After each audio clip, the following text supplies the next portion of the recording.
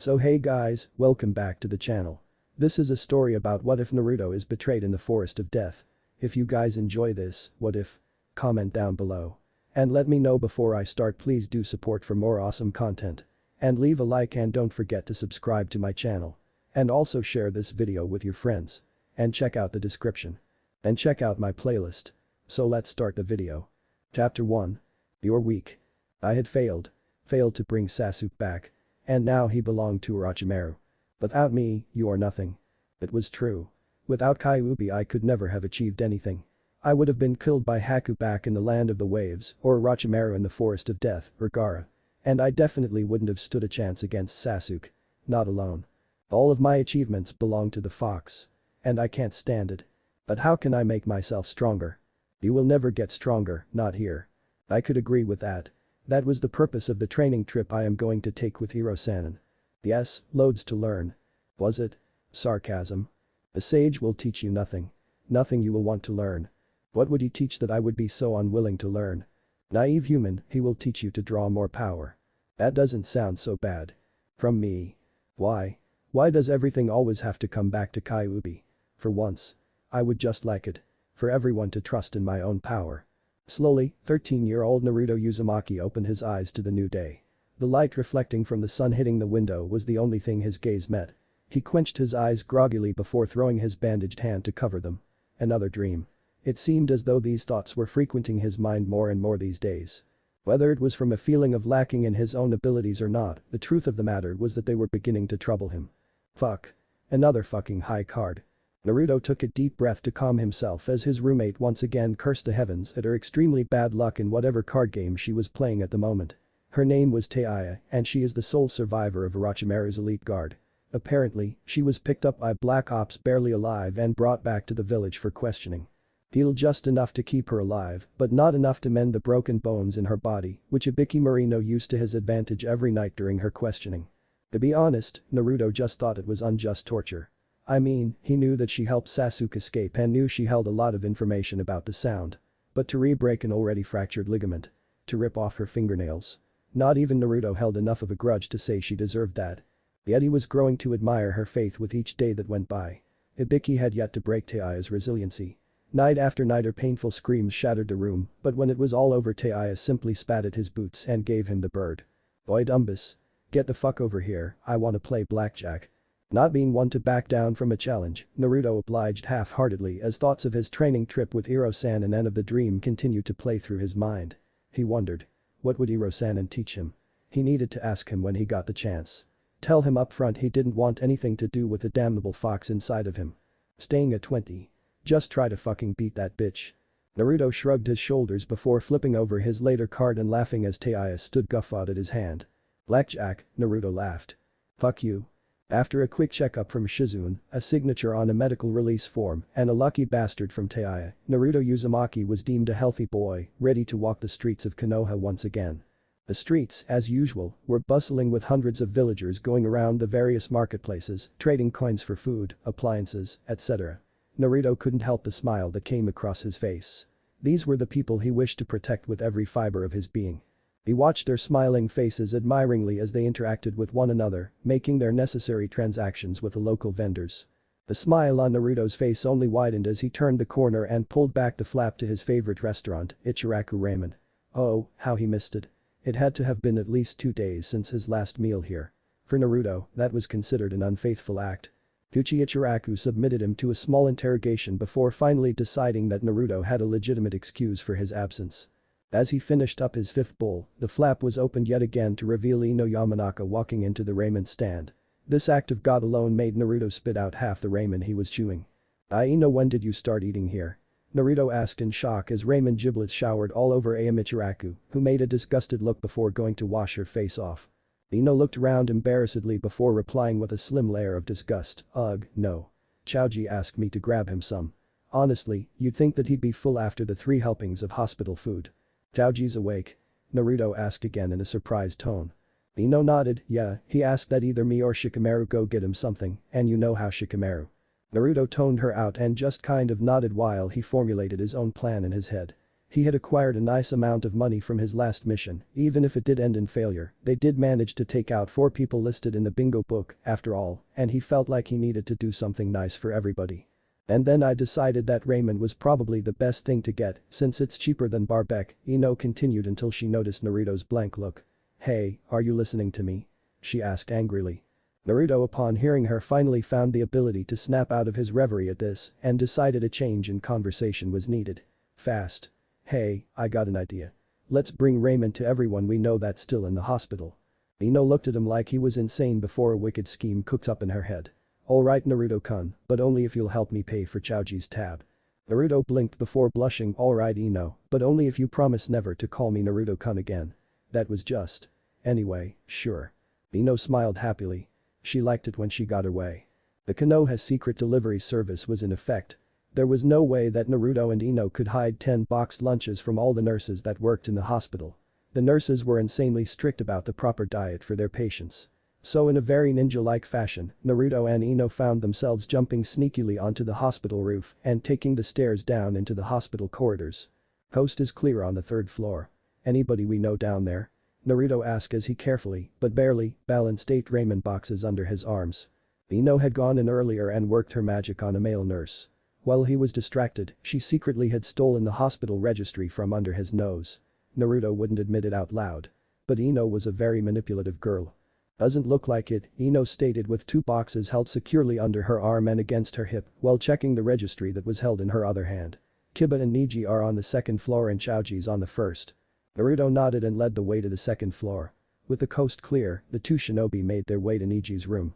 Unfortunately, he was asleep, so they were forced to set the box not too far away from the bed and leave. Checking once again that no nurse was roaming, they made their way to Kiba's room, who was throwing a rubber ball against the opposite wall and catching it on the return bounce. Hey, Kiba said with a hint of boredom. Soon the loving smell of ramen introduced itself very merrily to his nose. His stomach churned with hunger. You hungry, fleabag? Naruto laughed, much to Kiba's annoyance. Oh come on, Kiba growled, don't tell me you came to tempt me with food and then leave. Do you have any idea how inedible some of this crap is? Kiba begged before asking. As if to prove his point, Kiba threw a bread roll at the wall. To Naruto's and Ino's surprise, the roll put a dent in the wall before falling to the ground. Even Akamaru wouldn't touch it. Kiba went on attempting to prove his point further, but Ino seemed to already have enough of his complaining. Alright. We get it. Ino yelled before setting down her pile for Kiba to eat. Come on Naruto, we still have 7 more we have to get to Chaoji. Hey Ino, do you mind giving me a— It was too late as she had already stormed off back down the hall. Hand. She totally left you out to dry, Kiba smirked. But I've gotta say, you and her seem to be off to a nice start. Naruto blushed out of embarrassment. No. She's not, I don't even like her like that. Naruto declared before rushing out of the room. Kiba drawled before slipping some noodles into his mouth, whatever you say. Stupid Kiba team going and saying a bunch of crap, Naruto vented as he closed in on Chaoji's room. Upon entering Chaoji's room, Naruto's face went bug-eyed. Hundreds upon thousands of bowls of food were littering the ground by the second. A nurse that hurried in behind him would have knocked Naruto off balance if he hadn't sidestepped her at the last second. They were coming in back and forth trying to clean up the littered dishes, but for the most part it was in vain, since there were 2 times as many nurses rushing in with food that Chaoji was ordering through the intercom. If there was one thing he could learn by just looking, it was that you should never leave an Akimichi chakra depleted. Honestly, Chaoji. Restraint. Restraint.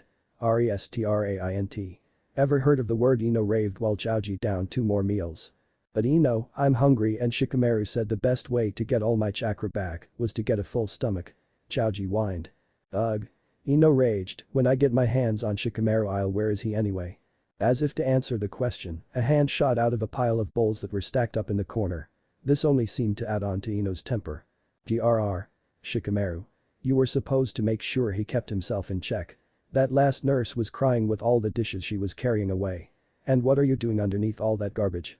Shikamaru simply shrugged. Chaoji just kept eating and it was too troublesome to stop him. So why were you under the garbage? Ino exclaimed out of irritation. Too troublesome. This response just seemed to invoke an even more irritated response from Ino, as now she was pulling on her hair while gritting her teeth. I just can't take it. Why did I have to get such an annoying team? She screamed before storming out the door. Troublesome woman, Shikamaru sighed as Naruto handed 4 boxes to Chaoji, who took them greedily. Naruto gave a hesitant laugh, hoping Ino wasn't right outside the door for the sake of the lazy. Here. I saved you one. Shikamaru gave a half nod of acknowledgement before Naruto decided to leave the room. He was relieved to be rid of most of the boxes he was carrying. The last two he had decided to reserve at the last second for another person, though he didn't really know whether or not she would want them.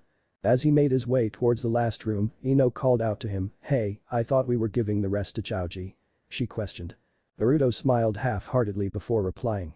"Well, there's one more person I want to make a delivery to."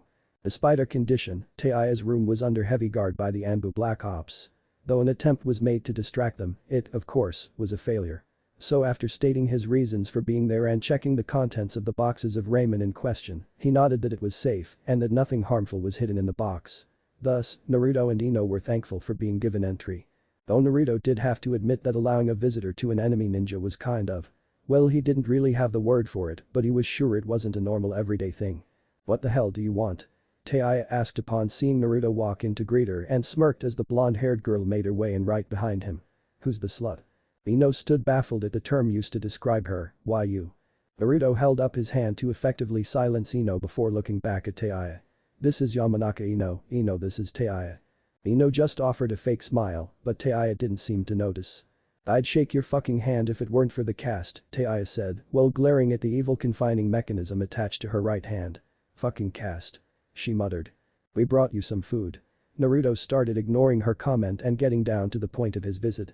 "Girls don't really seem to like it, but it's better than the chalky stuff they serve here." He continued with a smile on his face. Teiaya didn't really know what to say.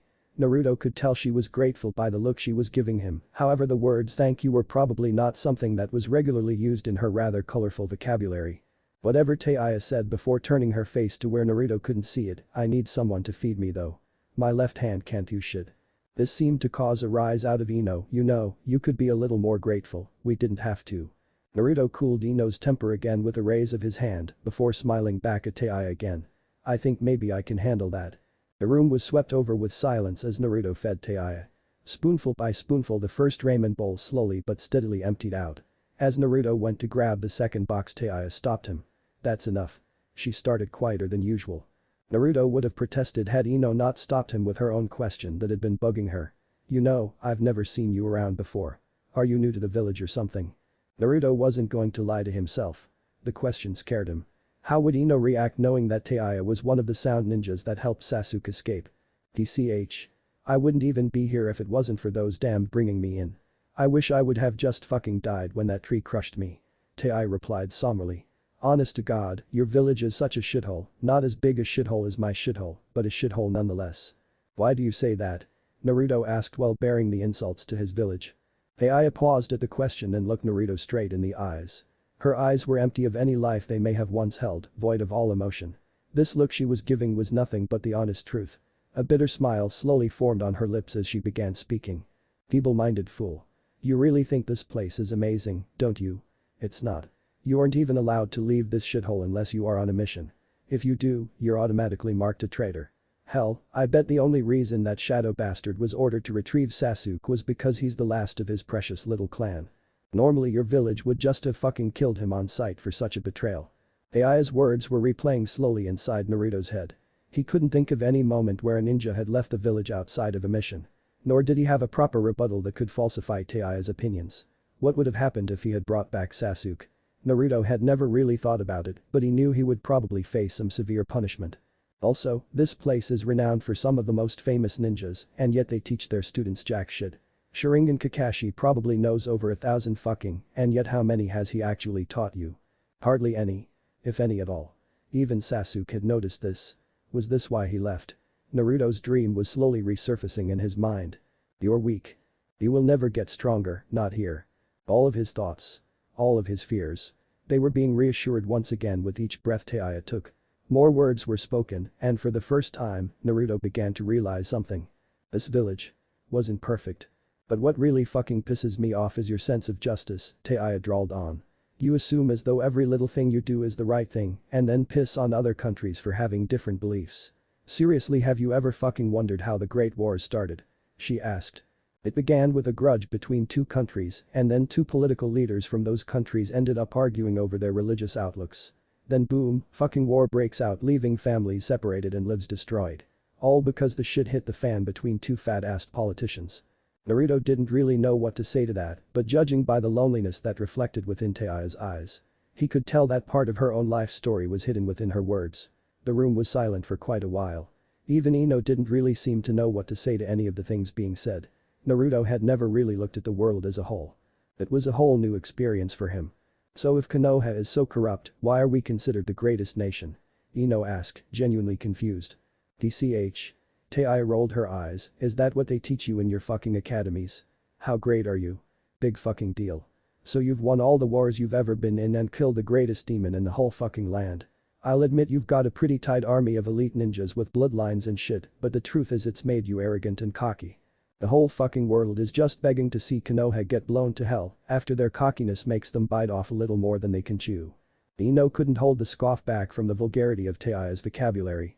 But Taiya didn't seem to notice or maybe care and continued with her little lecture. I mean seriously, come on, why the hell do you think the Sand betrayed their alliance with the Leaf in the first place? She asked sarcastically. You're too fucking arrogant for your own good. Thinking you're above everyone else. Thinking you can just sadistically do whatever the fuck you want to get what you want. Like gods or some shit. It just fucking sickens me. Naruto wasn't the brightest guy around the block, but he knew the difference between being aggravated and upset. Whether she wanted to believe it or not, she was reaching her breaking point. Ibiki was getting closer to attaining the information he needed. The only feeling Naruto had left over Taiya's predicament was disgust. He wished that he could help her, but for now he felt that he needed to leave. Taiya needed some time to herself. Stay strong. Naruto nodded while motioning Ino to follow him. Ino nodded respectfully as well before turning and leaving behind Naruto. The two walked in silence out of the hospital and further down the streets of Konoha together. During their time within the hospital, the evening had begun to sink in. The sunset was dimly keeping the world alight from the pass down narrow alleys, taking shortcuts until finally they found themselves outside of Ino's residence. By that time the world had now finally faded to black.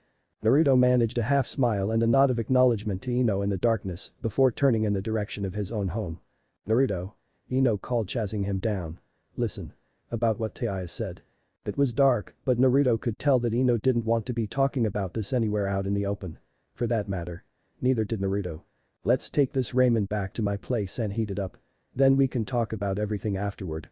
Naruto said kindly while indicating the box of ramen under his arm that was left undelivered. Ino managed a nod and a thankful smile. So. This is my house, Naruto stated uneasily as he allowed Ino to walk inside and have a look around. Ino looked around the place. Since it was Naruto, she knew better than to think it was anything close to clean, but was pleasantly surprised that it wasn't messier. The apartment was small but cozy in her opinion, though the furniture was nothing short of secondhand. Upon entering, she found herself standing in a study kitchen with two doorways on the other side, leading most likely to the bathroom and bedroom respectively.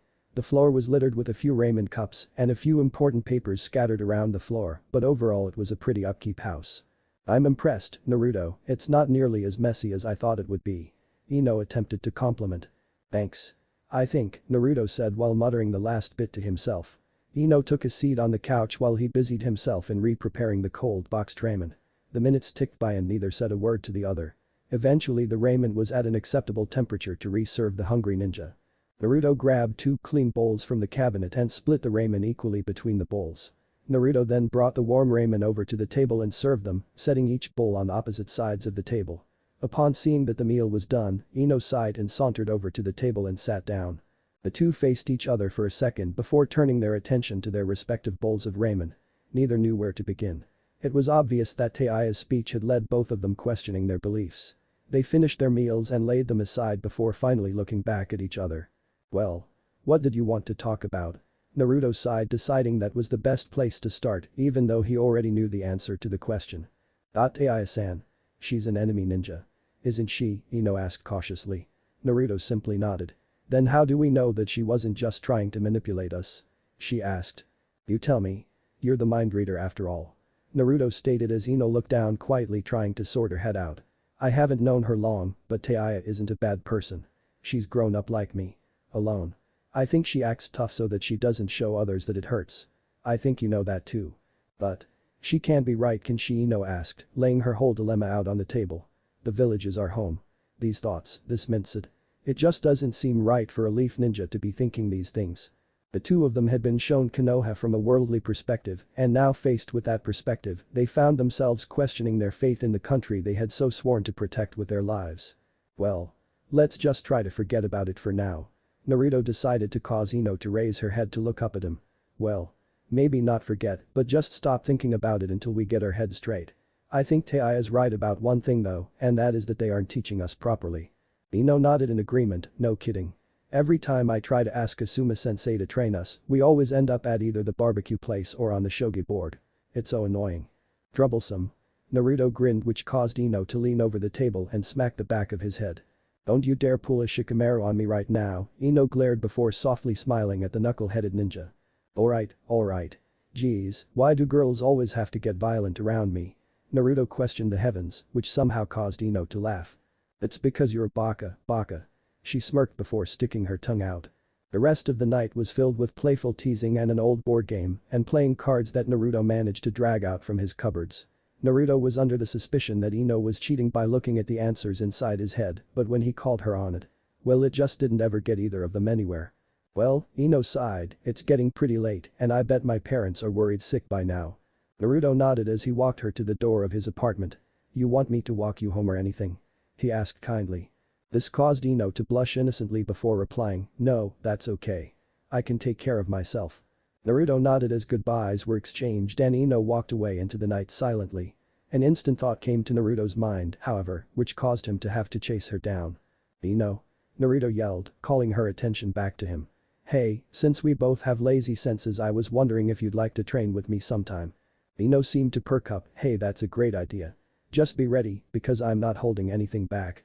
With a quick smile and a wink, she turned around and took off down the path towards her house, leaving Naruto to bask in the glory of Ino's cuteness.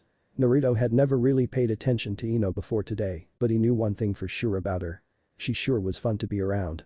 As these thoughts drifted in and out of his head, he made his way up the stairs to his apartment once again. A sudden chill crawled down his spine as a sudden breeze bristled by him. Upon opening the door to his apartment, a sight befell his eyes that sent him into a stupor. What the? Hiro-sen and Naruto yelled. Indeed, the pervy toad sage was lying on his couch mumbling to himself in a drunken stupor about his latest escapades that would help in bringing about the sequel in his Icha series. Boy, hey Naruto. Bring me your finest sake. You'll never believe what happened to me. Jiraiya slurred. For some strange reason his drunkenness seemed to make him forget the fact that there was no way that Naruto would even get a hold of a bottle of sake. But then again. It was the pervy sage speaking. And she was like, I'm gonna kill you, and she brought me close to her chest and hugged me. I was so taken by her compassion that all the air left my body. Jiraiya laughed heartily at recounting the tale. Naruto just sat there looking at him dumbly. Hiro-sen. I think she was probably strangling you. Naruto commented at the sage's moment of mental retardation. Jiraiya looked at Naruto for a second before he started laughing heartily. Of course. Genius Naruto. That's the exact kind of eroticism I need in my book at the moment. He yipped happily as he took out a pocket notebook to write down this new idea. I knew you wouldn't let me down. Our training trip is going to be a blast.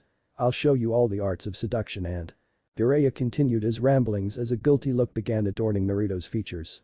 Teia's word about the sensei's not teaching properly. His dream about Jiraiya training him in a way he didn't want to be trained. His promise to start training with Ino. Hey. Jiraiya. I was wondering. Can we hold off on the training trip for a little while longer? Naruto asked cautiously. Jiraiya seemed to sober up fairly quickly from the question, or maybe he was never actually drunk at all, why not? He asked curiously. Is there something you're worried about?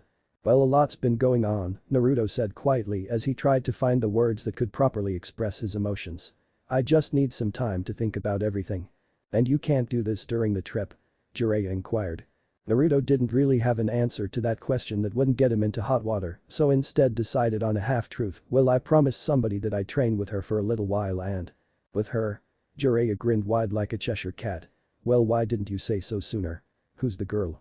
When are you getting married? Have you done the dirty yet? When's the baby due? All these questions were coming straight from out of nowhere and each one was a little more embarrassing than the next. Although he couldn't say for sure he knew what doing the dirty was yet, it had to be embarrassing if it came from Hiro-sen's mouth. Alright Hiro-sen, shut up, Naruto said with aggravation, it's not even like that, we're just friends with lazy or in your case pervy teachers and thought we'd do a little training to get stronger. Jiraiya just nodded in a way that told Naruto that he was still thinking something perverted. Okay if you say so, anyway I gotta go. I don't even know how I got here. He laughed. Naruto's sweat dropped, with any luck hopefully you'll have completely forgotten this crap by morning. Ah, that crap about not remembering stuff after being drunk is crap. Don't let somebody preach you that stuff, Jiraiya slurred happily. Whatever you say, Iro-senin, Naruto sighed as he watched him walk out the door. Whatever you say. The day had been a taxing one filled with lots of things to think about, and as Naruto lay on his bed, he let all the ordeals of the day wash over him. Checked out of the hospital, bought ramen for all my friends, discussed worldly views of the village, became friends with Ino, and had a conversation with a drunken Jiraiya. All in all, it was a pretty productive day. But those thoughts crossing his mind, his eyes swayed shut as the Sandman, not Gaara, slowly ushered him into a deep sleep. From outside Naruto's apartment, Jiraiya watched the boy carefully while making every observation possible about Naruto's demeanor. I think you take me for granted, kid, Jiraiya sighed. I don't know what would make you want to cancel your own training trip, but I will make sure to find out. But that said, Jiraiya left the young blonde to pleasant dreams. Chapter 2. It was raining today. The soft and wet raindrops splashed down onto this cold and unforgiving world yet again. 2 people had lost their lives in this rain. And from an enemy village bled out onto the cold wet grass as a shinobi mercifully put him to rest. A sickly middle-aged visitor had collapsed on his way to the village. He knew he was dying, and his last request of the world was that he could ask forgiveness from his estranged daughter. The world mercilessly denied his request. Nobody in Konoha cared that these 2 men lost their lives to the rain. The government would cover up the enemy Anbu's death, and the middle-aged visitor was someone unknown to the village. They would cremate them and scatter their ashes to the wind. Both would be gone without a trace. And to everyone else. It was nothing more than a simple rainy day. The pitter-patter of the rain fell forlornly and impacted against Naruto's window as Naruto himself groggily glared outside. I hate rainy days, Naruto groaned before throwing the sheets back over his body and smothering his face in his pillow. As if to spite him, a knock came to his door to stop him from returning to his sleep. He pushed himself out of bed and flicked lights on as he passed by them before inevitably trudging towards and answering the door. Kiba stood there surprised as he gave a short mock salute. He didn't know what was weirder. The fact that Kiba was knocking on his door or that Kiba wasn't wearing his trademark jacket. I wake you up? Kiba asked upon seeing the young blonde answer the door in nothing but his necklace and boxers. Never mind that. What are you doing here? And why are you out of the hospital? Naruto asked, waving off Kiba's question. I have a clean bill of health, Kiba stated proudly as he brought out a Dalmatian-colored wallet from his pants pocket, and I'm here to repay you for the food you brought me yesterday. Kiba. No, I am not going to be indebted to anyone for any reason, Kiba declared, pushing a $5 bill into Naruto's hands. Fine, Naruto sighed, have you had breakfast yet? Thanks, but I think I'll pass, Kiba said before smirking, I don't want to get any food poisoning. Naruto's eyebrow twitched, I'll have you know that I am an excellent cook. Kiba snorted, right, that's why you're always going out to Ichiraku's to eat. Why you? Ino Yamanaka walked quietly and calmly through the rain towards her destination, shielded by a pretty purple umbrella she had found on sale at one of the small merchandise shops. She carried with her a satchel filled with books she had grabbed from the local bookstore on various ninjutsu and taijutsu techniques. She hummed a happy little tune as she skipped along her merry way until she found herself in front of a small apartment complex. As she climbed the steps towards the 2nd floor, an argument could be overheard between 2 people outside. Upon reaching the 2nd story, she instantly recognized the 2 people as Naruto and Kiba and called out to them. Hey guys. Ino greeted kindly. Take it back. Naruto shouted. In your dreams. Kiba yelled before sticking out his tongue in a very childlike manner.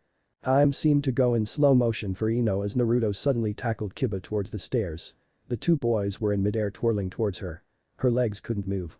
She couldn't breathe. Before she could register it again, time sped back to normal as the 2 feuding boys slammed into her, making the 3 of them tumble down the stairs in an artistic display of body parts. Upon coming to a crashing halt on the side of the pavement, the 2 boys sprung apart and glared at each other as rain slowly soaked their hair and clothes. My cooking is not bad.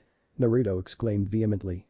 Are you kidding me? Chaoji missed school for weeks after getting food poisoning from that spaghetti you made for him. Kiba retorted. I was 8. Naruto defended. And he had a big bowl of peanut butter before that. What does that have to do with anything? Peanut butter has been having cases of food poisoning lately. Yeah, lately. But not 5 years ago. Kiba exclaimed. All of a sudden, an icy chill ran down both boys' spines. They didn't know where it was coming from, but the murderous intention was permeating the air. They whirled around to see the most demonic sight that they had ever seen in their entire lives. An enraged Yamanaka. Ino. Calm down. Naruto replied gently. What are you making that hand sign for? Kiba asked worriedly. Let's talk about this. Naruto begged. Naruto does something. Kiba whined. You do something. Naruto cried. I can't. My mom says I shouldn't hit girls. Kiba whimpered. Pounced and for a split second, the devil descended. Ooh. The duo screamed. Finally breathed a breath of relaxation as she dragged the bloody, bruised, and beaten boys back into Naruto's room. She's the devil. There's no other explanation, Kiba whispered quietly, to which Naruto nodded emphatically. A monster, Naruto agreed. I am never leaving the house without a cup again. Stop reminding me. It redoubles the pain. Kiba groaned as he pushed his way steadily towards Naruto's couch. Naruto. Ino called out from the other room. In an instant Naruto hopped the couch and slid to halt on hands and knees in front of her, so fast it caused her to yelp and defend herself. Yes, Yamanaka-sama, Naruto replied, bowing his head down. Ino rolled her eyes. Where do you keep your dry clothes? I need something to change since you two knocked me down. Top drawer of the dresser, Naruto replied hurriedly so he wouldn't displease her. Thanks, Ino smiled, and Naruto. Yes, Yamanaka-sama? Naruto asked. If you call me that one more time, I'll make sure you die a slow and painful death. Ino stated matter-of-factly before grabbing a green shirt and a pair of shorts from the top dresser and heading towards the bathroom to change. Naruto breathed a sigh of relief as Kiba began busting out laughing. Naruto glared at the dog-loving genin hatefully. Don't say it, Naruto warned. Kiba just laughed and wiped a few tears from his eyes. Whipped. Naruto tilted his head down ashamedly just as Ino popped out of the bathroom. Kiba. She exclaimed. Get your wet clothes off of the couch and grab some dry clothes from Naruto's drawer. Yes ma'am, Kiba replied quickly and rushed into Naruto's room for a pair of clean clothes. As he walked back towards the bathroom he noticed a whipping gesture coming from Naruto out of the corner of his eye. With a quick glare to the blonde, he allowed himself to enter the bathroom. Oh, and Naruto, I know this is your house, but could you make yourself decent in front of your guests? Ino said with a slight tint of pink in her cheeks. Naruto realized for the first time that he was still clad in only his boxers since Ino's arrival. Whoops. My bad, Naruto laughed embarrassedly as he slowly backed away from Ino and dived for his room and slammed the door shut behind him. Ino simply rolled her eyes and smiled before she started stacking books from her satchel onto the table. So this is what I have set up, Ino announced to her audience of two, on the days it rains we will be reading from some of these books. Each of the books is helpful and will hone our skills as ninjas. I think. You really want us to read? Naruto sighed with a disgruntled expression adorning his face. Why am I still here? Kiba asked no one in particular. Ino wasn't pleased, believe it or not, Naruto, sometimes a ninja's most lethal weapon can be his brain. And also, believe it or not, books and scrolls are filled with knowledge on performing a variety of techniques. So quit complaining. Naruto whined slightly as Kiba made a consoling gesture of patting him on the back. For the next 3 hours the trio kept their heads fixed to the books. Ino was taking the liberty of reading 2 books at once, one on and the other on medical ninjutsu. Kiba had challenged Naruto to a game of rock paper scissors and won the right to read the book on various ninjutsu and taijutsu skills, which left Naruto, much to his dismay, reading a book on traps and diversionary tactics. This isn't so bad, Kiba stated as he licked his finger and flipped to the next page. Speak for yourself, I don't even know what half of the words in these books mean. Naruto is still upset from his loss to Kiba. Ino slid a book down the table that came to an abrupt halt in front of Naruto. Naruto looked at her curiously before looking at the book. It was a dictionary. Naruto groaned. Ino sure had a sick sense of humor. Screw this, Naruto exclaimed before 2 shadow clones poofed into existence. Alright, number 1, you read the book. Number 2, you look the words up in the dictionary. With that, Naruto stood up and went into his room, leaving his 2 visitors looking at each other and questioning his actions. A moment later he came out clad in his bright orange jumpsuit and leaf headband. I think I'll go visit Taiya for a little while, Naruto smiled at the 2. You guys wanna come? Kiba just shrugged his shoulders, whereas Ino held a doubtful look. If it's alright I think I'll just stay here and read. You 2 can go though. Ino replied kindly. Naruto simply nodded. Kiba. Yeah, I could use a break. Kiba said with a hint of relief. The hospital had always been a gloomy place on rainy days. The atmosphere of a rainy day did nothing to boost a patient's health, and more patients seemed to die on gloomy days such as this one. Yet Naruto and Kiba continued down the hallway, only stopping outside the door when the guard halted them from going in. Ibiki is in the middle of an interrogation at the moment, the guard stated menacingly. Understood, Naruto sighed before sitting himself down on a bench beside the door. Kiba mirrored his move. Before long a painful sounding scream echoed from the other side of the door. A string of curses and a lot of taunting soon followed. Then yet another scream filled the corridors. Kiba looked unsettled. "What's going on in there?" Kiba asked.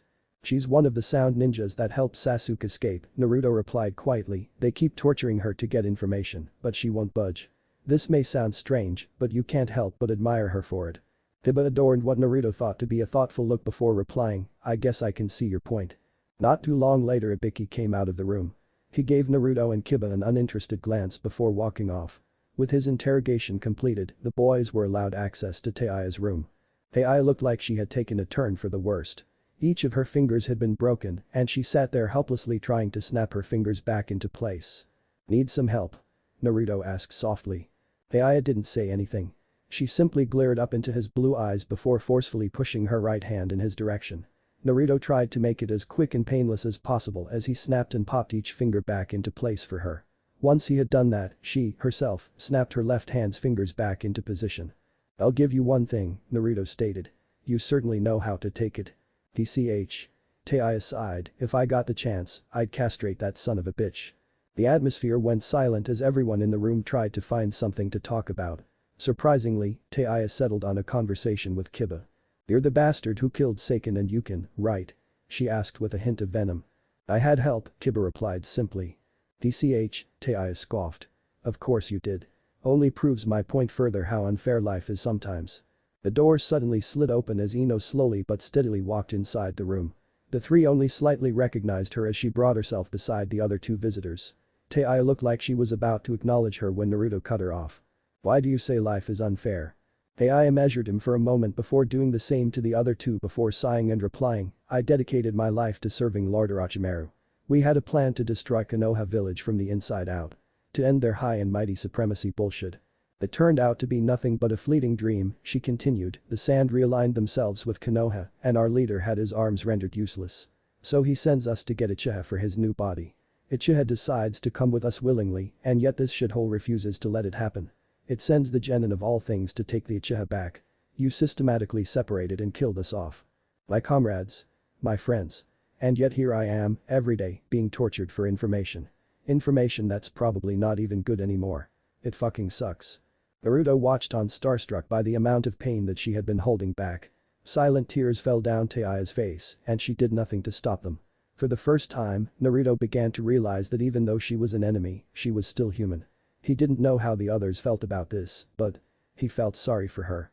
"But you want to know what the worst part is?" Teiya went on sniffing ever so slightly. "The person I believed in the most has done nothing to help me. Nothing to save me from this nightmare I've had to endure." Naruto didn't know what to think. He wanted to help her, but helping her would mean betraying the village, which he also didn't want. He needed to ask if there was any way he could get Teiya out of this mess. But he wasn't going to tell her about this with Ino and Kiba here. He had no idea where their thoughts on the matter were at the moment. Before any more words could be spoken, Ibiki came into the room along with the two that had been guarding the door. "Commendable work Uzumaki," Ibiki clapped, "when you're older you might suit well as an interrogator."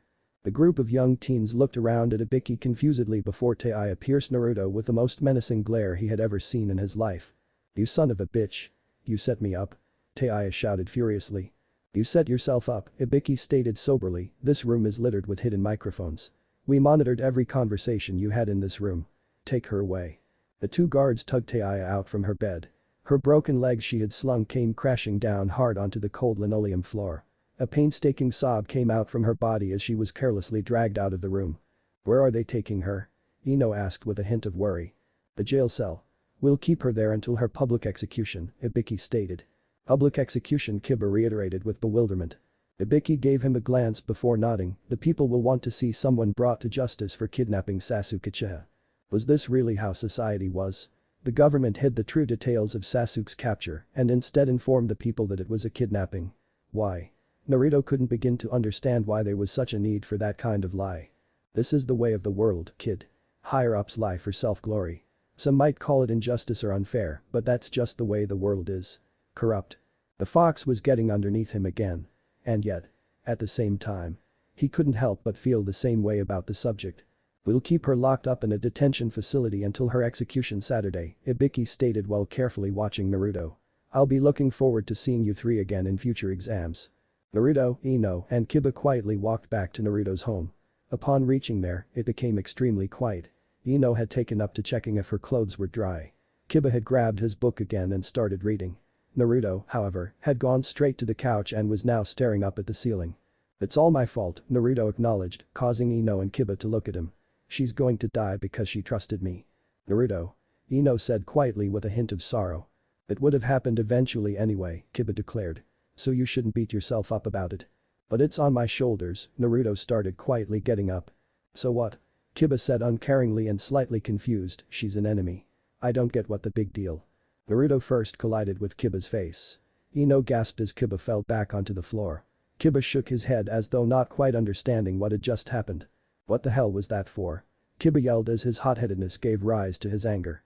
Naruto looked almost as surprised as Kiba at his actions. He sighed slightly and apologized quietly. He walked to the door slowly. "Naruto," Ino called, "where are you going?" "Out," Naruto replied, "I need to get my head straight." "I'll say," Kiba grumbled bitterly. Naruto walked out the door slamming it shut on the way out. "What the hell's his problem?" Kiba vented irritatedly. "I don't know exactly," Ino said cautiously, "but when you called Taiya an enemy. I don't know but it didn't sound right. I can't really explain it." Kiba gave a bewildered look to the Yamanaka. "You're both nuts." Ino began placing books back into her satchel quietly before taking her clothes off the clothesline she'd hung up inside. "To be honest, it has something to do with what Taiya told us about life outside of Konoha." Kiba just shook his head back and forth, rubbing the bridge of his nose while massaging his eyes. "I honestly don't want to think about this." Ino nodded understandingly, "Neither did I. But if you want to know what's going through our heads, then you should talk to Taiya." She had everything put in her satchel and now grabbed her purple umbrella by the door. "Anyway, I've gotta go. My parents will flip out if I'm not home for my shift at the flower shop." But that said, Ino left the Uzumaki residence, leaving Kiba billowing with the confusing words of two of his fellow comrades. "I don't get it. I don't understand at all." And with that said, Kiba snagged his clothes from earlier off the clothesline and vehemently slammed the door of the apartment closed. Chapter 3. The ever-real reality continually waged war inside his mind. In such a world as this one, why is there only loss and never gain? It was a question he had pondered once before while still young but never given much thought. After all, at the time he was a child. Naruto sighed as he flopped down to the ground and laid his back against a brick wall, watching and contemplating as the tiny raindrops fell and splashed harmlessly onto the earth and himself. He often went to the top of the Hokage's mountain to pay respect, but tonight he sat alone in a dank alleyway, just begging for an answer to the looming question stationed inside his head. What is right and what is wrong? Naruto spoke aloud with only the passing Soarad as his audience. He didn't know anymore. How could life be so unfair for one person and considered justice for another? He wasn't sure of much of anything anymore. Taiya was someone he had unintentionally began looking toward for advice, and now, because he looked toward her, she lies in a guarded jail cell awaiting a public execution. She doesn't deserve to die. Naruto yelled, slamming his fist down angrily, unintentionally crushing the passing Soarad under his fist. She had been doing a duty for her country. For her leader. Why? Why should she be punished? It wasn't her fault she grew up amongst the sound. Nothing makes sense anymore. Naruto sighed as he let the falling rain comfort him into a silent slumber. The prison cells that normally remained quiet were now playing host to the young sound ninja, Taiya. She stood shakily on broken legs chained to the wall by her hands from the ceiling. Even through all the torment she kept her attitude. "Hey. Hey. Dumbus," Taiya called out to the outside of her cell. They looked toward her in a cold demeanor. "If you're going to fucking kill me, make sure to put my corpse in the ground. I don't want any of that cremation bullshit. I want some sort of evidence I made a mark on this world." She spoke casually with a smirk gracing her face. Anbu didn't seem to like her tone. She grabbed the keys to the jail cell from her pocket, unlocked Taiya's cell, and proceeded to smash her boot into Taiya's already broken leg. Taiya cried out in pain and anger as she was tormented painfully with no means of defending herself. "Make another comment and I slice out an eye," they stated coldly. Taiya glared hatefully into the Anbu's mask, honestly daring her to do it. "That's enough." The two women and a prisoner looked in the direction of the voice to see Ibiki Marino standing in a military manner with his hands behind his back and at attention. "You are dismissed," Ibiki ordered calmly. They glared once more at Taiya before exiting the room and leaving Ibiki alone with Taiya. "What the fuck does a bastard like you want to say to me?" Taiya asked with a hint of irritation. "Goading them into slipping up and letting you take advantage of the situation will never happen," Ibiki said offhandedly. Taiya cursed at his intellect of knowing what she was planning. "Konoha is not without sympathy," Ibiki continued on, "that is why we will offer you a final testament." "You mean a will?" Taiya snorted in a rather unladylike fashion. Correct. Saying you are not without sympathy when you secretly and purposefully abuse your prisoners for no other reason than sheer enjoyment.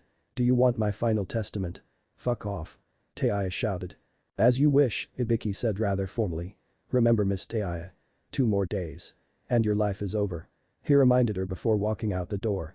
As if I need to be told. She sighed out of aggravation and bitterness as a strand of matted hair fell down over her face. Taiya blew the hair out of her eyes out of irritation before settling on looking out the barred glassless window towards the night sky. What surprised her was that a young man was visible outside leaning precariously against a barred window. How long have you been there? She asked. It doesn't matter, Kiba Inuzuka replied coldly.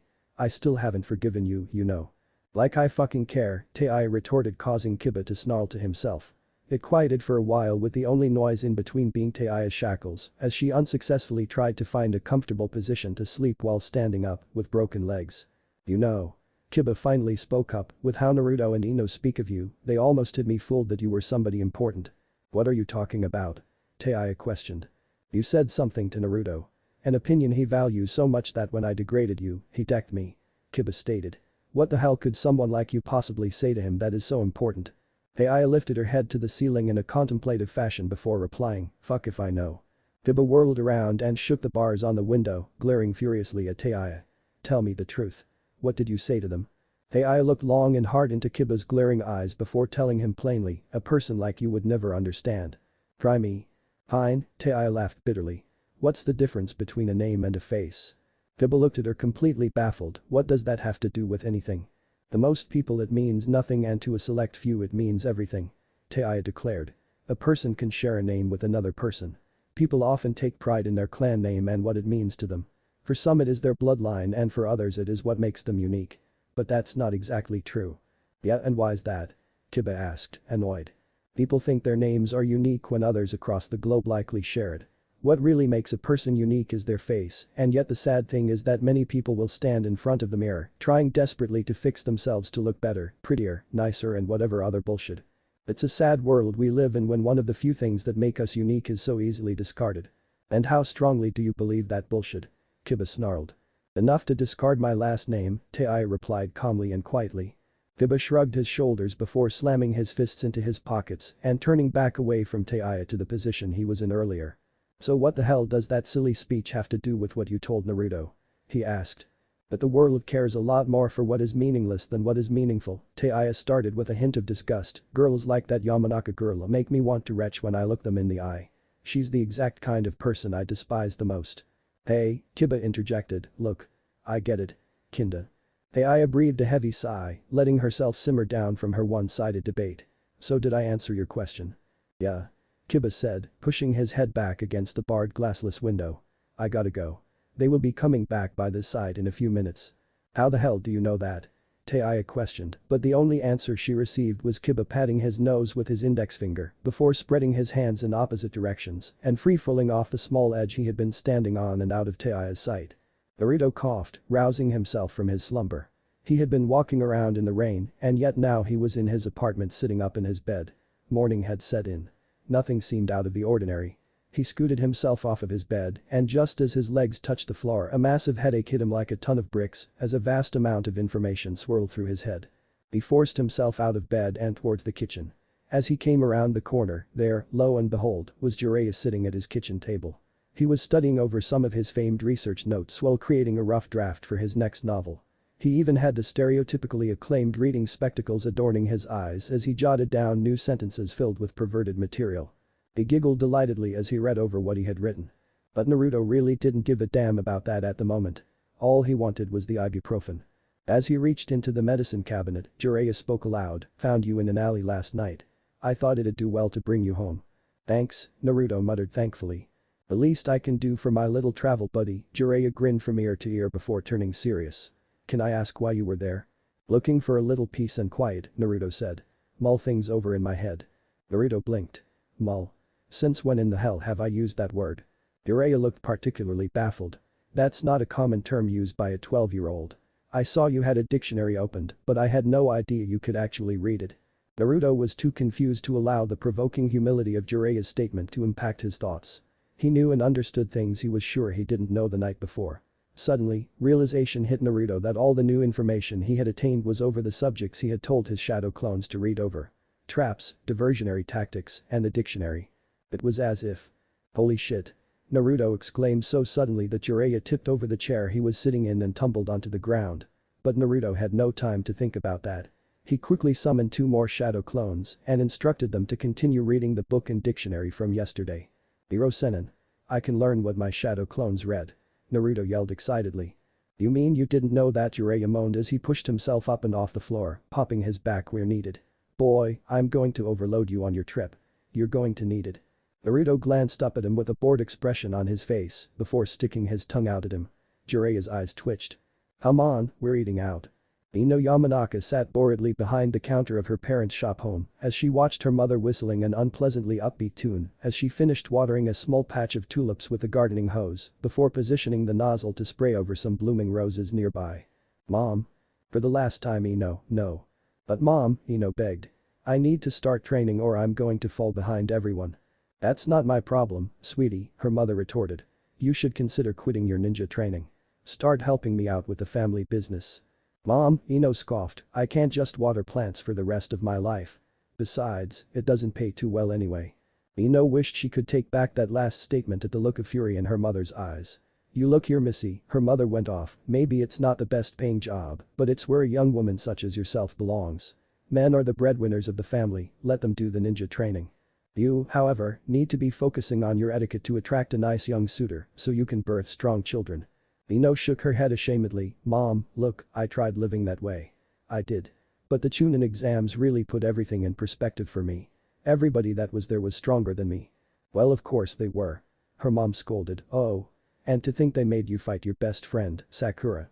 It burns me up just thinking about it. You really should invite Sakura over again sometime soon. She'll start thinking you aren't friends anymore if you're not careful. Right. Ino sighed. I'm going to go train now.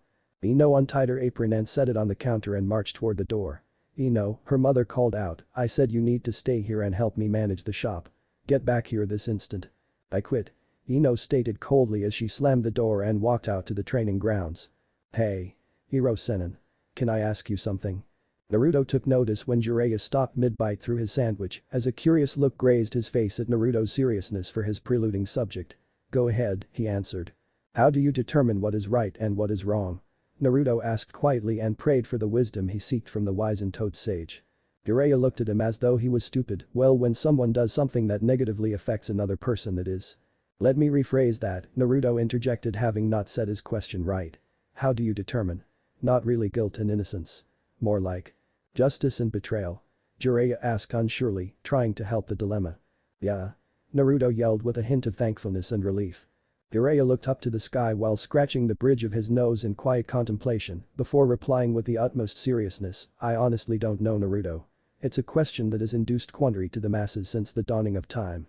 What one man calls justice another may call betrayal. What one man calls betrayal another may call justice. Not helping. Naruto sighed out of aggravation. This has been bothering me for a while now. I'm trying to find the answer myself, but everything I come up with, I don't know. If Mia, for instance, Jiraiya asked with an unusual amount of interest. Naruto smiled at his understanding tone. I made an acquaintance in the land of waves named Haku. He told me his story about his past and why he came around to protect an enemy ninja that he was sided with. And I understood why he sided with that ninja. I understood his justice. Even though I wanted to kill him for having nearly killed Sasuke. I couldn't deem him treacherous or villainous. Continued, Jiraiya provoked. Not too long after that I met Gaara. He was a merciless killing machine. He could kill in the most barbaric ways imaginable with his power. I watched as he did all but dismember Lee without even flinching. And yet, when he told me his story, once again I found myself understanding his sense of justice. I couldn't find it in myself to call him a bad guy. Let it all out, Jiraiya pushed him onward. And then Sasuke. Naruto choked up a bit. He betrayed this village for power. And yet when he told me why he was doing it, I could understand his reasoning. It didn't seem like betrayal in my opinion. Of course I still wanted him to come back to the village and be a part of our lives. But you lost focus on what was driving you to bring him back and it worked against you, Jiraiya stated, to which Naruto ashamedly nodded. I know how that feels, kid. More than you could ever imagine. The quiet silence waved the conversation away as a cool breeze pressed against them from the east, blowing some of the tension off. Listen closely to me, Naruto, Jiraiya calmly answered, I cannot tell you what is justice and what is betrayal. That is something that you have to learn for yourself. What I will tell you is that everyone has a story, a perspective, an ideal, a dream, and a heart. They are the things that mold a young boy into the man he will become. So you should be careful where you place your trust. Naruto nodded graciously before asking, what if? Where you place your trust leads you down a harsh road. No matter how harsh the road, if you are putting your trust in what you believe then you will have nothing to regret. Jiraiya grinned as a light bulb seemed to go off in his head. That's it. Once again a conversation with you has struck gold for my next Icha novel. God bless you boy. Naruto smiled happily for the first time since this whole episode of contemplation and confusion started. Finally, thankfully, he had come to a satisfactory conclusion to his problem. Thanks for the advice, Iro-senin. Naruto walked the serene path down by the training fields after his long talk with Jiraiya. He had hoped that he would be able to try out some of the different entrapment techniques he had learned from the book. The shadow clones he had read the book had finished not too long after the end of his conversation and poofed out of existence, leaving Naruto with a massive headache and a new variety of techniques to try out. However, fate seemed to have a different path set in stone for him. As he walked the crisp dirt path down to the training field, he found Kiba leaning up against the nearby tree, watching as Ino repetitively kicked one of the training dummies, with all the rage of an angry hornet. What's up with her? Naruto asked cautiously. Kiba shrugged his shoulders, being that way for the last couple of hours. I tried to leave, but she's pulling off some advanced stuff, so I've been jotting down some notes. Naruto looked down to see that Kiba indeed seemed to be writing and not just doodling like he figured he would be doing. So getting pointers from girls now huh? He asked as a Cheshire grin adorned his face. Tell her and I'll kill you, Kiba threatened to no avail. However, Naruto surprisingly let the subject go. The two shifted into silence as they watched Ino plop down to the ground after a powerful 4-move combo broke the training dummy in half. Naruto and Kiba quickly ran over to make sure she was alright and ascertained she was fine as she shrugged off their help and pulled herself up from the ground. How long were you two watching me? She asked embarrassedly. Not too long. Way too long. Ino chuckled at Naruto's and Kiba's tag teamed answering her question before Naruto began talking. Actually I was hoping I would run into you both. Kiba and Ino looked at each other confusedly before looking back to Naruto and answering at the exact same time. Why? Naruto leaned in closely and formed a group huddle, wrapping his arms around Ino and Kiba. I'm going to bust AI out of prison. Ino's and Kiba's eyes widened in complete shock before Kiba spoke up, good god. I knew you were called the unpredictable, knuckle-headed ninja. But what the hell are you thinking? Ino tagged in, shrieking in a quiet whispered voice. The village would consider that grounds for treason. If you were caught, you'd be executed alongside her. Then I won't get caught, Naruto declared, grinning widely, probably causing Ino and Kiba to doubt his sanity. I know the risks, but Iro-senin told me that only I can decide what grounds are for justice and betrayal. I want to make a world uncorrupted by politics. A world where we stand united under one ruler to put an end to the fighting, bloodshed, and oppression that dominates this cruel world. Naruto. I need help though, Naruto went on, I can't do this alone. I need her. And I also need you too. So. Are you in? Definitely, Kiba replied immediately. Kiba. Ino looked at him shocked, wasn't it you who was against all of this yesterday? Kiba shrugged his shoulders. Things happen. Ino? Naruto goaded seriously. Come on, Ino. Ino grimaced a little bit as she stared deeply into Naruto's eyes. Almost as though she was looking for her answer deep inside his soul before she finally spoke softly and unsurely. Okay. Good, Naruto sighed in relief. I've devised a plan, but it's tricky and I need you both to look it over. Make sure I didn't mess up anywhere. Ino and Kiba nodded. Let's go back to my place to get started on the details. With his plans coming to fruition, he mass-produced 50 shadow clones to begin training on the tactics he learned from the Traps and Diversionary Tactics book so that when the time came, he would be able to use them to the best of his abilities. He ushered Kiba and Ino to follow him towards his home, where they would begin devising all the tactics necessary for the prison break later that night. One thing was for certain. This would be no easy task. And their lives. For Vermore. Would never be the same again. Chapter 4. He stared fixedly up at the gleaming white stars shining overhead as he synchronized private radio frequencies with his comrades beside him. He silently nodded a confirmation signal to begin the first stages of his plan. Ino and Kiba nodded back and split up in different directions. He knew. He understood that the village would brand them as traitors. His only hope was that one day the village might relabel his acts tonight justifiable after the dawning of his new regime. It wouldn't be easy and he could honestly say that he had no goals for the moment, but for right now. All he needed to do was focus on the adventure to come.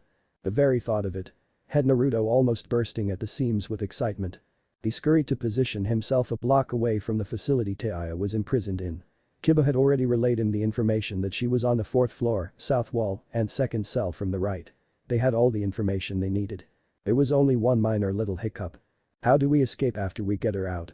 Ino asked in a reserved tone. No. Guess we'll just fight our way out.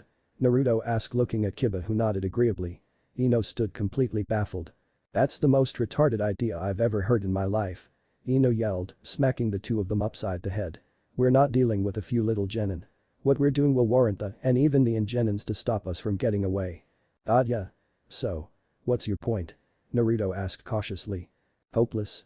Ino exclaimed out of aggravation. Scavenger to Crow, do we have eyes in the sky? Over. Naruto called through his headset. Ino responded back quickly. Crow here. Ugh. Why do I have to be the crow? Anyway, I found a nesting place. Eyes will be in the sky in 30 seconds. Over and out. Roger said that, Naruto replied. Over and out. Naruto waited as patiently as possible, though he couldn't help his hands and knees trembling slightly. It was the feeling he always got right before he unleashed the devious schemes he concocted. He sighed slightly as he thought back on those good old days back at the academy. He looked up finally to see a crow coming in for a landing atop his head. The crow pecked him twice, signaling that Ino was possessing it before taking flight once more. The crow cawed. The coast was clear. Naruto jumped up and ran straight for the building and jumped up each level with a mix of quiet stealth and sheer determination, pushing him up to the 4th floor of the complex. The crow cawed again twice. Naruto quickly and quietly threw a cloak that was the color of the building over him to blend in perfectly. The minutes ticked by and Naruto didn't dare move an inch until he heard that sweet crow's caw. He was beginning to get worried as the minute soon turned into the hour, but eventually the crow cawed once more, signaling that it was safe to move forward again.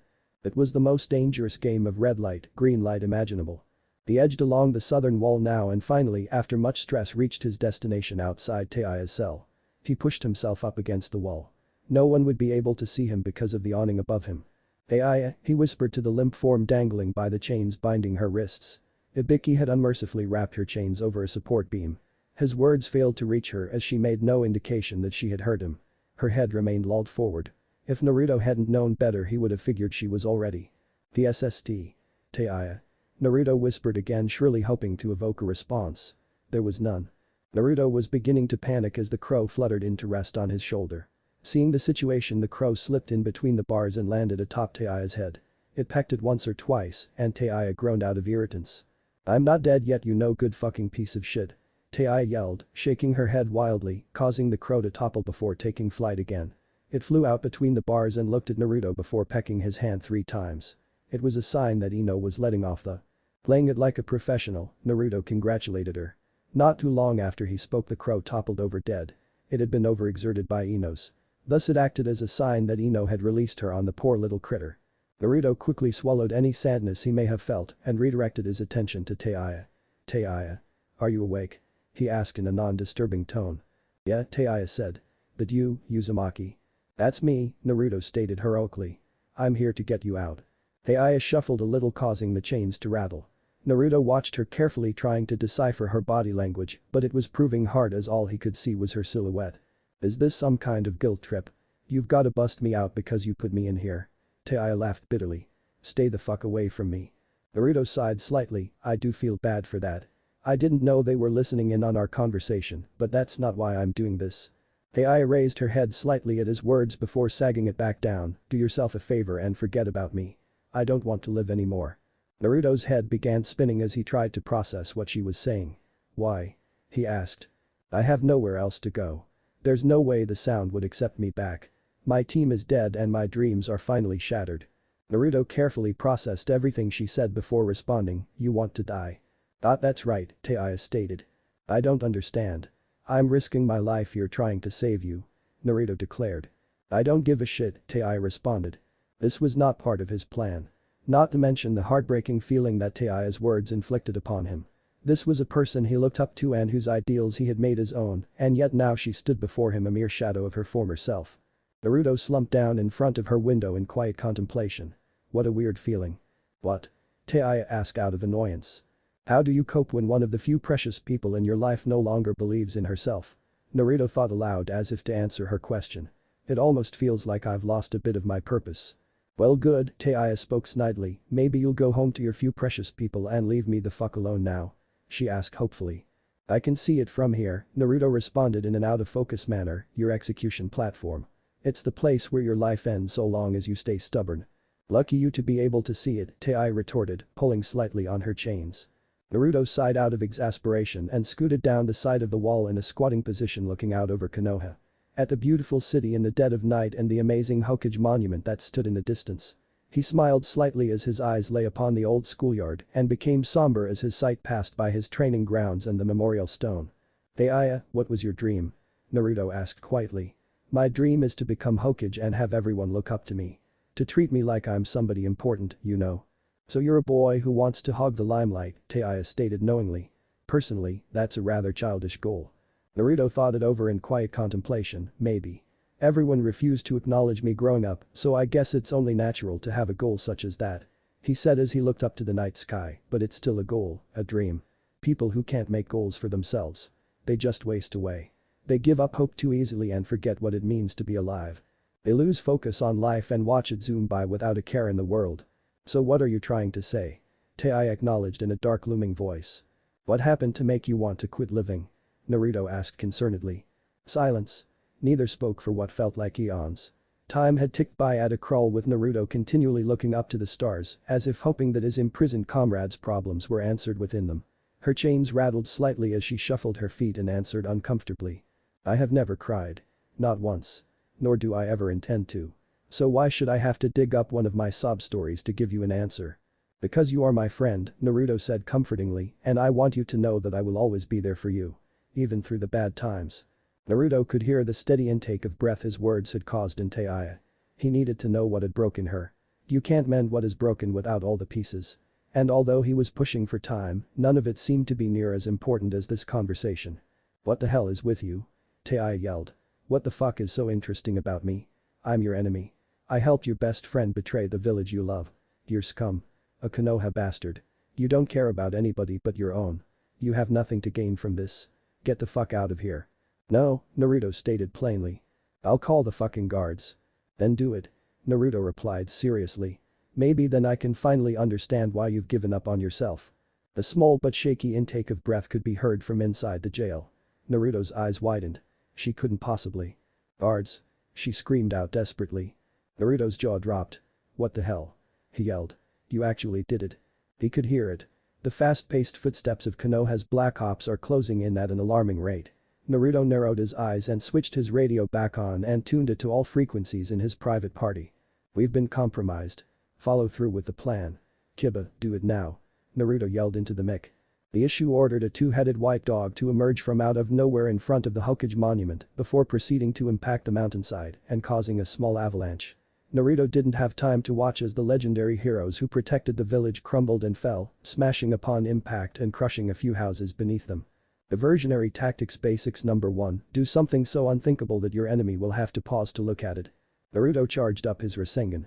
The small ball of blue energy swirled around in his palm just long enough to stabilize before Naruto smashed it into the prison wall, blowing a huge hole within the southern wall. What the hell is going on? What are you doing? Don't tell me you. Oh Taiya. The inner torment that had crushed her spirit seemed so obvious when laid before him. Naruto had never seen someone look less than human in his whole life. Taiya had told him that corruption breeds within politics, but he had never known to what extent. She hung chained by the wrists over an old wooden support beam, forced to stand up on her broken legs as her arms were ripped slightly from their normal resting spot, most likely due to being stretched by the chains over a long period of time. That was not to mention the numerous scrapes, bruises and fractures that were noticeable all over her tattered body. But the most unbearable sight to see were the two carved-out holes that now inhabited her eye sockets. They had cut out her eyes. The anger and rage that passed through Naruto at that moment made it impossible not to unleash some of Kyuubi's chakra. The chakra flooded his body at an alarming rate as two tails quickly formed and the red aura of the fox radiated around him.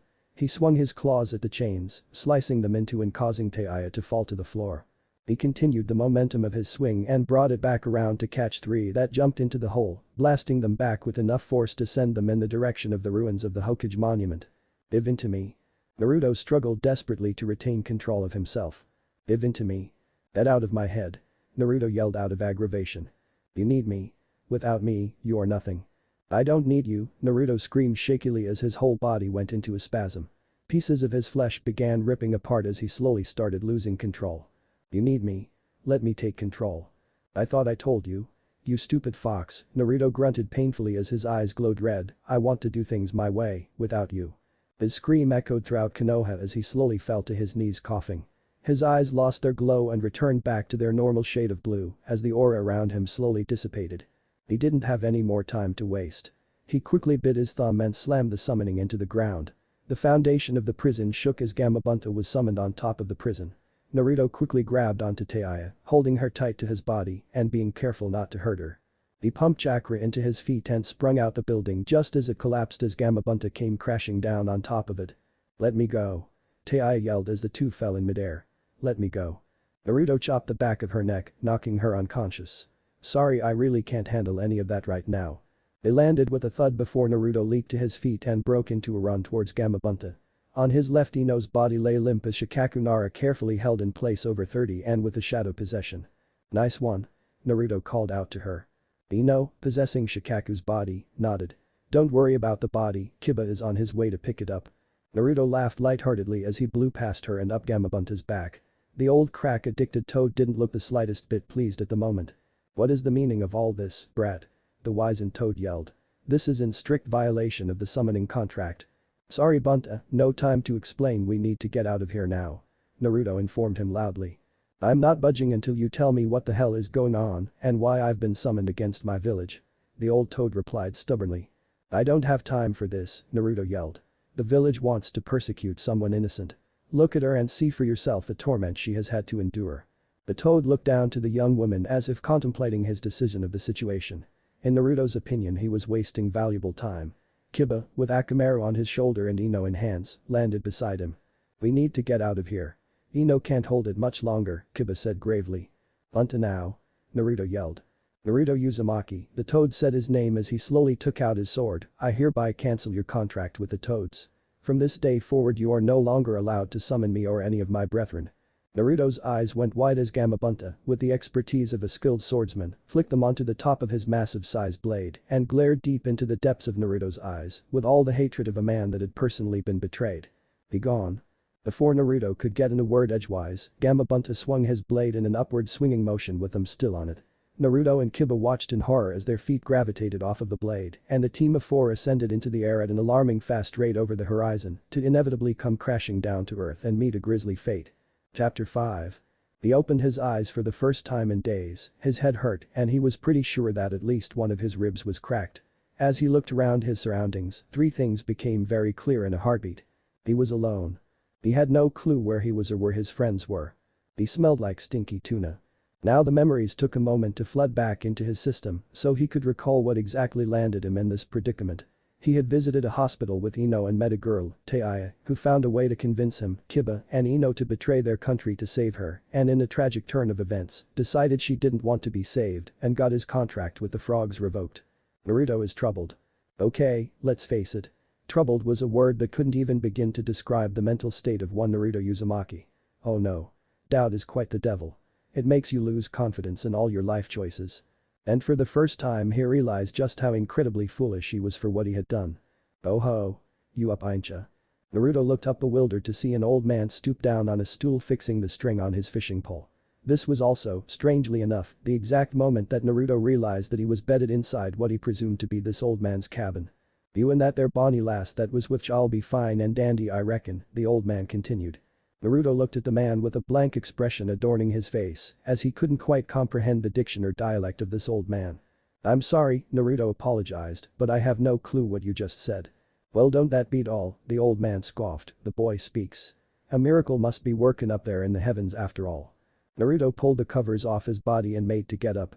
Although the old man tried to warn him, it was not in time as Naruto applied full pressure to his foot as he made to take a step and immediately found himself falling to the cold wooden floor in agonizing pain. Sorry about that. Tried to warn you in time.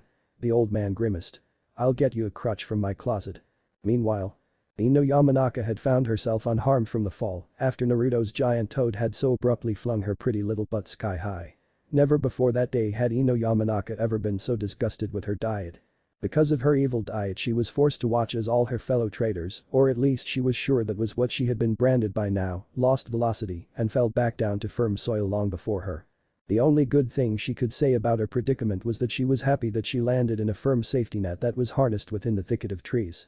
The bad thing was. Ichi nunchi abi kori timi bob. The safety net was connected between said thicket of trees as a roadway for a tribe of scary tree-living cannibals that lived within this particular forest. I'm so screwed. Ino Yamanaka thought as the tribesmen angled their spears down toward her. He slid down into the chair cautiously so as to not aggravate his broken leg and pushed himself closer to the broken girl's bedside. "Hey, eye is a mess," Naruto thought as he took out a strand of cloth and tied it around her eyes. According to the old man, she was looking better by the day but could just as easily die due to her condition. The interrogation squad of Konoha was definitely not a force to be trifled with. The old man entered quietly with a bowl of soup and laid it on a table beside Naruto. "You really ought to be getting some sleep. Let me handle this." Naruto shook his head in reply, "She is my responsibility." The old man looked like he would press the matter further but backed out of it. Instead he elected to leave the room quietly and let him and Teiya be. "Alright. Where the hell am I?" Kiba Inuzuka trekked through the forest uncertainty with Akamaru sniffing out the trails of any of his friends up ahead. He sniffed the air with precision and could tell that a storm was coming. If he and Akamaru couldn't pick up the track soon, then the rain would surely wash away any traces by the next day. Good thing if Konoha sent out pursuers. Bad thing if he couldn't track any of them down in time. He had to take a break again, so he leant against a tree for support. He was nursing a broken arm and a slight concussion, which was causing his vision to blur in and out. He had to keep going though. He knew what was at stake here. If he couldn't track at least one person down, then he would be nothing but a sitting duck with a "kill me" sticker printed on his back. Why must women always cause trouble for us men? Kiba sighed knowingly, as at his old home he was the only man in the house, to himself. Those three. If I see them again, he yawns as his vision fades, I don't know if I'll want to hug them or kill them. He took too long a rest and before realizing it had fallen into a deep slumber. Day 3 since separation from my comrades and still no sign of Kiba or Ino, Naruto contemplated as he prodded his crutch against Teiya's bed while leaning. The old man had set out yesterday to the nearest town to bring a doctor to help heal their injuries and Naruto had spent his time between caring for Teiya and fishing in the pond behind the old man's cabin. He didn't know whether he'd be able to trust this doctor or not. Anyone from a town was considered untrustworthy at the moment. He was growing tired of sitting around and waiting patiently for Kiba to track them down. If something didn't change soon. I might have to leave them all behind. Naruto declared aloud in a hushed tone. He didn't want to have to consider that option. To do so would be to stop believing in his friends.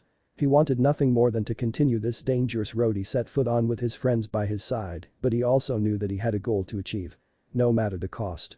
Teiya coughed. Naruto looked up from his thoughts. It was the first sign of life Teiya had given since he had woken up. His excitement furthered even more as she started to rouse from her sleep. "Teiya?" Naruto prodded as he poked her a little with his crutch. She twitched slightly before pushing her hand weakly up to the cloth tied around her eyes. "Where the fuck am I?" Teiya questioned raspily. "Not sure to be honest." Naruto replied. "Glad to see you're finally awake." "TCH. Well, that makes one of us," Teiya rasped with irritancy. "Water." It took Naruto a second to realize what she was asking for, but then he quickly helped her sit up and placed a glass of cold water in her hands for her to drink. She drank the water down in an instant and asked for a refill to which Naruto complied. Halfway through the second glass, Teiya got choked and erupted into a coughing fit as Naruto calmly patted her on the back. "Easy." Naruto lectured tenderly. "Uzumaki." "Right." She coughed. "You're a fucking bastard." Naruto stayed quiet for a second before picking up the soup on the bedside table and ladling a spoonful of the broth for her to eat. "Open up. You need to eat." In retaliation, Teiya flung her hand around and slapped the bowl of soup to the floor and broke it in an instant. "Fuck you." Teiya yelled, hurting her voice. "I fucking hate you. I told you to leave me alone. I told you to let me die. Why the fuck couldn't you do that for me?" Naruto watched the woman silently as she continued her scolding. "I would have happily died. You bastard. For the first time in my life, I felt like somebody actually liked me for who I am. I wasn't just a meager puppet of Lord Orochimaru or the feared baddest chick of the Sound 4. I was just Teiya. No one has ever treated me with as much goddamn respect as you did, Uzumaki." Naruto remained silent. Teiya continued, softly this time, "You played cards with me. Laughed with me. Listened to me. Believed in me. Even gave me food. I wasn't worth that. I'm not worth any of that." She yelled. "Shut up." Naruto shouted with enough force to silence even the most intimidating of men. You think you're the only one who suffers? People suffer every day. I'm not trying to undermine the suffering you must have endured all your life, but I sure as hell will undermine the way in which you mean to end your suffering. You don't understand at all. Taiya stated quietly, my death was going to serve as a symbol. It would show the true cruelty of not only Konoha, but the world as a whole. I could have died happily knowing I changed the hearts of everyone who witnessed my death. You're wrong, Naruto told her flat out. In death, you would have been nothing more than a scapegoat the village could use to blame for Sasuke's defection. Your final words would have been nothing more than the ramblings of an enemy ninja. Taiya, for once, was at a loss for words. Nothing changes in death. Naruto spoke thoughtfully, if you want something to happen, then you've got to make it happen in life. And if you need proof to back up that argument. Here I am. You changed me, Taiya. I now believe what you believe because you made me think that you were right. You didn't have to die to show me anything. Taiya sat quietly in her bed listening to the young blonde's words of wisdom. And that's why you saved me? She asked tentatively. Yes, Naruto responded affirmatively, that's all the reason I needed. Taiya slid down into her bed until her head rested on her pillow. I'm fucking exhausted. Taiya sighed conversely. I think I'm going to hit the fucking hay. Naruto chuckled a little to himself as he rubbed the back of his head. He picked up his crutch and made to stagger his way out of the room when Taiya interrupted. Uzumaki, she said just loud enough for him to hear from the doorway, you tell anyone about this shit. I'll fucking kill you. Naruto smiled a real smile. His first real smile since this whole mess started. I have no idea what you're talking about, Taiya, Naruto retorted with a foxy smirk as he walked out, closing the door behind him. Chapter 6. It has been 5 days now since separation. 2 days since Taiya first woke up. Having Taiya around to talk to now definitely helped ease Naruto's worries, but every now and then his mind couldn't help but wonder what could have happened to his compatriots. For the most part, Naruto busied himself from his worries by finding any way he could possibly train himself. These training methods, however, were incredibly limited due to his broken leg. For the most part it consisted of 2 things. Chakra build-up and reading. After his miracle accident that helped him realize the true nature of the shadow clones, Naruto had been fully abusing their learning mechanism. He'd ordered 100 clones to crawl using only their hands to the lake behind the old man's cabin and walk on the water while trying to make his Rasengan bigger. Progress on that front so far had only come in baby steps, but progress was progress he supposed. He could now at least perform one-handed. His biggest progress, however, was in his intelligence. Ever since the old man left, Naruto had been ordering a few clones to read the books that the old man had scattered around the house. The old man was by no means a reader, but he did have a few books here and there that Naruto would force a clone to read. Most of them were basic survival books, which didn't really surprise Naruto as he figured the old man had been living out here in the middle of nowhere for a good amount of time. What did catch Naruto's eye was a book on politics and government that his clone seemed to read with a lot of enjoyment. Naruto really had to thank that book for helping him calm Taiya down from doing something drastic the other day. He hated to admit it, but the idea of losing any of his friends was something that scared him to death. Without his friends, he knew he would just be another name easily crossed out of the bingo books, but as a team, well, they sure as hell could make it harder on anyone after them. We all need to get a whole lot stronger. We can't get caught no matter what. Naruto thought to himself as he walked into Taiya's room and continued his training with her. While his clones were out training, Naruto himself had been training Taiya's hearing. He didn't know if Taiya would ever get her vision back, or if she could, how long it would take. What he did know was that she needed to be capable to fight if the time comes, and she wouldn't be able to do that if she suddenly ran into a tree in the middle of a battle. Ready, Taiya-san? He asked pleasantly. Uzumaki, I've told you to stop fucking calling me that. Taiya berated while grating her teeth together in aggravation. It's just Taiya. Now can we get this started? Uzumaki. What, Taiya-san? Naruto hummed, ignoring her question with a Cheshire grin adorning his face. You better not be fucking smiling or I'll kick your ass. Taiya yelled, throwing a pillow in his general direction. Naruto couldn't help but consider it progress when it hit softly against his good leg. Say it, Naruto said in a sing-song voice. I'd rather cut off my ears than call you of all people my sensei, Taiya deadpanned, spoiling his fun. Naruto sighed, alright, fine. We'll get started then. The training methods were actually rather simple. Naruto would clap his hands at different places around the room and Taiya would have to point directly at him. Then Naruto would toss a kunai in a random direction and Taiya would have to determine where the kunai was and where it was thrown from. It was about as much as he could do while Taiya was bedridden unfortunately. The only thing that really worried Naruto was if the old man would be pissed off at all the kunai markings being embedded into his walls due to the training. This training regimen continued for the next few hours until Naruto's stealth clone suddenly disappeared within the forest. The old man had been spotted by the clone and was returning with 2 men in his company. In an instant, Naruto dispelled all his clones and told Taya to be prepared for anything. She nodded. Ah, it seems he left this door unlocked. The old man spoke conversationally to whoever he was with upon his arrival. He's probably back in the back there looking after that there lassie still. Rushed footsteps were approaching the door at urgent speed. Naruto pulled out a kunai and prepared to pounce on whomever opened the door. Time seemed to freeze for a second as a cold sweat ran down his back as he saw the doorknob slowly turn. Time unfroze and the door flung open. Naruto tossed the kunai with as much precision and accuracy as he could muster. The young man who had flung the door open looked surprised for a second before swinging the door back closed real quick to catch the kunai and pushing the door open again. "What are you trying to do?"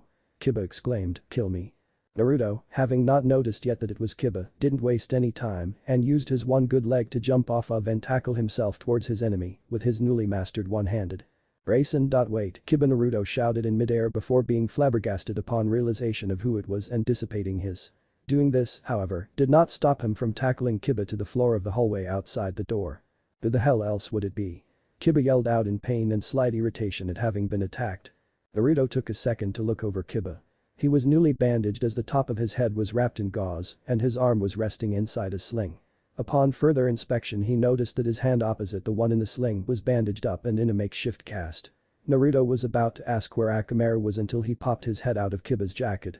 The jacket looked worst for the wear, it was shredded with many tear marks, looked like it had been given some poor makeshift patchwork in places, and, most noticeable, the hood that once decorated it was gone. "Naruto."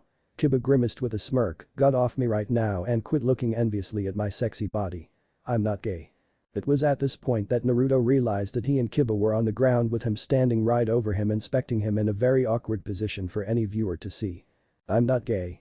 Naruto yelled bouncing off Kiba red with embarrassment, "Stop saying crap Kiba theme or I'll kick your ass so hard my foot will get stuck up there." "Ha." Kiba laughed while grinning, "I'm sure that's not the only thing you like to stick up." In a comedic turn of events, Naruto tackled Kiba again and the 2 boys were wrestling with each other like squabbling brothers as Taya sat laughing in her bed at the conversation between the 2. "God, I wish I could see your fucking face, sensei." Taya laughed so hard that she toppled out of the bed.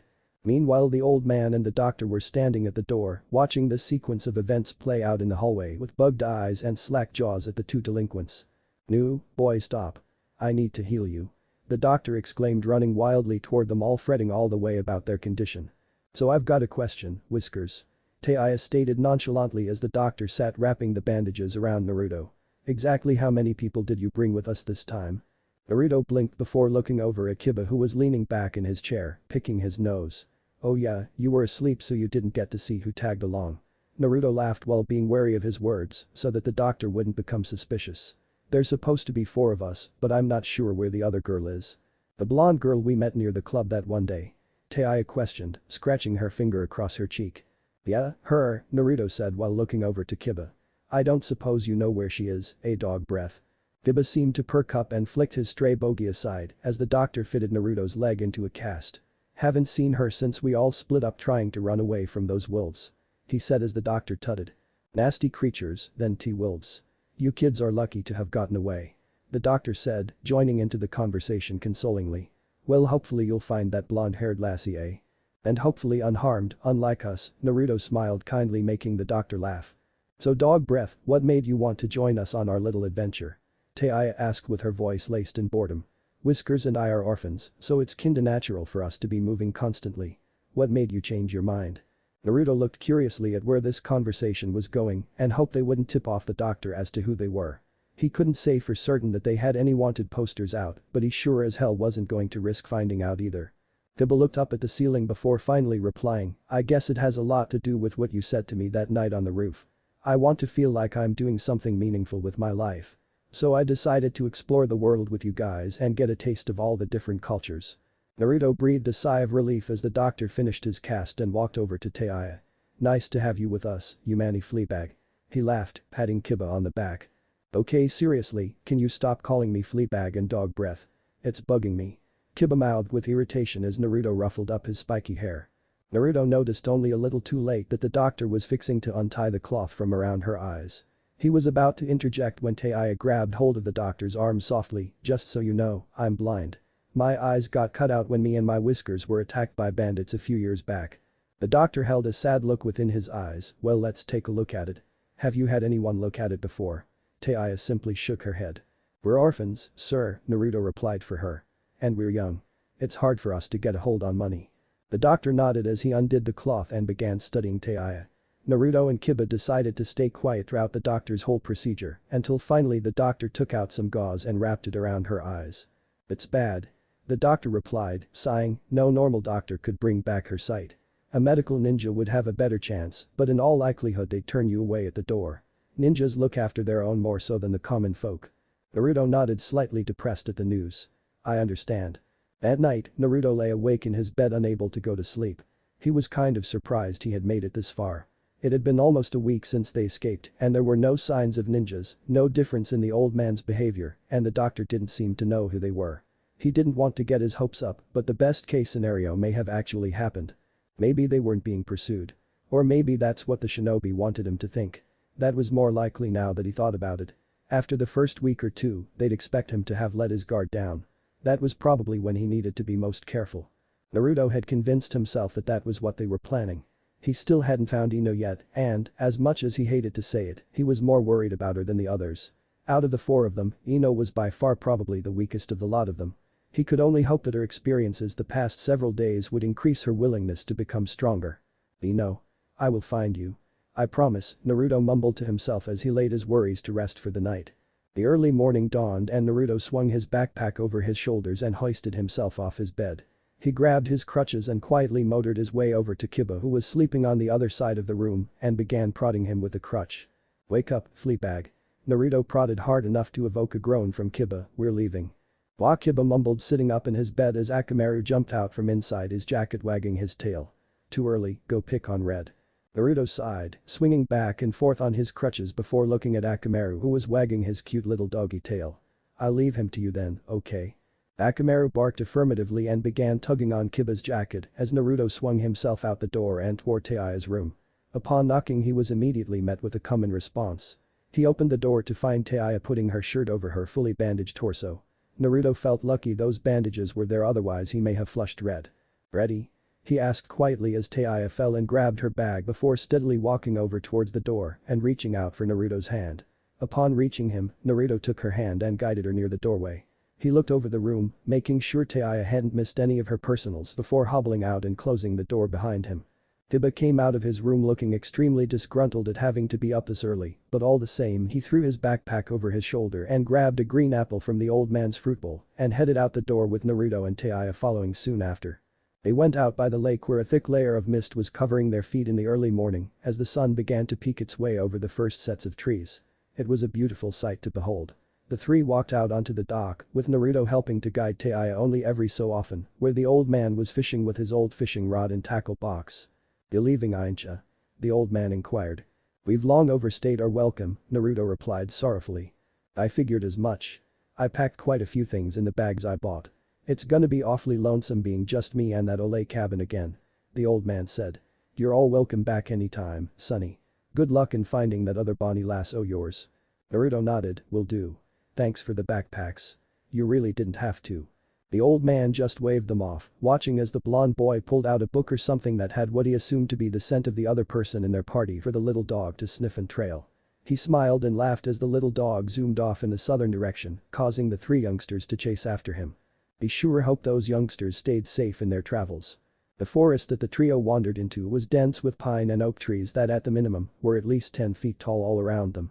They walked a small and narrow trail that looked to once be a pathway to something, but had since been lost to the wilds of the forest by not being properly taken care of. They were a while away from the cabin by now, so all around them was forest. The ground was covered in roots sticking up out of the ground, pine needles, rocks, and lots of other obstacles, much to Taiya's disliking. "So how did you meet up with the old man again?" Naruto asked Kiba curiously as they followed Akamaru, who continued sniffing down the trail for Ino's scent. "We never really got around to asking you back at the cabin." "Will you two fucking wait up?" Taiya yelled in aggravation as she stumbled forward over another random route. "This isn't a fucking picnic for me, you know." "You'll have to get used to it," the boys both said at the same time, causing Taiya to become even more frustrated. Just think of it as the next step of your training, Taiya-san. Naruto replied consolingly. Let's see, Kiba thought aloud as Taiya mumbled profanities about the two boys in the background. There's really not much to that story. I was unconscious on the side of the road and the old man picked me up and carried me into the town for the doc to check up on me. I regained consciousness and was told never to fall asleep with a concussion again. Naruto blinked as he pushed his crutches forward to keep with Kiba's eyesight. You were seen in a village. Kiba rubbed the back of his head and stopped for Taiya to catch up. I'm not sure. I was out of it coming in, but I don't think I really ran into anybody who recognized me going out. The old man said there were a couple of people matching your descriptions back at his cabin, so I took a long shot and followed him back out here, and here you are. Did you notice anything, fuck? Taiya interjected as she ran headfirst into a tree in front of her. The boys were trying their best not to laugh, but Taiya, with an impressive amount of patience on her part, decided to let it go. Did you notice anything in particular about the village that could give us an idea of where we are? She asked. It was a small fishing village, come to think of it, Kiba concluded, remembering a bit about the place. Naruto nodded. I think we are in tea country. The country is renowned for its port-side villages and cities. Plus the doc said something about T-wolves back at the cabin. I remember it too, Taiya recounted vaguely, retightening the cloth on her eyes. Do you think the old man may have bought us a map that we could look at and put it in one of our bags? Immediately, the trio of felons started looking through the belongings that the old man had given them until Kiba shouted approvingly as he pulled out a map from his pack. Taiya, Kiba's got it, Naruto said, stopping Taiya from continuing to search. The old man really outdid himself with this map. It shows a lot of different hotspots on the map. Kiba said as Naruto looked over his shoulder. Here's the old man's house even. He said pointing to the spot marked on the map. And I'm pretty sure that was the town that me and Akamaru were taken to, he continued as he pointed to a small coastal fishing village just north of the cabin. So then if we've been moving south from the cabin we should be. Naruto whistled as he pointed to an area on the map that crossed a page between the cabin and a place called Egarashi Port. Somewhere near entering this red rectangle. He's written something in the margins here, Kiba examined. Avoid this area. Cannibalistic activity here. He paled. What the fuck does that mean?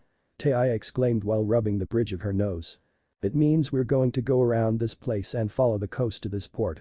Kiba acknowledged before calling out to Akamaru. Akamaru. We're going another route this way. Akamaru barked reassuringly before walking deeper into the dark forest thicket and out of sight. Hey Akamaru, Kiba yelled, chasing after him. Come on. Get back here boy. Naruto and Taiya stood there dumbstruck at the display of love between man and man's best friend. In the end, the two decided it was better to wait for him to come back out than venture into the dark thicket as well. The twig snapped and Taiya threw a kunai, falling to an enemy in a second before walking over to inspect the corpse. Naruto looked at the man. He seemed to be some sort of tribesman by the looks of him. He wore a handmade tunic made from bamboo and a grass skirt, as well as a tribal necklace and an animal mask to cover his face. Putting those details aside for now, Naruto whistled appreciatively at Taiya's skills before grinning from ear to ear. Whoa, that was smooth Taiya. Lucky you had such a great teacher huh? Shut up. I'm trying to fucking concentrate, Taiya spoke as she pulled the kunai from the man approvingly. That's right you bastard. Right in your fucking throat. The scream came from further in the thicket of woods. For a moment, Naruto and Taiya expected the worst, that is, until Kiba came running out of the woods with Akamaru right between his legs. He grabbed hold of Naruto and Taiya and ran as fast as he could, dragging the two under his good arm, with Naruto barely maintaining to hold onto his crutches. Not good. Not good. Not good. Not good. Kiba yelled before finally stopping on the other side of an enormous oak tree for breath. Naruto groaned before whispering, you mind telling us what that was all about? I practically walked into the lion's den. Back there, Kiba painted before stabilizing his voice. Treetops connected by ropeways, houses, it's like a secret civilization in there and we walked right up to the front door. Does Akamaru really think he knows in there somewhere? Naruto asked. Kiba nodded, Akamaru has a good nose and he's never been wrong before. I'm willing to bet money she's in there somewhere. Taiya dusted away the dirt on her legs from being dragged before replying, you sure we can't just leave her there for them to chew on? Naruto whacked her upside the head. What? I think it'd be a rather fitting death for her. She stated with an ounce of humor. Naruto shook his head disapprovingly as he peeked from behind the oak tree. He could see several tribesmen looking at the cannibal Taiya killed curiously before one grabbed him and dragged him back into the thicket. Any plans? Kiba asked. Naruto looked around the area and focused on the limited amount of things he had seen thus far. The tribesmen, according to Kiba, lived together under the thicket of trees. They were cannibalistic but seemed to have a nature to them about not eating their own kind unless death takes them. It was with this idea in his head that he began concocting a very clever plan. Diversionary Tactics Basics Number 4, Naruto recited. Sometimes to infiltrate the enemy you must become the enemy. He smiled. English please, Kiba groaned. Kill or knock out any 3 tribesmen around the area and take their clothes. I'm pretty sure that if we can dress up as some of their fellow tribesmen they won't kill us. Pretty sure it is not very reassuring, Uzumaki Teiya stated bluntly. Scared? Kiba smirked. In your fucking dreams, Teiya laughed, I haven't felt this much excitement since my fight with the Shadow Freak and the fan bitch. The 2 boys wet-dropped their gung-ho attitude toward the situation, but eventually just let it slide as another side of Teiya they'd have to get used to. Well, let's get started. Naruto smiled before the 3 of them split up in separate directions. Mission. Infiltrate the cannibal's lair. Chapter 7. And. Go. The shadow clone popped into existence and quickly disposed of 4 of the cannibal guards in an ambush. The clone then screamed into the darkness, calling out as many cannibals as he could. He then hobbled away as fast as a clone with a broken leg could. In a matter of minutes the cannibals came zooming out of the burrow like a pack of raging T-wolves at the unknown intruder. Kiba, Teiya and Naruto rushed and took the garments from the fallen guards and disguised themselves before walking into the base. Who could guess such a simple plan would work, huh? Naruto boasted with pride. Congrats on that. You can fool a bunch of idiots. Kiba stated boredly, taking Naruto off his high throne. Stupid Kiba team taking the mickey out of me, Naruto muttered to himself. Anyway, Teiya sighed, getting the boys back on track. Our best chance at finding that blonde bitch is to split up. Naruto nodded. As they walked into the lair their eyes grew wide. Dead bark covered the ground from age and carved a path out like a highway to the giant tree before them. Little huts lined up alongside the tree and expanded upwards. Above were rope bridges connecting to other nearby trees. It was almost awe-inspiring how such a small primitive society could have such an expansive territory to call home. I'll take to the treetops. Naruto smiled eagerly, Kiba went left and Teiya right. With the affirmative orders out of the way, they each split up in their assigned directions. Teiya walked in a slow and haphazardly fashion, stumbling over the random tree roots that seemed to have it out for her with every step that she took. She groaned and muttered curses under her breath. She was beginning to get really frustrated at this whole learning process. She knew that if she blew her cover here that it would alert the whole tribe, but she really was almost to the point of not caring again. She sat down on the latest root she had stumbled over in aggravation. She knew that she had to learn to live without her eyes and that they didn't have time to be sitting around. They were all rogues. Stopping for any time too long would lead to death.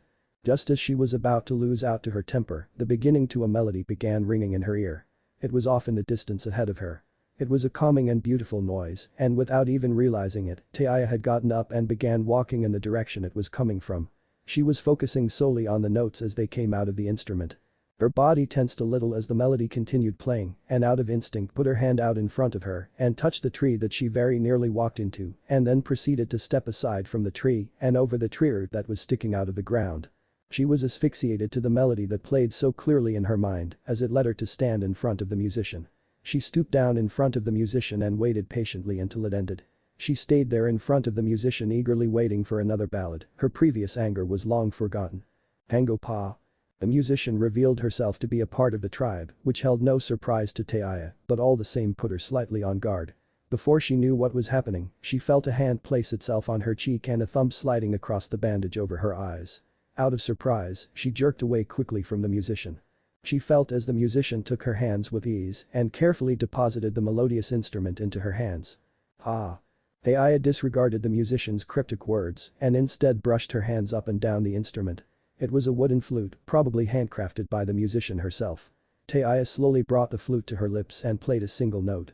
Then another and another. The music flowed out of her for the first time in what felt like forever.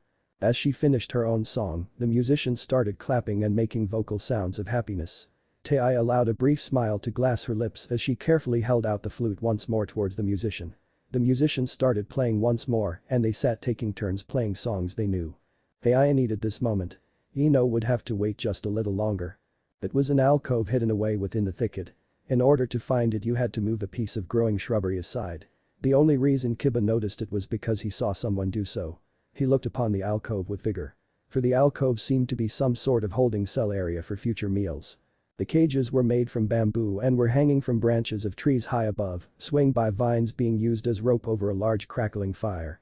Wood-crafted footstools were placed in a circular formation around the fire, and many of the tribe were squatting down on them in eager conversation. The best thing he could come up with was to pay them no mind and continue investigating.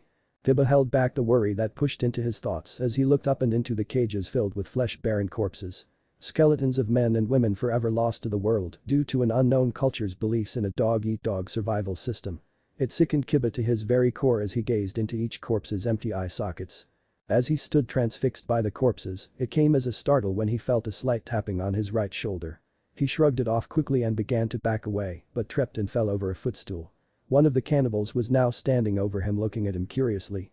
Kiba retained as much calm as he could muster as the cannibalistic man brought his index and middle fingers across Kiba's eyes and nose. The tribesman drew his hand back to a vine he had tied to his grass skirt and pulled out a big hunk of unappetizing looking meat and held it out to Kiba. "Mango saw." Kiba looked back and forth between the man and the unknown piece of meat. He slowly shook his head, but the cannibal put the piece of meat under his nose. It was the most retch-worthy smell that Kiba had ever had the displeasure of smelling in all of his life. It was the smell of freshly burned human flesh. Before he could even realize it, Kiba was on all fours, holding his nose closed as he retched out the contents of his stomach. "Andosi Pokogamanai. Den Poko Mango Sa." Kiba, for that brief instant, damned all his plans of blending in with these people. He slapped the meat stick from the cannibal's grasp and tossed it into the open fire. His mind still clouded from the extrasensory smell that gained passage to his nasal systems, he looked up only to find the cannibal now staring at him like the devil. Shadows filled the cannibal's body in all the right places as he looked down at Kiba with complete and utter hatred set in his eyes. The cannibal jumped with raging animosity upon Kiba. He scratched at him with his nails over and over again. He dug a nice-sized scratch down the right side of Kiba's face, causing Kiba to yell out and bring his head up, breaking the cannibal's nose. In his anger, Kiba then tackled himself on top of the cannibal and held him down by applying pressure to his neck with his forearm. The cannibal writhed under his grasp as all the corpses in the cages flashed through Kiba's mind. And then the cannibal went limp. Kiba's eyes widened upon realization of what he had done. He watched as life faded from the cannibal's eyes. His first kill. He didn't even mean to do it. He flopped off the corpse and pushed himself back and away from him. He soon realized that the other onlooking cannibals who had witnessed the fight were howling at his victory. Kiba couldn't really say he felt the same way. For the first time, he was realizing just how fragile human life was and how easily it could be taken away. His complexion whitened even more so upon wondering how many lives he had slayed when destroying the Hokage monument. He was frozen in disbelief. His blood had run cold. He just sat there and collected himself piece by piece as he watched the cannibals gather around the man he had killed and began dismembering the body. Naruto scaled the treetop bridges and the tree canopies like a monkey. He had to admit that he was incredibly impressed with this tribe's ingenuity. From the wood-crafted items to the Swiss Family Robinson-esque treehouses, it was safe to say that this tribe was a very handy set of individuals. As Naruto walked across his third rope bridge, he could hear a familiar voice coming from inside one of the nearby huts. Out of curiosity, he looked into the little window carved out of the hut, only to rub his eyes in disbelief. There was Ino decked out in a traditional tribal outfit, yelling at a little boy she had sat up on a table. She was speaking to the boy fluently in the tribal people's language. Naruto watched her ever so closely as she slowly grabbed hold of the boy's arm and miraculously healed a deep cut the boy had obtained on his leg. Ino pulled the young boy up and off of the table before smiling at him, mean say. "Doku ga Shengen." The boy nodded happily before running out the door. Naruto moved out of the way just in time as the boy ran past him across the bridge. Naruto leaned on the ropeway and dragged his foot along with him before standing in the doorway of Ino's hut. She had her back turned to him and Naruto maneuvered himself up onto the table and waited patiently and with a hint of amusement. When Ino turned around, she gasped and dropped the clay pot she had in her hands. She stood there flabbergasted, unable to think up any logical sentence in her head, and Naruto was loving every second of it. "Nice dress," Naruto stated humorously, but was caught completely off guard as Ino wrapped her hands around him in an embrace that sent him and her both sprawling over the tabletop and onto the hut flooring. Ino was weeping tears of joy and repeating the phrase, "It's really you, isn't it? I was so scared," in an incredibly distraught fashion, and although Naruto was overcome with relief that she was okay, he was also feeling a sharp amount of pain. "Ino. Ino. Ino." Naruto shrills, causing Ino to quit embracing him long enough to look at him with her tear-stained face. "You're on my leg." "What?" Ino stated confusedly as she sat up, wiping away some of her tears and inadvertently applying more pressure onto Naruto. "Leg." Naruto all but yelled at Ino, who looked down to realize her mistake. She jumped up apologizing profusely and helped Naruto up onto the table again and began examining his leg. What happened to you? This is fractured all over. Nothing to cushion my fall. Ino gave him a worried look as she went through the hand signs and pumped her healing chakra into his leg. Relief flooded through Naruto's system as the constant throbbing in his leg dulled down to soreness. After a minute or so, the pain had left completely. Wow. Ino. I'm impressed. Naruto smiled in awe of her talents. Ino paid him no mind and continued her healing. His fractured ribs and overall soreness disappeared at long last, and Naruto jumped off the table, happily tossing the crutches away. So feeling better now? A lot better, Naruto acknowledged as he stretched out his body happily for the first time in over a week. So how did you learn all this? Ino rolled her eyes before tossing him a book from the table. Remember? I took the medical book. I've been reading it non-stop since that reading session at your house. Naruto simply nodded at the explanation. How much have you learned? Ino smiled pridefully, quite a bit actually. I can heal broken bones, fractured bones, cuts, scrapes, and bruises. Could you heal Taiya's eyes? Naruto asked with a hint of expectancy. Ino frowned. I'm still a greenhorn, Naruto. Naruto sighed before holding out his bag to her. Alright. Well, we need to get out of here as soon as possible. Pack everything you need and meet me at the entrance. With a curt nod from Ino, Naruto took his leave to regroup. Upon finding Kiba and Taiya, Naruto quickly guided them toward the exit where the two briefly reunited with Ino. They left the cannibal's lair and headed south along the river and were still hidden away by the immense greenery of the forest. They decided to camp for the night near the river.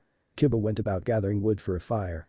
Naruto figured it would be okay to do so because the cannibals' ritual fires would hide their campsite's fire. Naruto caught fish in the river as they came by. Ino and Taiya helped set out the sleeping bags.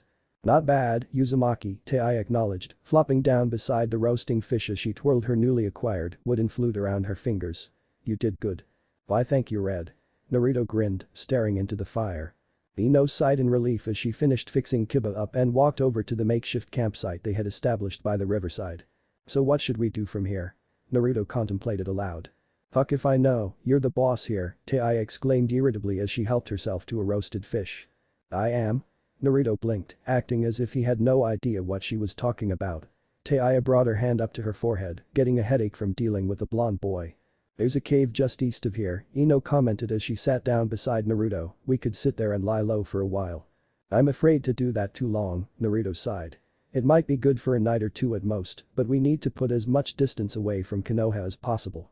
I say we head towards one of the port towns and take a boat somewhere. Taiya offered the discussion. That's stupid. Ino deadpanned, where would we go? And we're more likely to get caught in a town. Naruto scratched beneath his nose. No, I agree with Taiya. As long as we're careful we can be there and gone before anyone realizes. For now though, we'll head to the cave Ino mentioned. Ino sighed out of worry, not at all sure that this was the best call to make. Taiya simply nodded and brought her newly acquired flute to her lips and played a tune for the rogues. Kiba. Naruto called out to the unusually quiet member of their party who was sitting away from all of them. Can we see the map? Kiba tossed the aforementioned item with a flick of his wrist in their general direction. You okay? Naruto asked the dog-loving genin cautiously as he grabbed the map. Kiba turned to Naruto with an almost feral look in his eyes. I'm fine. Naruto looked at his friend with unease but didn't say anything. Instead, he and Ino began looking over the map and began calculating their next move. Kiba just turned his head back around and looked down at the blood that was buried underneath his fingernails with malice.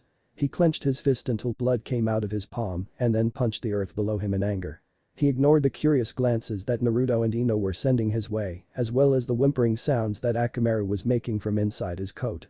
He then got up and set Akamaru down, ordering him not to follow. He then walked off into the forest for some much-needed alone time. Chapter 8. The warm light of the sun shined brightly over the blonde's eyes, causing him to stir from slumber. He sat up and looked around.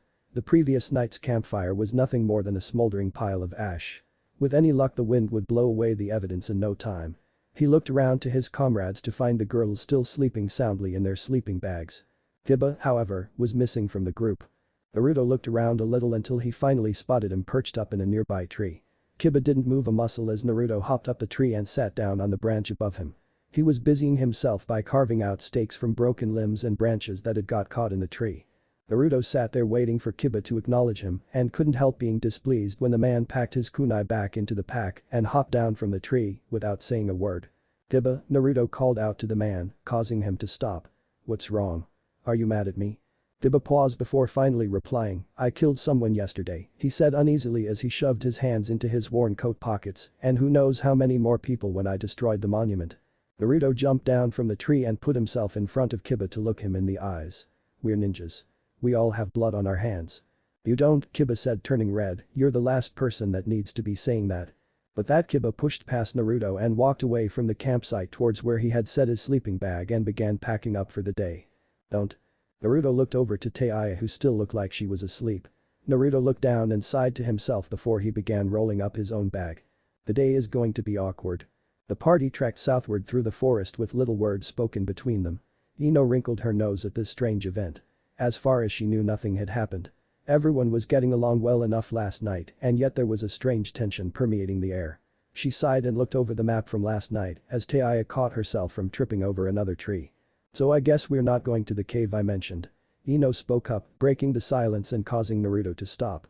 "No. We're heading straight for Port City. There's no point in stopping again unless we have to. Renting a boat under the cover of night. How poetic." Taiya drawled in an uninterested tone. Naruto sighed, "I'm going to go on ahead to scope things out. Kiba and Akamaru can track me." Kiba nodded. Ino looked between the two boys then over to Taiya. She seemed to pick up that Ino was looking at her and pointed towards Naruto as he rushed off further into the forest. Ino nodded and chased after her fellow blonde. "Naruto. Wait up." Naruto slowed down in pace to let Ino fall in line with him so they could proceed together. Once enough distance had been created between Kiba and Taiya, they slowed down and started walking at a more leisurely pace. "What's going on between you, Kiba and Taiya?" Ino finally asked. "Taiya has nothing to do with it." Naruto sighed, "Kiba is holding me responsible for his actions thus far." "What? That's ridiculous." Ino bellowed. "He can't hold you responsible for." "He has every right to," Naruto cut her off calmly. "Naruto. This was all my idea." Naruto continued. He stopped and kicked some nearby mushrooms before leaning against a nearby tree. "I've been selfish this whole time. Only thinking about myself, and because of that I've made my comrades suffer." "I don't believe that," Ino stated unsympathetically. "No, it's true. Kiba was forced to kill someone because of me," Naruto revealed, pushing his head back against the tree. "He has every right to be mad at me." Ino grabbed hold of Naruto and pushed him forcefully up against the tree. "Stop beating yourself up over things that aren't your fault. You didn't force Kiba's hand and he didn't kill you. He killed for himself out of self-defense, right?" Naruto looked at her coldly. "It didn't matter. If I'm going to lead this group then I have to be responsible for all of our actions and not just my own. That's what a true leader does, Ino." Ino loosened her grip on Naruto as he continued his speech. "The road will get a lot harsher the further down we go. We will all be pushed into situations where we will be forced to do things we will regret doing.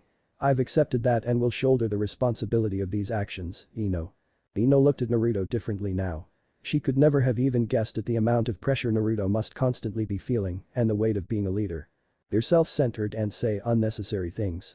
Kiba was only a little surprised by Taiya's bluntness as they walked on with Akamaru sniffing for Naruto and Ino's trail. "What's that supposed to mean?" Kiba said nonchalantly. "I overheard your little bitch fit this morning," Taiya stated as if it were obvious. "You should have heard yourself." "Oh woe is me. I killed a fucker and all he wanted was to chew on my corpse," she impersonated. "If you've got something to say, then say it." Kiba snarled. "You're a ninja. Act like one." "Just shut up." Kiba ordered as he walked off ahead of the retreat. Before he could gather what had even happened, he felt Taiya tug on the back of his hair and forcefully slam his face into the nearest tree. Kiba grabbed at his nose, which was now bleeding and broken. "What the hell was that for?" he cried out in pain. Taiya disregarded the cry and grabbed him by his tattered jacket and began dragging him with her. "Listen up you little shit. First off, nobody orders me around. Second off, you weren't forced to join this little parade of misfits. If you didn't want to be a criminal or a killer, then you should have stayed home and started raising a garden. Newsflash, dog breath. Life outside your tattered shithole isn't fun and games. I know that. Then fucking act like you know it." Taiya said, "Let Kiba go." Kiba got up hesitantly as Taiya continued. "Uzumaki has his own problems to deal with without you having to add your own personal problems to the table. In case you haven't figured it out yet, you're a bunch of genins and I'm fucking blind.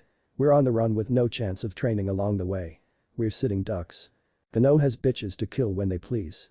The least you could do is show some fucking respect to the guy who's trying to keep our asses safe." Kiba stood still on the ground contemplating what Taiya said. He finally sighed and snapped his nose back to its normal position with a cry of pain. The two then continued following after their blonde compatriots in silence. 17. The shinobi looked upon him with nothing but sheer terror running through his veins. It was incredibly satisfying to behold.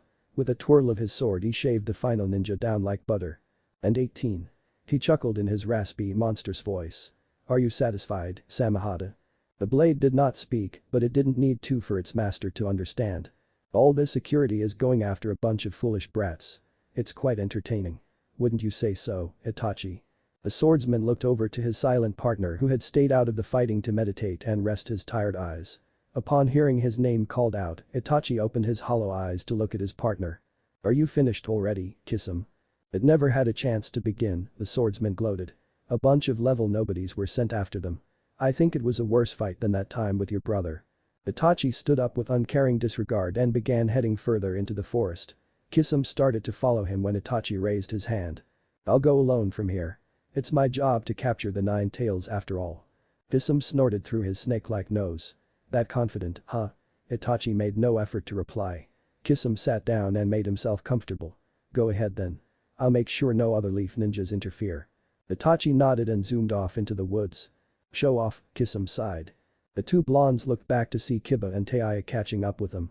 Naruto and Ino both raised their eyebrows at the sight of Kiba holding his profusely bleeding nose. What the hell happened to you? Ino yelled, smacking Kiba upside the head. Honestly, can I not leave you alone for more than 5 seconds? Kiba's eye twitched upwards and Taiya smirked. Naruto just shook his head before flashing his trademark grin. Once Kiba's nose was properly fixed they continued their venture until the forest started leading upwards and began to get more mountainous in nature. Grass was subtly replaced by rock and a path soon made its way known the further up they went. We are still in tea country, right? Ino asked as she stopped for breath. The land has elevated spots here and there. Keep those cheeks flapping, Miss Priss, Taiya called back to her. Ino turned red from embarrassment, flapping, do they really do that? Taiya laughed and kept on walking, leaving the blonde behind her self-conscious. Once at the top of the hill, Naruto jumped up on one of the big rocks that was there and put his hand over his eyes in a saluting fashion to check out the region around them. They were possibly at one of the highest points in tea country. The view was beautiful. They could literally see for miles all around them. The girls were off to the side with Taiya still teasing Ino much to Naruto's amusement. Ino does remember Taiya's blind, right? Naruto looked down from his viewpoint to see Kiba leaning against the rock he was on top of looking up at him. Naruto smiled to himself. Hard to tell. She hasn't been tripping much today. He observed. It hasn't been all that obvious. Still. When a blind girl is teasing you about your looks, you can't honestly take it seriously. Kiba said, keeping the conversation going with a hint of awkwardness. We need to keep moving.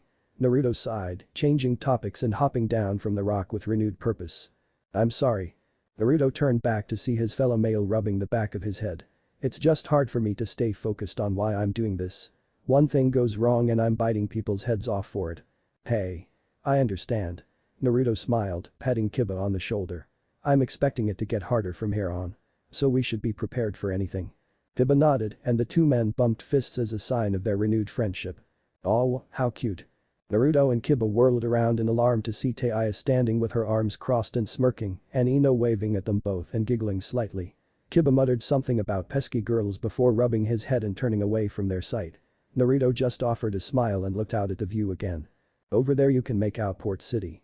If we pick up the pace then we should be able to make it there by nightfall. We can take a boat in the night and head out for Wind Country.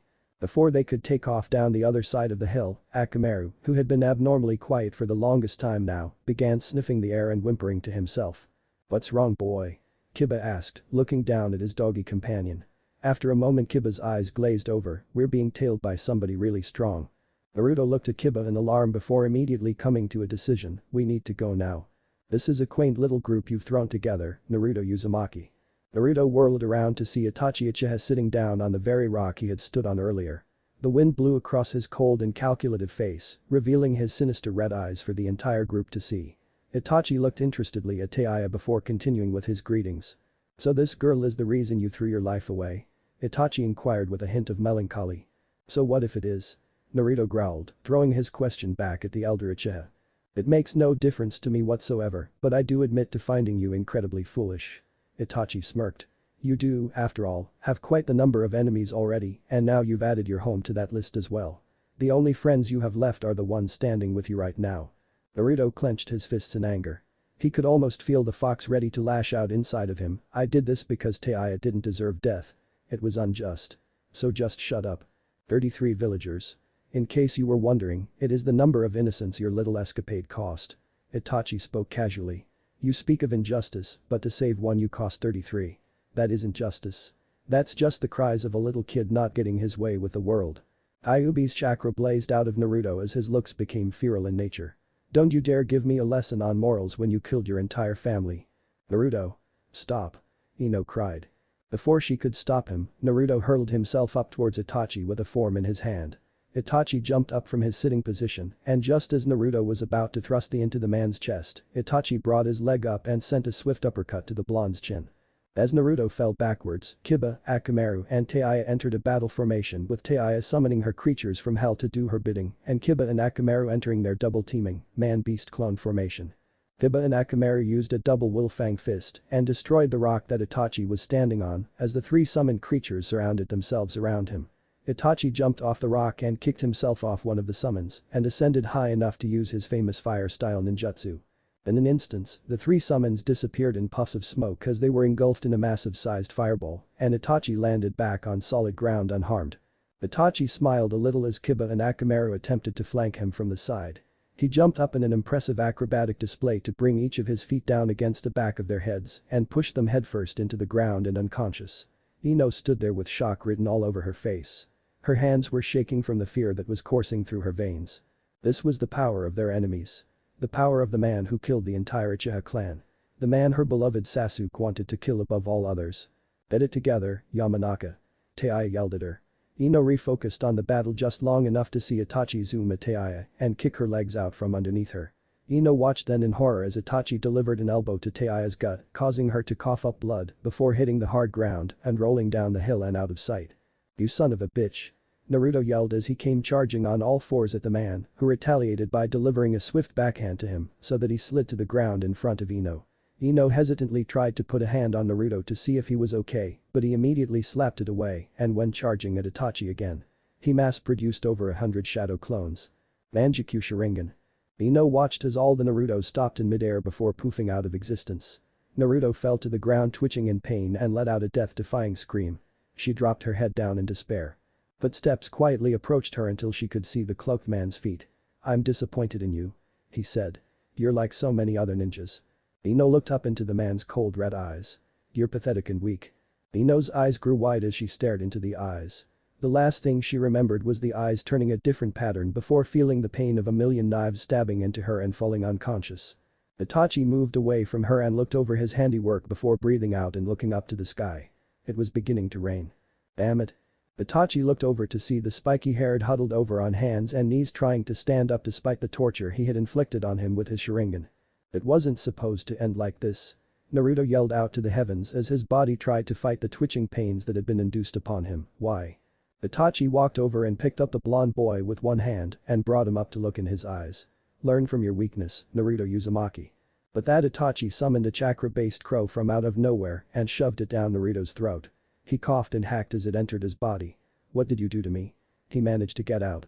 He watched Itachi look down at him with his sad cold eyes as the rain fell down from the heavens, soaking them to the marrow. What was that look? What did it mean? Naruto could not come up with an answer to this question.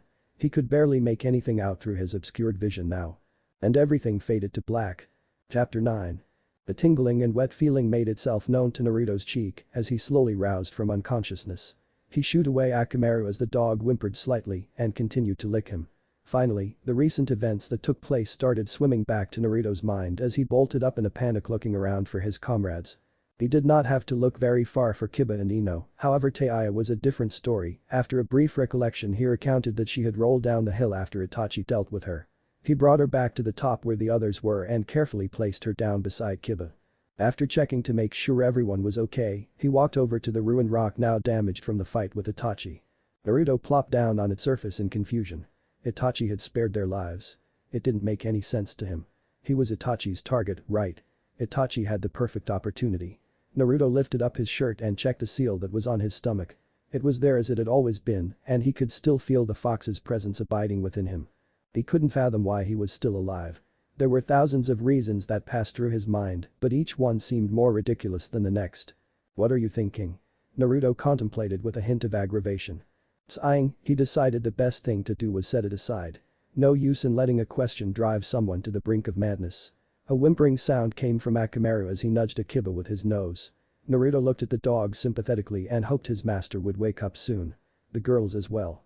For whatever reason, they were being given a second chance at life, and Naruto wasn't one to go about looking a gift horse in the eye.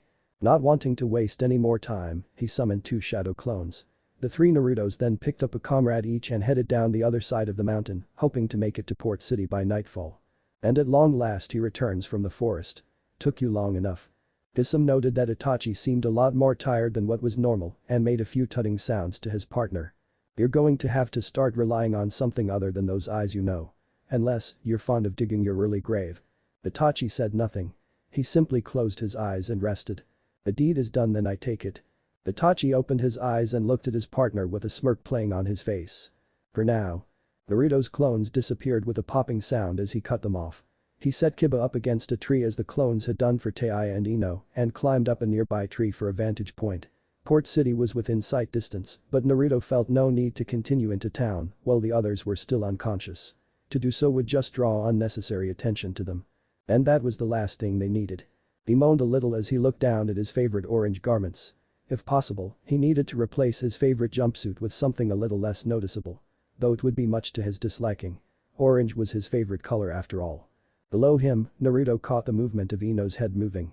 He hopped down from the tree and attempted to rouse her with some shaking and gentle words.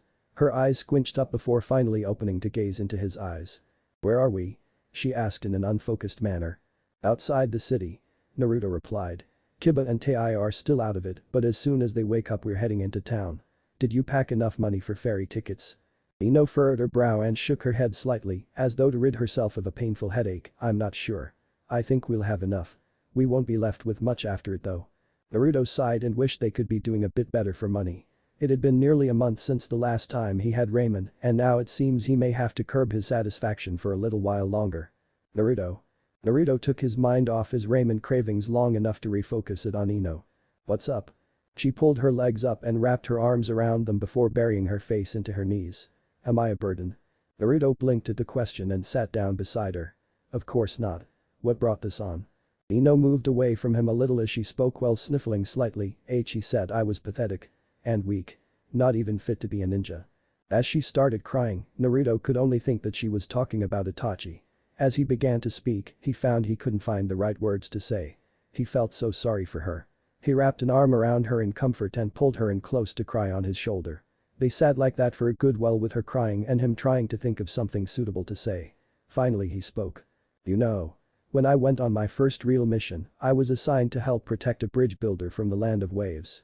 While we were traveling, we got ambushed by some missing nin. Sasuke and Sakura jumped into action ready to protect their target. But me. I couldn't do anything. I was scared. But I promised myself that I would never panic like that again. At that moment, I became a stronger shinobi.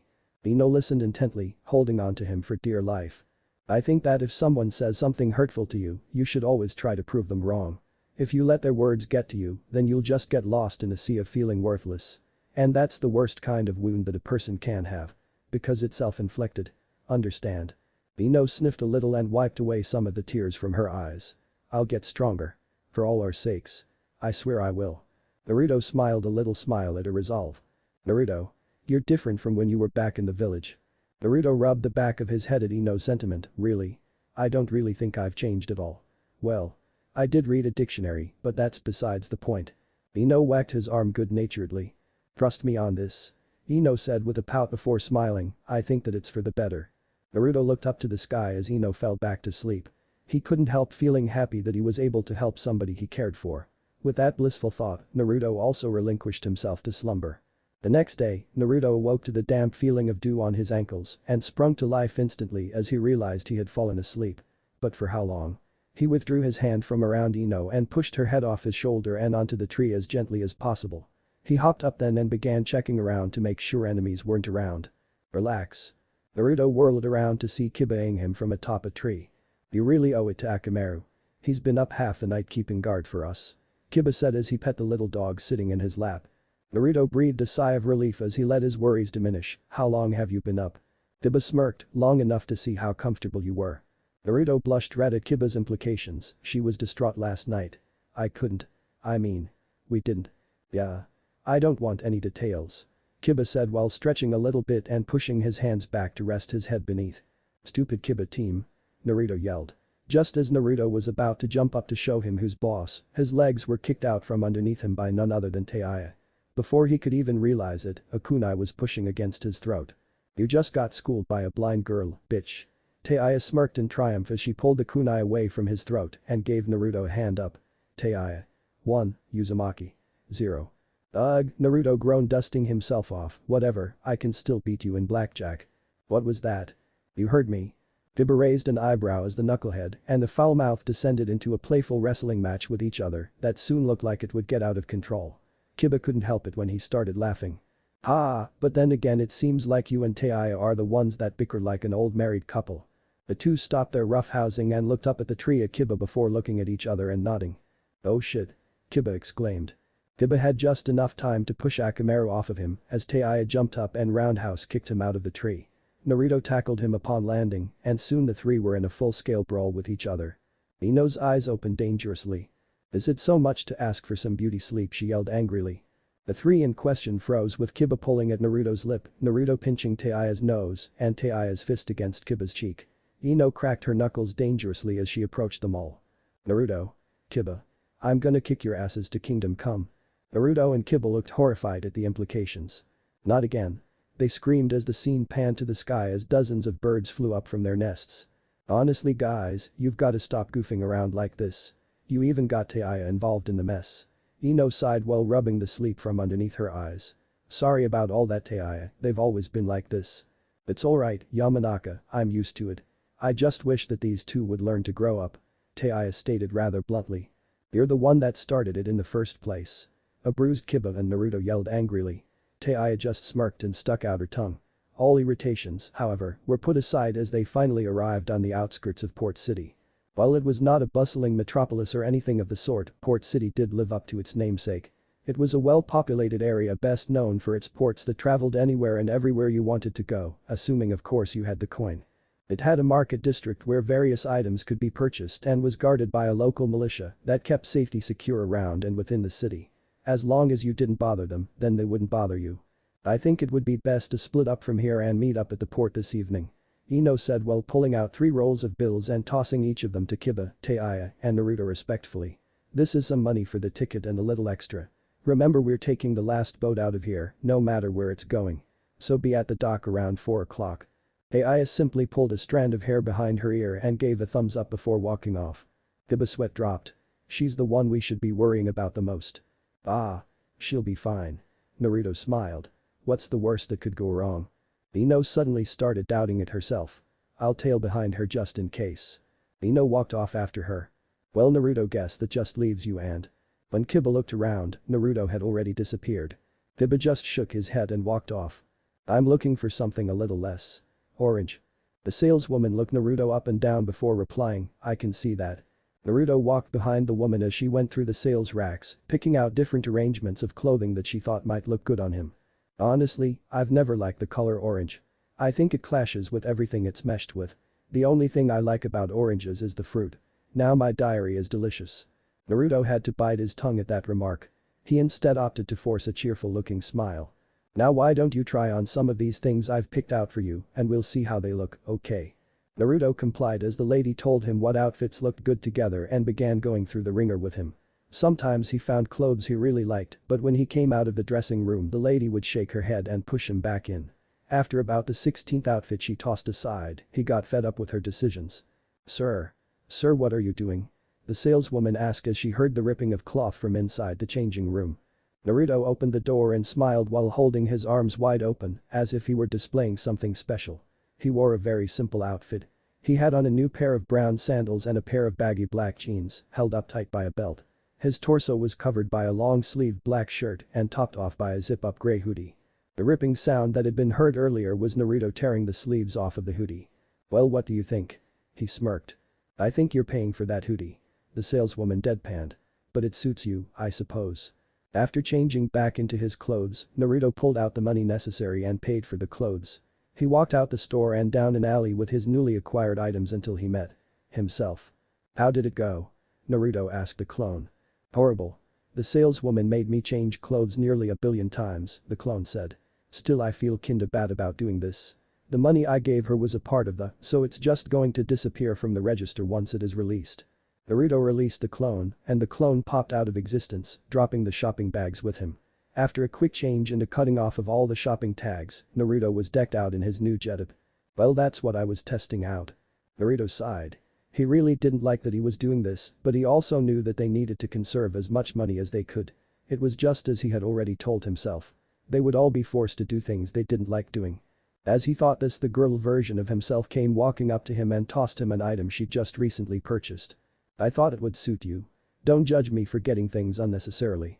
Trust me, you'll think it's super cool," she exclaimed perkily as she popped out of existence. Naruto blinked as he looked down at the long boxed gift. Upon opening it, his eyes were graced to see a katana in a shiny black sheath. He unsheathed it long enough to discover two things. It was made from steel and it was very sharp. "Just what in the world am I going to do with this? I'm not a swordsman," Naruto yelled while squinting at the blade. "I knew girls like to shop unnecessarily, but I didn't expect that the girl version of me would be the same way." The blade held no response to his tirade. Naruto sighed. "Well, I suppose I could find some use for it. Anyway, I have more important things to do while I'm here." "Well, you're not hard to find now, are you?" Kiba deadpanned. Naruto slurped up some more noodles from his broth as Kiba entered the local ramen stand. "Hey. Yeah. Come take a seat." As Kiba plopped down in the nearest seat, the cook looked like he was about to have a fit. "Hey you. No animals in the restaurant," the cook exclaimed, pointing irritably to Akamaru, who was hiding in Kiba's shirt. Hey. Hey. "He's not an animal," Kiba stated, plopping Akamaru down on the stool beside him. "He's a customer. Now you wouldn't deny customer service now, would you?" Akamaru whimpered.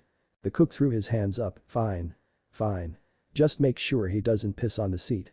Kiba ordered a few bowls for him and Akamaru as Naruto ordered his seventh bowl. Kiba's eye twitched at the dishes that Naruto was stacking up. "Finally decided to ditch the orange, did you?" Kiba spoke up conversationally.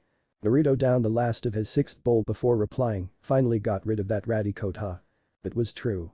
Kiba now wore a brand new brown suede coat to replace his old gray coat. Naruto also couldn't help but notice the bandages that were over his cheeks. "You got the tattoos removed, didn't you?" Naruto stated more than asked. Kiba nodded with a hint of shame. "I didn't like having to, but it's too big a giveaway as to my identity. Those tattoos were marks of my clan. Besides, the way I figure it, they would probably want them removed from me anyway." Naruto patted Kiba on the back twice as a sign of sympathy. The ramen was served to the three of them until they finally paid the bill and left with bellies full and shame absent. They then headed for the dock as the hour for all of them to meet up drew near. "So did you pick up any information about us while here?" Naruto asked seriously. Kiba looked at him for a moment before letting out a long sigh. "You're not going to like what I have to say." "Tell me," Naruto all but commanded. "Well. At the moment Taya has a $45,000 bounty placed on her head given to anyone who can deliver her corpse. It's not even a dead or alive warrant." Naruto pulsed with anger. "They just want her dead." "Well, what did you expect?" Kiba asked with a frown on his face. "She did take part in the killing of the third Hokage. It'd probably be a much larger sum if not for her handicap." "You can continue." Naruto unintentionally glared. "I have a $20,000 bounty on my head and you have a $30,000 bounty on yours," Kiba revealed. "We're both to be brought in alive, if possible, for questioning." "I figured as much, though I did expect the bounties to be a little higher." Naruto thought aloud. "What about Ino?" Kiba tensed a little bit. "Well, that's the thing, Naruto.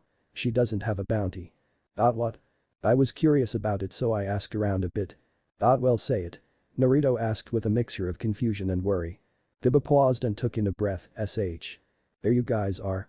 Naruto and Kiba looked back toward the town to see Ino and Taya walking up to them. "We'll talk later," Naruto stated as Kiba nodded and put on a smile alongside Naruto's own.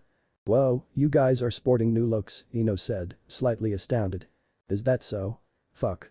Next thing you know, they'll be able to wash themselves," Taya said with amusement as the boys glared at her to no avail. "What's with the sword, Naruto?" Ino asked curiously. "I didn't think I'd given you enough money for a sword and clothes." Naruto looked around haphazardly for a quick solution to his problem. "Yeah. Well. Some girl just came up and tossed it to me and before I realized what was going on she was gone." Ino looked at him as though he were an idiot. "Do you really expect me to believe that?" "It's the truth." Naruto exclaimed. Fine, whatever, Ino said, rolling her eyes. I actually got my hands on a world map while I was here. As well as a few more books for us to read. It's actually going to be a long journey by boat from the looks of it. Why's that? Kiba and Naruto asked simultaneously. The last boat is on its way to Earth Country. Taiya stated as if it were an obvious fact. The ship is going to pass by Water Country and go completely around Lightning Country and dock at a town near Iowa. Ino told them. It's actually not a bad place to go since Iowa isn't on friendliest of terms with Konoha. Actually, it could be the worst place to go if they are seeking to become friendly again, Taiya said offhandedly. All the same. Ino continued with a bit of miff to her tone, tickets are already paid for, and I don't like wasting money once it's spent.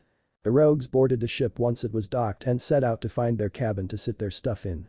Ino went straight to sleep once she was situated within her nice little cabin. Naruto and Kiba, however, went to the bow of the ship and watched as other passengers got on board. It was interesting to take notice that most of the people coming on board were of a less than reputable standard. It would seem there are many distasteful people to make note of while aboard this ship. Naruto spoke aloud. Why do you think I suggested this port in the first place? Taiya stated as she came out and joined them on deck. The militia that guards the city is nothing but a joke. It's there to keep trouble from forming in the city, but they could give a rat's ass about the problems of other countries. As long as we don't do anything to them, they feel no need to do anything to us. Well, it's to our advantage, I suppose. Naruto stated, not really happy at the revelation. Kiba, bring her up to speed on our situation. Hibari told his findings to Taiya with Taiya taking it all in without interest until the part came up about Ino not having a bounty. And this is where I was left hanging. Naruto spoke, finally turning his attention back to Kiba. Kiba clenched his fists a little. I did a little digging into why Ino doesn't have a bounty. Spit it out. Taiya yelled in irritation at Kiba's foreboding. They've sentenced Shikaku Nara to death for treason. Kiba said, looking up at Naruto. Naruto went white as a sheet as he remembered that Ino possessed Shikaku. But how could this have happened? He faced away from Kiba and Taiya and brought a hand to his mouth to process what he had just learned. I'm sorry. Chapter 10. Grogginess overwhelmed Kiba as he awoke at midday. He almost fell back asleep but was thwarted by Akamaru, who had noticed his waking and started whining. He sat up, smacking his head against the top half of the bunk bed. Kiba groaned knowing that this day was already off to a bad start. He got up and emptied Akamaru's bucket out the porthole. It had been a 2-week journey so far and Akamaru had been having some terrible cases of motion sickness the whole trip. He crossed to the bathroom and tossed a bucket under the sink before scrubbing it out and tossing a complimentary air freshener inside it. He walked back into the small room and cursed as he stubbed his toe on one of Ino's books. Definitely not looking like a good day. Kiba grabbed his jacket off the bed and slipped into it. Akamaru whimpered miserably as he came and rubbed his head up against Kiba's leg. Kiba picked up the little dog and set him in his lap, cuddling him sympathetically. SHH. Hey, it's okay boy. We'll be off this boat before you know it. Kiba smiled. The private moment between dog and master was interrupted as Ino stepped into the room. She eyed Kiba with a small smile gracing her face. Kiba, she awed, I never knew you could be so affectionate. Yeah, Kiba acknowledged while waving off the teasing remark. By the way, I tripped over another one of your books. Ino's eyes widened with fear. Please tell me you didn't throw it out the window. She interjected. Books like these aren't cheap, you know. Not this time. Last thing I need is you yelling at me again half the night. He replied offhandedly. With two to a cabin, it was Kiba's idea that the group split up into co-ed pairings. Kiba just wasn't the type of person who could sleep well, knowing that the girls would have to fend for themselves on board a ship full of rogues and miscreants. Naruto immediately chose Taiya for his roommate before Kiba had a chance to get a word in edgewise. And thus, 2 weeks later. Here he was stuck with Ino as a roommate. His offhand remark seemed to cause a stir in Ino. Well, I had every right to yell at you. I'll have you know that. Midway through Ino's tirade, Kiba got up and set Akamaru down in Ino's arms. Take care of him, Doc. Kiba said, and with that Kiba shut the door on his way out. He perspired heavily as he pushed himself up for the 1000th time. He had begun frequenting the weight room every day. There was little else that he could do on the boat. It only took so long before he grew bored of the endless water. The only way of having any fun on board this ship of insanity was training and conversing. And with all the various criminals on board, you were lucky to get more than 2 words out of anyone. Finally finishing his training regiment, Kiba unstrapped the chakra weights he had secured around his waist, arms, and ankles. He tossed his jacket over his arm and wiped his sweat from his brow and onto a nearby towel. He nodded his acknowledgement to a few of the guys who he had seen before and left. The mess hall was the last place on the ship that Kiba wanted to go. It was the one place that housed the foulest of stenches. The smell of raunchy booze and odorous men. His sensitive nose could barely stand it all. However, it was the only place to get a meal. Kiba didn't really trust the chef all that much. He figured the chef was an ex-convict himself. And on board this ship, everyone wanted to prove themselves by offering a well-known bounty. In the span of 2 weeks on board, the mess hall had already been shaved by at least a third of what it used to be. Kiba walked over to the seemingly forgotten fruit bowl and picked out an assortment of grapes, bananas, apples, and oranges. As he searched out an empty table, Kiba spotted somebody he knew harassing the bards. As he walked closer, he caught a little bit of the end of their conversation. "Hey, what do you think you're doing, bitch? My mother gave me that flute. Like I care. I'm fucking blind and I can play this shit better than you. I'm going to show you how to play this fucking instrument." Kiba watched with slight embarrassment as Taya and the bard struggled over the flute. He turned and walked away from it all pretending he had no clue who she was. He sat down at a table and the waitress quickly came to take his drink order. To Kiba's annoyance, the men behind him started snickering when he put in an order for a glass of milk. Not that he really cared what these lowlifes thought about him. Albeit, Kiba felt a bit hypocritical calling them lowlifes when he could technically be called one of them himself. The door to the mess hall burst open violently as the waitress put down the cup of milk on Kiba's table. Kiba looked up from peeling his orange long enough to see a big burly man with dark skin come billowing past his table. He turned and watched the man as he confronted the table behind him. The dark man picked up the table and sent it flying by Kiba and crashing into the back of a man sitting at the bar. Kiba watched with momentary shock as the dark-skinned man picked the man up by his neck. "You cheated me out of some money earlier, you little weasel." The dark-skinned man stated dangerously for everybody to hear. "It was an honest mistake, Strutter. I swear." I thought the man coughed, strangling under the dark man's grip. "That's enough for you." The dark man yelled with a tone of finality. Kiba had the good grace to close his eyes as Strutter impaled the man's head upon his own seat. Strutter then pulled the seat up to Kiba's table and sat down heavily. Everyone in the room was quiet. Save one person. "What the fuck did I just miss?" Taya blared through the microphone on the bard stage before holding her ears closed. "Oh shit. That's too fucking loud. Who's controlling the damn mic up here?" Kiba rubbed his eyes momentarily at Taya's obliviousness, but secretly he thanked her for taking the edge out of the event. That is, until he realized that the dark man was still seated at his table with a corpse impaled on the back of his seat. "Ah shit. Forgot to ask the bastard where he stashed my money. And his blood splattered all over my good shirt." Strutter exclaimed irritably before signaling the waitress over to him. "Gimme beer now, tits." Kiba just couldn't help staring at this man. He was crude, ruthless, and barbaric. He was actually joking about the man's life before going on to insult a woman to her face. Deep down, it infuriated Kiba, but he willed himself to stay calm. The last thing he wanted to do was cause a bigger scene. The man finally seemed to notice he was staring at him. "Name's Strutter," the man finally introduced himself. "You're that rogue from the Inyazuka clan, right? Dude. Respect. That shit you guys pulled in Fire Country was a ballsy, man." It left a bad taste in Kiba's mouth to know that there were people in the world who actually respected him for his crimes. Kiba stared inadvertently at the corpse dangling on the edge of Strutter's seat. "Could you do something about him?" Kiba asked, pointing at the dead man. "He's ruining my meal." Strutter ripped the man off the chair without a second thought and tossed him uncaringly over his shoulder. As he did this, the bard started playing a song to settle the tension that had been building up in the room. Kiba watched Strutter hesitantly as the man pointed out Taya on stage playing a flute. "I saw her picture in the paper alongside yours and the blonde guy's." Strutter smirked. "Got to admit, if I had a chance to save that piece of ass." His voice trailed off as he stared fixedly at Taya with lust-filled eyes. Kiba regarded him dangerously, which the man either took no notice of or just didn't care. "She keeps things interesting in the group." Kiba replied noncommittally to the man's overbearing lecherousness. "I'll bet she does." Strutter replied as he licked his lips, admiring Taya. When he turned back to see Kiba's face, he felt the need to clear up the misunderstanding. "Oh, don't get me wrong. I'm not interested. I just think it'd be fun to break her. You see, I love to see the fear and acceptance a woman's eyes give off as they roll into the back of their head from the pleasure I force upon them. Just thinking about it is enough to make me go wild." "To each his own." Kiba muttered while glaring at the man. The man laughed and patted Kiba on the shoulder, which Kiba immediately shrugged it off. "Well, my dear friend, what other way is there to fuck a woman? It's no fun for them to just sit there and take it. You've gotta force it on them. Force it until they're nothing but fucked up little whores on the street corner. They can't say it's rape once they're begging you for it, am I right?" Before he realized what he was doing, Kiba got up, picked up his chair, and smashed it across Strutter's face with a sickening crack. The bards grew deathly quiet and the conversing amongst patrons died in an instant. Strutter had a smug look on his face as blood began dripping down the left side of his face. "You've got a lot of nerve, you little." Strutter's breath caught inside his throat as blood slowly began leaking from his mouth. As his vision began to blur, he saw Kiba with the most vicious and feral of looks upon his face that he had ever known. A true devil in disguise. Strutter looked down long enough to see that Kiba's hand had pierced through his heart like a knife. "You're just a rabid dog that needs to be put down."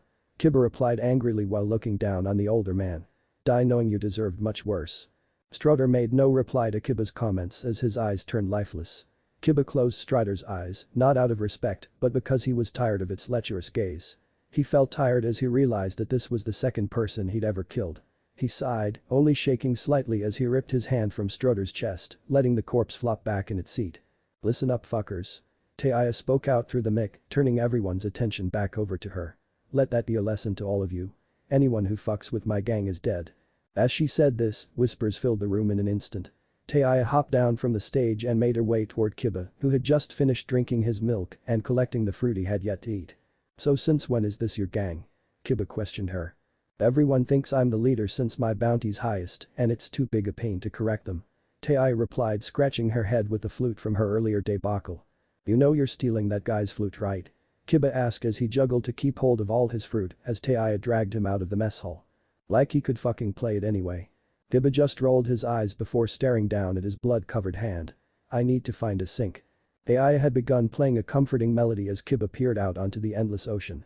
The soft crashing of the waves against the boat, the comforting gust across his face, and the sweet lyrics being played all helped to ease away the nerves that had settled inside him from earlier. As Taya finished off the song, she pocketed the flute, crossed her legs, and leaned her head up against the mast in a state of calm serenity. "I've noticed you're not bitching an emo fit." Taya started suddenly out of the blue. Kiba had to think for a second about what she was talking about before replying, "I love animals, but there comes a time when an animal needs to be put down. If I think of them like this, killing people such as Strutter or that cannibal becomes a little less unsettling." "So they're animals and not people." Taya chuckled amusedly. "So what will you do if you are ever forced to fight someone you cannot see as an animal?" "I'll gladly die." Silence fell upon the conversation and any hint of a humorous banter between compatriots dissipated. Even Taya could tell that he turned his back to her. She wanted to make some sort of remark to this dumbest comeback, but her mouth didn't seem to want to cooperate with her. And so the statement hung between them. "So where have you and Naruto been hiding?" Kiba asked, interrupting the silence. "It's been 2 weeks since we left port, but I haven't seen either of you until today." Taya smirked at his attempt to change subjects.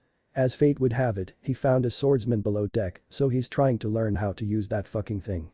She sighed sleepily. "He's a piece of shit at it though." Kiba waited for her to continue, however she did not. "And what about you? What have you been doing?" Kiba pressed on. "If I had any intention of telling you, I'd fucking tell you." Taya deadpanned. "I don't. So that's that." Kiba growled at her uncanny ability to get under his skin. Taya looked away from him in the direction of the stairwell leading below deck. Kiba followed her gaze long enough to see Naruto walk up the stairs. "Hey, there you guys are. I've been looking all over for you too." Naruto shouted out while waving at them. "Finally got tired of being a piece of shit swordsman?" Taya smirked. "The FF. No. I'll have you know I've been working really hard at this." Naruto groaned as he plopped down beside them with the sword balancing on his shoulder. "Yeah, but you're still a piece of shit." Taya replied, to which Naruto brushed her off uncaringly. "By the way, I ran into some dude in the hall just now." Naruto said, switching topics. "I tried to say hello, but the guy ran off screaming about a member of the triad." "Know anything about it?" Kiba snorted. "The triad? Is that what they're calling us? Doesn't really fit us since there's a fourth member. We could just kill her. Saves us from having to tell her about what's his face." Taya stated boredly. "Which brings us back to that." Kiba continued. "When are you going to tell Ino about Shikamaru's dad?" Naruto looked away before lying down next to Taya and rubbing his eyes. "I don't know how to even begin to start that conversation." He sighed. "Every time I begin to think about it." "So don't think about it." Taya interrupted. "If you get hung up on the problem, you're more likely to never get out of it. Just tell her and let it all play out. If she decides to leave us, that's fine. If she doesn't, whatever. Not to mention that with as much crap as she's been reading lately, it's going to be hard keeping a newspaper out of her hands. She's going to find out eventually and we can't keep acting like we don't know anything. You can only avoid her for so long, Naruto." Kiba said to ease the blonde's worries, which only caused Naruto and Taiya to look at Kiba slack-jawed. What? Kiba asked uncertainly. Oh come on. I can say something smart every once in a while, can't I? But it's you. Naruto muttered momentarily, stunned. Like you're one to talk. Kiba yelled comically at Naruto. Naruto looked down for a second before looking back up and nodding goofily to his other two team members. Well, I'm flying by the seat of my britches on this one, guys. Wish me luck. And with all the subtlety of a bullet train, he vacated down the stairwell leading to the cabins. As soon as he was out of sight, Kiba and Taiya admitted aloud their opinion of the upcoming drama soon to unfold. He's screwed. So fucked. Chapter 11. Naruto paced back and forth in front of Ino's room exasperatedly. He was this close to knocking on the door, but every time he got up the nerve to approach the door, he stopped mid-swing of knocking. He butted his head against the wall. This was so stupid. Naruto. He nearly jumped out of his skin at the look Ino was giving him from the doorway. Was that you knocking on the wall? Ino asked good-naturedly while pointing between Naruto and the wall. Naruto glared at the wall for not being soundproof before immediately turning to answer his fellow blonde. Do you have a minute? Ino's brow furrowed, giving Naruto a feeling that she had picked up on the sensitivity of the issue soon to follow. Sure. He walked in the room, plopped down on Kiba's bed, and started giving Akamaru a belly rub to help ease his growing tension. In response, the dog hacked up a large mass of who knows what all over the bed. Yeah, I know how you feel, Naruto muttered to himself, thinking nothing of the regurgitation as Ino closed the door and fixed her gaze on the two. Ugh. Akamaru. Ino scolded irritably, just look at the mess you've made. He's been like this pretty much the whole trip. I didn't once think about the dog getting seasick. Naruto didn't comment. If anything, he gripped the newspaper detailing their recent exploits a little tighter. Ino picked up the poor, sick pooch, bringing him over to the sink to wash some of the mess from his fur. Naruto watched her nervously for a good few minutes as she soaked a washcloth and cleaned up the slop on the bed. Ino. We need to talk. He could already see it. She locked eyes with him, and her face slowly started showing hints of concern. He tightened his grip on the newspaper and steeled himself for what could very well be the hardest conversation of his life. In the village of Konoha, the Hokage, Tsunade, sat in the meeting room with a tired look in her eyes, which was mirrored by all her fellow ninja that were present. We can't possibly be considering going through with this. Inoichi Yamanaka slammed his hands down on the table. His anger getting the better of him. There is proof that my. He briefly paused to get his bearings, a mind possession was used on Shikaku. There is no justification in going through with this execution. We don't have much choice in the matter, Kakashi sighed, although we know that Shikaku was not in control of his actions. He paused as Inoichi cupped his face with his hands, obviously thinking about his daughter. We cannot so easily explain that to those who witnessed him aid in the kid's escape. Even if we did, who would believe that a young genin could get the better of one of Konoha's smartest? If I may, Haddock-san, Hiashi Hyuga politely jumped in. This matter is unbearably reminiscent of the incident involving the Cloud Village and Hyuga clan several years back. By revoking his sentence, the villagers' loyalty to the Leaf would dwindle. It may even start an uprising. Can you blame them? Kuranayu, he stated soundly. 33 people were killed and even more injured in that landslide. The villagers need an outlet. Even now, you can see the effects prolonging the execution has had. The entire Nara clan is experiencing a fall from grace that hasn't been heard of since the days of White Fang. The room fell silent for a second as each person thought about the events in the past 2 weeks. It goes without saying that the village has been left with a sticky situation to clean up. Tsunade finally spoke. At this point, providing evidence that Yamanaka was at fault would only bring another of Konoha's clans into this affair. It would not be in our best interest to do that. Although everyone in the room agreed with what had to be done, that did not discourage the feelings of grief, anger, and humility that flowed around the room like wildfire. The damage to the Nara clan has been done. Tsunade continued. It cannot be reconciled at this time. Even if the truth behind the incident were to get out, the trust the villagers once had in the Naras would not be so easily regained. Bringing the Yamanakas into this would only do more harm than good, and I also fear doing so would eventually bring negative disposition toward the Akimichi clan by association. Tsunade crossed her arms and closed her eyes to relieve some of the undue stress that had been pushed upon her. All in favor. One by one, a majority of the hands in the room begrudgingly went up. Each man and woman present knowing, as adults, that this vote was being forced upon them for the good of the village as a whole. Tsunade sighed with disappointment as the weight of this responsibility burdened her further. Very well. With that done, we will move on to more pressing matters. What are we going to do about Uzumaki Naruto? She was going to need a nice bottle of sake when this was over. They sat in awkward silence. Ino's eyes were unfocused as she processed the weight of her actions. Naruto looked down. He couldn't stand the sight of her inner turmoil. He twiddled his thumbs, slowly becoming uncomfortable with the silence. Then, suddenly, she shook her head slightly and stood. Naruto watched her cautiously as she walked over to the pile of books that were on the ground and started fingering through them. Eventually she found the book she was looking for and pulled out an old photo she had been using as a bookmark. In the picture, the Ino Shikacho formation of past and present stood posing in a humorous fashion. The three dads stood in the back with heroic poses while their children stood in front of them. Ino stood in the middle pulling Shikamaru's ear so he'd look at the camera while holding Chaoji's potato chips in her other hand out of his grasp so he wouldn't be eating during the picture. Chaoji wasn't looking at the camera, he instead had opted to focus on the potato chips in Ino's hands, and Shikamaru looked to be in pain from having his ear pulled as his normally droopy eyes were wide open and he was gritting his teeth. "Ino? You okay?" Naruto asked carefully. "Just leave me alone, Naruto," Ino replied with a lifeless tone. He had never heard her like this. Like she was dead inside. Naruto felt an incessant need to help her right that second, but he knew that if he said anything it would cause her to explode. She was on the verge of self-destruction. "Alright. Well. I'll be around if you need to talk about it. Kiba and Taiya too." "Well, Kiba. Don't go to Taiya. I'm scared of what she might say." Ino didn't laugh at his attempted joke. Naruto stood up from the bed, he took a minute to collect himself again, he then put the newspaper on the coffee stand. "I'll put the news article over here so you can read it when you're ready," Naruto stated as his heart broke seeing Ino in such a state. "Ino. I don't really know what to say in these situations. But. Just go." She yelled angrily as she made to throw a book in his direction, but Naruto was out the door before the book left her hand. And thus, with a very heavy heart, Ino Yamanaka began the grieving process. Naruto sighed miserably to himself. Why was it that every time one of his friends were going through something, he seemed unable to do anything to help them? Sakura. Sasuke. Taiya. Kiba. Ino. Every single one of them had needed his help, but when the time came he couldn't do anything. "Is there a problem, Spry One?" He looked up to see a swordsman he had befriended for the duration of the boat ride.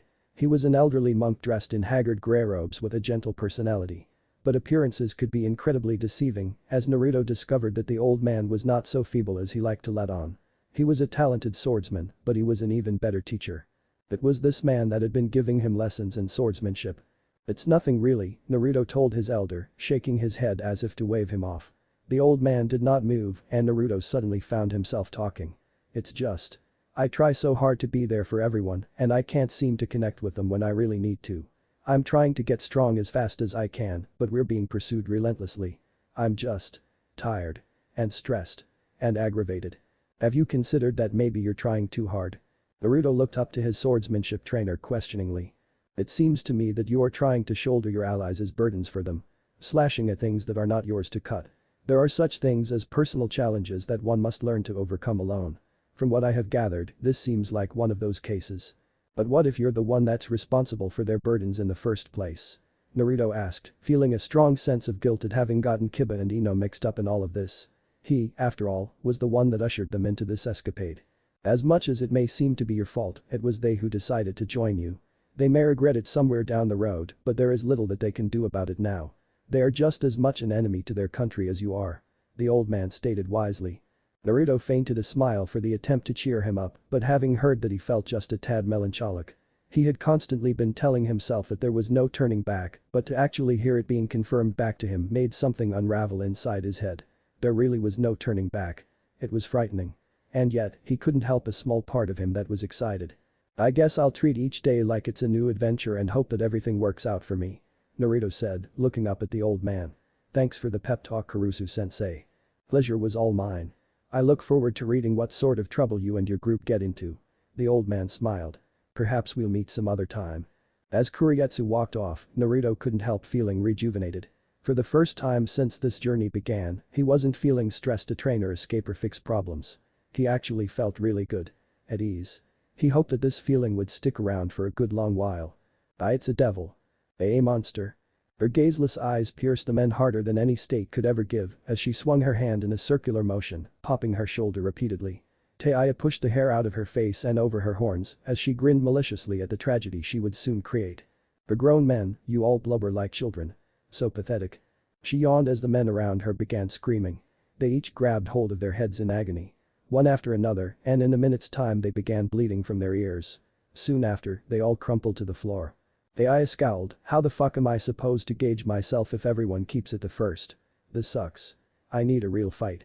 Unfortunately for Taya, not many people on board were crazy enough to mess with her. Those that did. Well, they died. And now, she had revealed a demonic side of her that no one knew existed. Anybody still left on the boat would be downright terrified of her now. Her ears perked up as the footsteps of Uzumaki Naruto rounded the corner. He looked at her for a good solid minute in utter confusion. Is that you, Taya? Naruto asked, scratching his head as he looked at her cursed seal form for the first time. Nice tan. Horns. You've got horns. Taya held back the sudden urge to smash her head against the wall and join her victims. She reverted from her cursed state irritably as Naruto's jaw dropped and eyes widened. That was so cool. You're just easy to impress. Taya yawned to avoid smiling at the compliment. You gonna berate me now, or what? Upon hearing that, Naruto noticed all the dead people surrounding her. His jaw dropped again and he started pointing his finger at her excessively. I thought I told you to stop killing everyone. What's it going to look like when only 6 people walk off the boat? 6. Me, you, Kiba, Ino, Kurusu-sensei, and the captain. You can't kill the captain, Taya, or else we'll get lost at sea. Taya rubbed the back of her head and started walking back to their room, pretending as though he didn't exist. She opened the door to their cabin and followed him inside before collapsing on her bunk bed. So how to go with Yamanaka, she asked in an attempt to make small talk. Naruto shrugged, it is what it is. I've decided I'm not going to worry about it. She'll come around.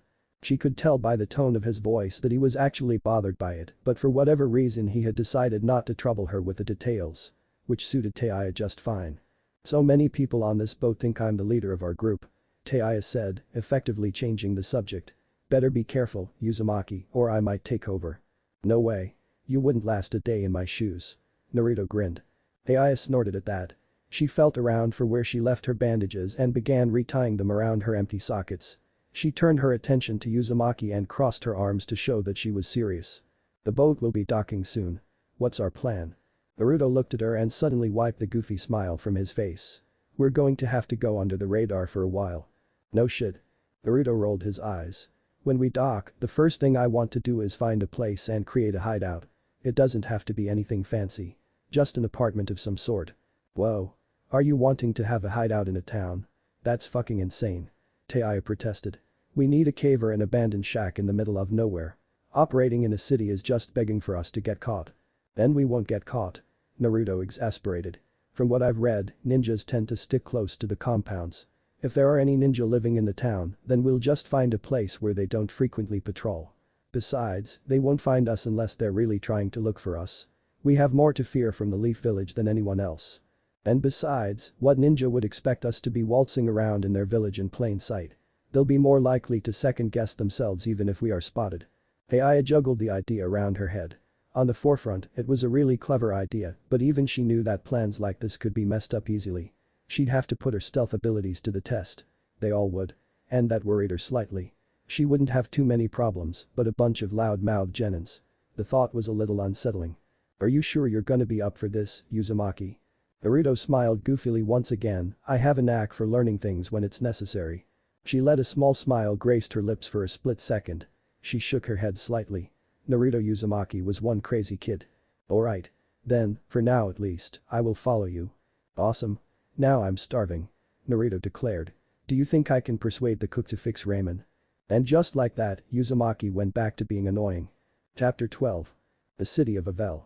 A large city on the coast of Earth Country. At the base of the distinctive mountains of Iowa. A city built around nature. Whether it be the ocean to the east or the mountains to the north and west, you could find trees and flowers of all shapes and sizes as they came to bloom. Avel was Iowa's pride. A beautiful and natural place. A paradise. Overlooking the city, atop the bluff, was a beautiful 3-story home. It had a yard filled with a wide variety of beautiful flowers. A lone man walked around with his watering can, doing his daily gardening. As he finished up, he took off his hat and wiped his brow at the work he'd done. He was pleased with his accomplishment. The man walked over to his gazebo and stared down at the beautiful city. The city of Avel. He frowned slightly at the sight and sighed. This is my city. Kiba's joints ached this morning. After a more intense workout session than his usual, he came back to his room to find that Ino had shut herself in. Which, in turn, forced Kiba to spend his night sleeping at a table down in the mess hall. He woke up early due to the discomfort only to find a pickpocket casually attempting to loot his coat pockets. He knocked him unconscious without giving it much thought and left the mess hall yawning and irritable. Suffice it to say, it was his right to be in a grouchy mood. He made his way up on deck to feel the refreshing sea breeze in hopes it would wake him up a little more from that abysmal night's sleep. But today was odd. Instead of the endless blue sea that normally greeted him, there was something else in the distance to greet his day. It almost looked like land. He thought his eyes must be playing tricks on him, but then he realized. The day was the ship's estimated date of arrival. He jumped for joy at the sight of it and ran off to tell Naruto and Taiya at breakneck speed. He all but smashed the door down to their room in his excitement. At the sound of the door smashing off its hinges, Naruto jerked up and smacked his head against the top of the bunk bed as Taiya freaked out, rolled off her bed, and slammed her head on the bottom bunk on the way down. "Eyes. You can see the coast," Kiba proclaimed. Little did he know that his friends heard none of it due to having accidentally knocked themselves back into unconsciousness. Kiba looked at them oddly before deciding they just didn't care as much as he did and left. Kiba stretched and hopped overboard directly onto the dock below, surprising a few of the dock workers in the process, but that mattered very little to him at the moment. He was free. Back to the open world and solid earth. One by one the remaining passengers made their way off the boat. Kiba nodded at a few people that he recognized as they passed by. Kurietsu was the only one that waved at Kiba politely. Most of the passengers ignored him. The ones that didn't rushed past him as fast as they could, and one guy actually fainted at the sight of him. Kiba scratched his head at that one. He thought he'd been pretty low-key while on the boat compared to Taiya. Maybe they were just scared of their group in general. Or the Strutter incident. Whatever. Ino, with Akamaru in tow, walked down the platform next. Neither were looking at a sight worth seeing. Ino had her head cast down so that no one might look at her. Kiba instantly sympathized as the thought of being responsible for another's death was not an easy weight to carry. But for Ino, it must have been even worse as the person she had sentenced was someone really close to her. She made her way over to Kiba and gently handed Akamaru over to him. The poor dog had a rough time dealing with his seasickness during the trip, but he made it. Kiba patted his head consolingly in hopes of soothing his plight. He looked up at Ino who sniffled and attempted to wipe at her eyes a little bit. Kiba had to hand it to her because she was trying to be strong. "Where are Naruto and Taiya?" She sniffled again despite her attempt to keep it in check. "Haven't seen them since this morning." Ino hummed her acknowledgement before speaking again. "Sorry about locking you out last night. I wasn't really thinking about you." Kiba waved it off. All things considered he was willing to let it slide. "I talked to Naruto. He wants us to spread out and start looking for places we can use as a hideout inside the city." Ino held up a hand to stop Kiba as she couldn't believe what she was hearing. She was too tired to speak her mind, but Kiba caught on to her protest for the idea by her body language. "The idea sounds worse than it actually is. It'll be easier to get a hold of food and resources here than somewhere out in the wild. Still though, we'll have to be more careful from here on." Ino looked at him questioningly and Kiba, though he tried his best not to, couldn't help but cave under the pressure. "Okay. So Taiya told me that. Oh, just leave me alone." Ino shook her head at his antics and Kiba thought he saw a smile. If only for a second. Maybe she'd be fine after all. "What the hell happened to you two?" The two in question sported matching bruises on their foreheads. Naruto glared from behind as Taiya scowled menacingly at Kiba, who was completely clueless as to what he had done. "I will kill you while you sleep." Taiya threatened in a very calm manner that sent a chill down Kiba's spine. "No killing allowed, Taiya," Naruto said while still glaring. "Just make him suffer." Ino sighed at the antics of her three comrades before placing each of her hands over Naruto and Taiya's foreheads and easily healing their bruises. Naruto tried to catch her eye, but she was blatantly attempting to ignore him. Naruto felt guilty for a split second before realizing that he hadn't done anything wrong to her. Whatever. If she needed someone to blame, he could deal with it. For now. "Alright, maggots. Listen up." Taiya ordered everyone to pay attention. "The plan is to split up and find a place to stay. Any questions?" Naruto tentatively raised his hand and Kiba smacked him on the back of the head for it. "Umbus. Don't raise your hand. She can't see. Remember? I was being polite. You're supposed to raise your hand and wait to be called on." Naruto exclaimed. Ino blinked at Naruto's exclamation. "I can't believe you just said that. You don't raise your hand and expect a blind person to be able to call on you. It doesn't work that way." Kiba reiterated. Taiya walked up to Kiba causing them all to pause from the argument. Taiya scowled for half a second before she kicked Kiba off the dock and into the water. "What was your question, Uzumaki?" Taiya asked, turning towards him. Naruto was momentarily sidetracked by Taiya's actions before he finally remembered his question. "Oh yeah. Right. Well, you're blind, so how are you going to be able to find a hideout?" Ino slapped a hand to her face just as Naruto joined Kiba in being kicked off the dock to the waters below. Aya shook her head disapprovingly before turning her attention to Ino. Where the fuck are we anyway? We're at a portside city called Avel. It's not too far away from Iwagakure, but it's probably far enough that they can't afford to send out a regular patrol of ninjas. Ino stated knowledgeably. So other than your normal city guard, this place shouldn't be too much of a threat for us. Aya sweat dropped. God Yamanaka. Get away from the fucking books. It's freaking me out. Naruto chose that moment to hop back onto the docks. Wow, Ino, you scared Taya. That doesn't happen very often. He never had a chance to finish his sentence as Taya pushed him back into the water. As I was saying. We need to split up. Taya stated, getting back to the task at hand.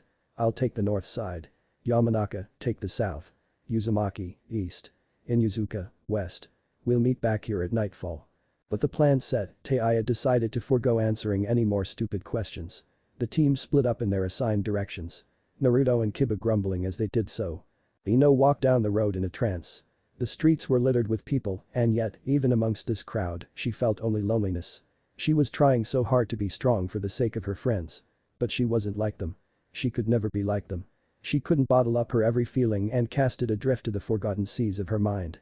But even in knowing that, she was still willing to try. If only for a little while. Stop it, Ino. You can get through this. Deep breaths, she thought to herself as she kept herself from having another breakdown. She had more important things to be focusing on right now. They needed a place to live. They needed a source of income to pay the rent. They needed food and furniture. Ino knew that none of these thoughts had even begun to form inside Naruto, Kiba, or Taia's minds yet.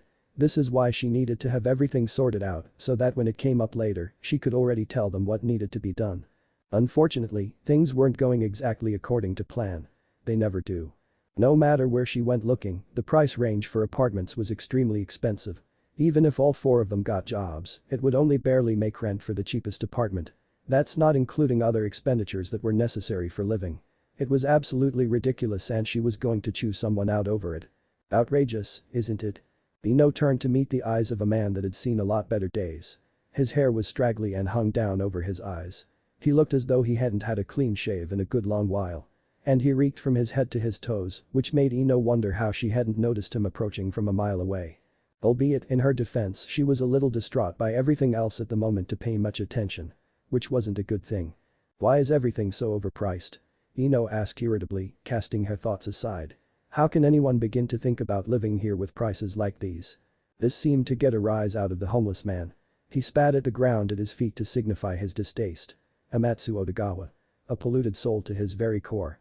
Enraptured by greed, he has taken everything from the citizens of Avel. Our homes are his property. His corruption is absolute. Ino listened as the man continued his murmurings. Most of what he was talking about was way over her head, but what she could get out of it was that some sort of businessman was charging double or triple the normal rent and people were suffering in the city because of it. Why hasn't Tsuchikage done anything about this? She asked tentatively. The man looked at her for a second before sighing. You know not much of I take it. Ino nodded slowly. The country lacks funds.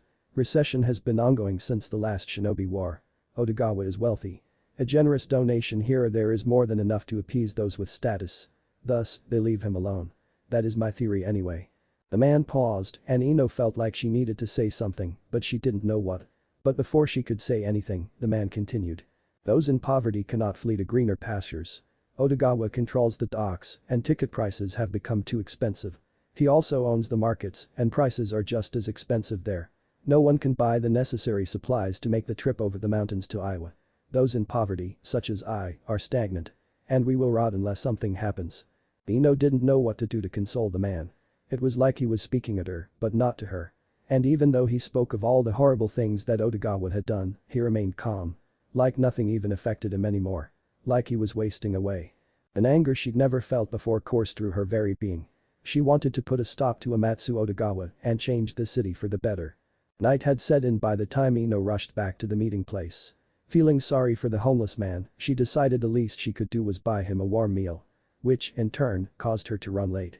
Ino found Kiba and Taiya standing at the end of the dock waiting in silence. Naruto was nowhere to be seen. Neither of them gave notice to Ino until she stood before them. Kiba turned in acknowledgement. Find anything? He asked. Ino shook her head. No. Everything was way too expensive. DCH. Taiya tutted. That means it's all up to Uzumaki. Kiba kicked a rock across the dock as Ino sighed. They might as well start hiking for the woods to set up camp. An hour passed and Naruto had still yet to arrive.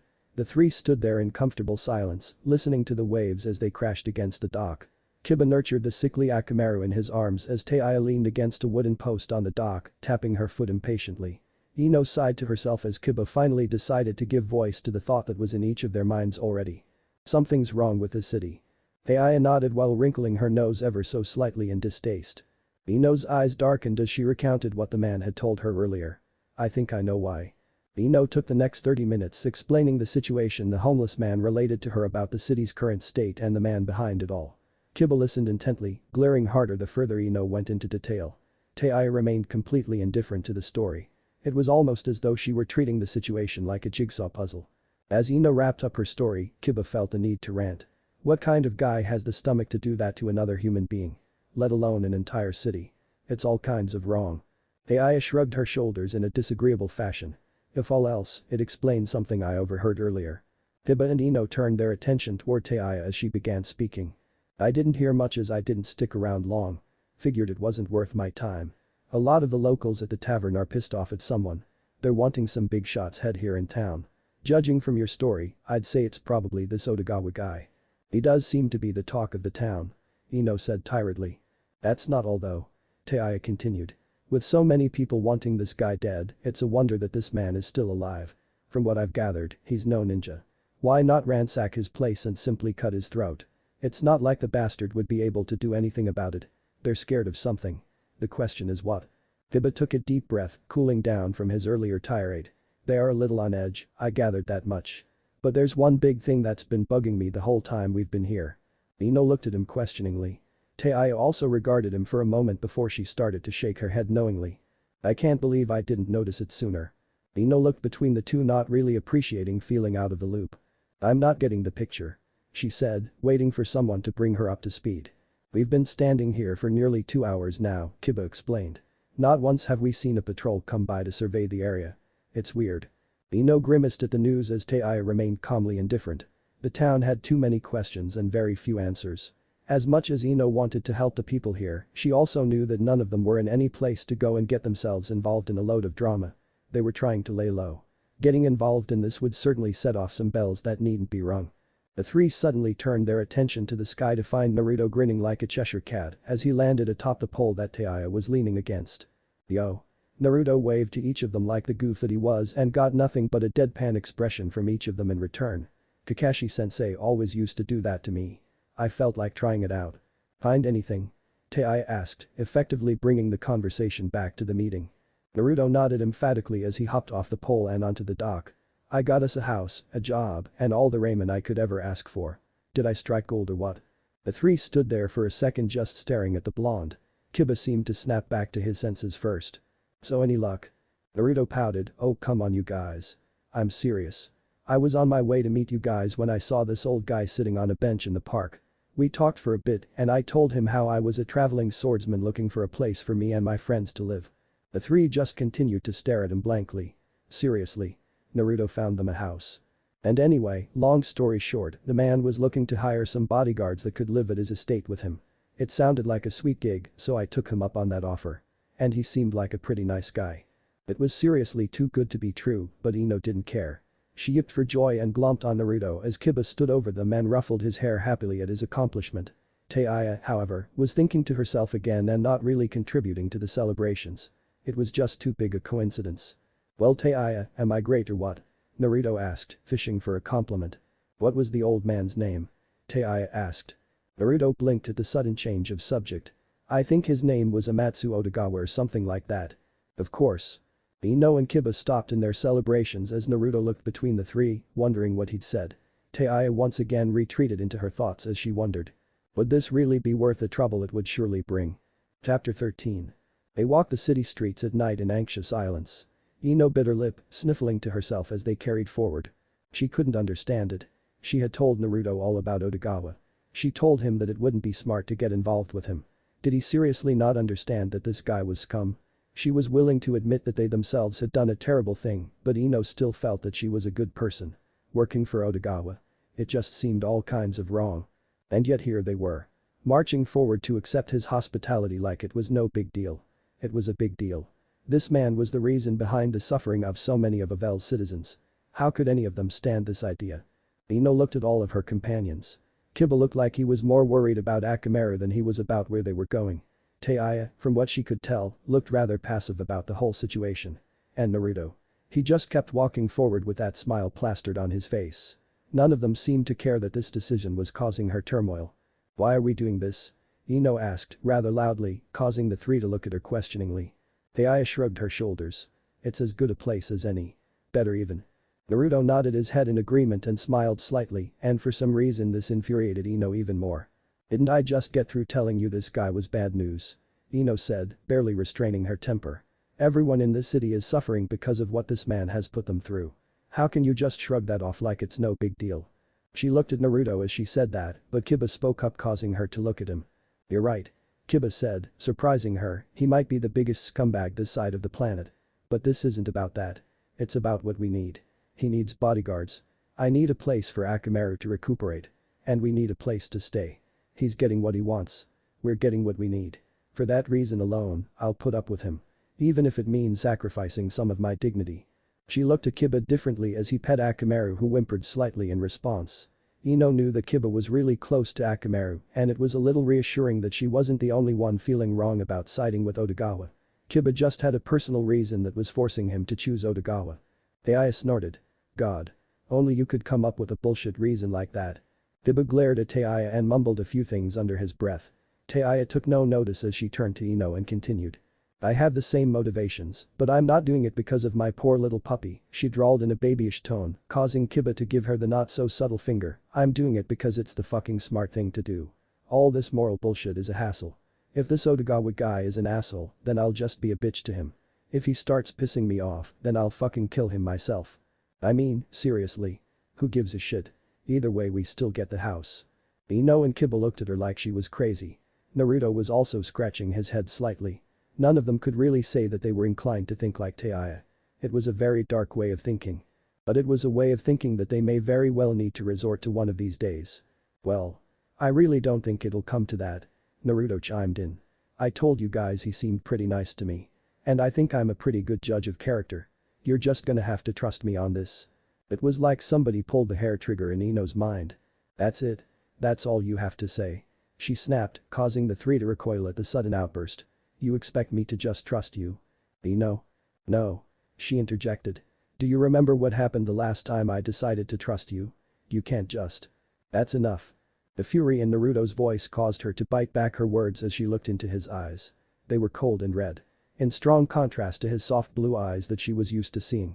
Ino had never seen Naruto this way before. Not up close anyway. The very aura that permeated the air around him frightened her to her very core. And then. It was gone. Just as quickly as it came. Ino almost thought she had imagined it as Naruto glared at her with his normal blue eyes. If you want to blame me for Shikaku's death, that's fine. I can accept that. But I'm not going to let you guilt trip me over it. That's your burden to bear. Not mine. Ino couldn't help it. She broke down under his glare and began sobbing as the words pierced her like a dagger. Naruto sighed as he continued to look at her. I'm not saying you have to like the guy, but you don't even know him yet. You've just heard what other people have said about him. Naruto looked at her sympathetically, the very least you could do is listen to him and form your own opinion about him. Ino lowered her head. For some reason, she felt stupid for having blown up at Naruto in the first place. She just felt so out of place. So guilty. Vile. She wished her actions hadn't caused Shikaku's death and she was willing to do anything to bring him back. But there was no bringing him back. They all waited as Ino attempted to recollect herself. When she was ready they all continued on their way as if nothing had happened. Naruto walked ahead of the group as Ino trailed behind at a sluggish pace. Everyone attempted to lose themselves to their individual thoughts so they could escape the embarrassing awkwardness of that conversation's conclusion. Naruto walked at a fast pace up the side of the bluff in order to stay ahead of the others. Just far enough ahead that he would be left alone. He was aggravated with himself. He lost control. It wasn't for very long, but it bothered him all the same. He still wasn't strong enough to stand on his own. He sighed. He was being too hard on himself. The only training he had gotten in since leaving Konoha was the week spent at the cabin with Taiya and the time spent on the boat with Kurusu-sensei. That would soon be over though. He'd have opportunities to train while protecting Otogawa. Thinking about Otogawa inevitably brought him back to his argument with Ino. As much as he was trying not to let it happen, he did feel guilty over the Shikaku incident and he was just getting tired of being reminded of it at every given turn. It happened and there was nothing they could do about it except move on. Naruto sweat dropped to himself at the insensitivity of that thought. Taiya was becoming a bad influence on him. With a few more trendy steps, Naruto found himself at the top of the bluff, staring at Otogawa's mansion looming over him. The idea that the old man was willing to offer his group room and board excited him. Finally, they were gonna be staying somewhere fancy for a little while. Kiba strolled up behind him, barely containing his grin as he laid eyes on the mansion up close for the first time. Kiba whistled to himself at the sight as Taiya waltzed up on Naruto's other side. Naruto looked back long enough to see that Ino wasn't too far behind. He went up to the door of the mansion and knocked loud enough to wake the dead. Just as Ino caught up to them, the door opened. The man that came to greet them at this late hour looked to be in his early 40s. His hair was mostly gray with flecks of black decorating it in different places. He had dull, droopy brown eyes and a thin frame, but he possessed a regal manner suitable for his wealth. All in all, he looked as any man would when his age was starting to get the better of him. But what really surprised Ino, in particular, was the gentle smile he offered as he greeted them. This was Amatsu Otogawa. "Ah, Uzumaki-san," he greeted me politely, "I feared you may have gotten lost. Does this mean you have agreed to my terms?" Naruto wiped the tip of his nose in embarrassment at his senior's politeness. "I told you to just call me Naruto." Otogawa bowed, "My apologies." Naruto waved it off, getting even more embarrassed with each new gesture the man offered. It's no big deal, but you gotta stop doing that. It's freaking me out." "What are the terms?" Taiya asked, effectively cutting short the small reunion. "Uzumaki hasn't said much, so I want to make sure you're not screwing us over." Otogawa looked at her for a second, then he started to chuckle. You're an eloquent one, aren't you?" he teased. "Got a fucking problem with it?" Taiya threatened. It was becoming clear really fast that she wouldn't be getting along with the guy. "None whatsoever," Otogawa smiled. "But where are my manners? Please, do come in. Make yourselves at home." The quartet walked in and followed Otogawa as he made his way up 2 flights of stairs, down a hall, and opened a door on their left, allowing everyone into his study. Otogawa offered each of them a drink as they sat down, which each of them declined in good nature. Otogawa then moved over to his desk and tidied up a few important-looking documents that he seemed to be working on and then sat down in his chair. He crossed his legs and cupped his hands as he looked at each of them. "You will find that this mansion, for all its eyes, is short-handed. Not many people of a reputable nature can say they feel inclined to work for me at the moment. And I can say with great certainty that that is probably because no one looks at me in a favorable manner at present." Taiya snorted involuntarily at the business-driven talk. "You seem to disapprove of my mannerisms of speech." Otogawa sighed, smiling slightly. "I find myself troubled by it sometimes as well, but it is something that I've grown into when dealing with transactions. In my line of business, one word wrongly used can make a decade of hard work crumble beneath my feet." He stopped to ponder for a second.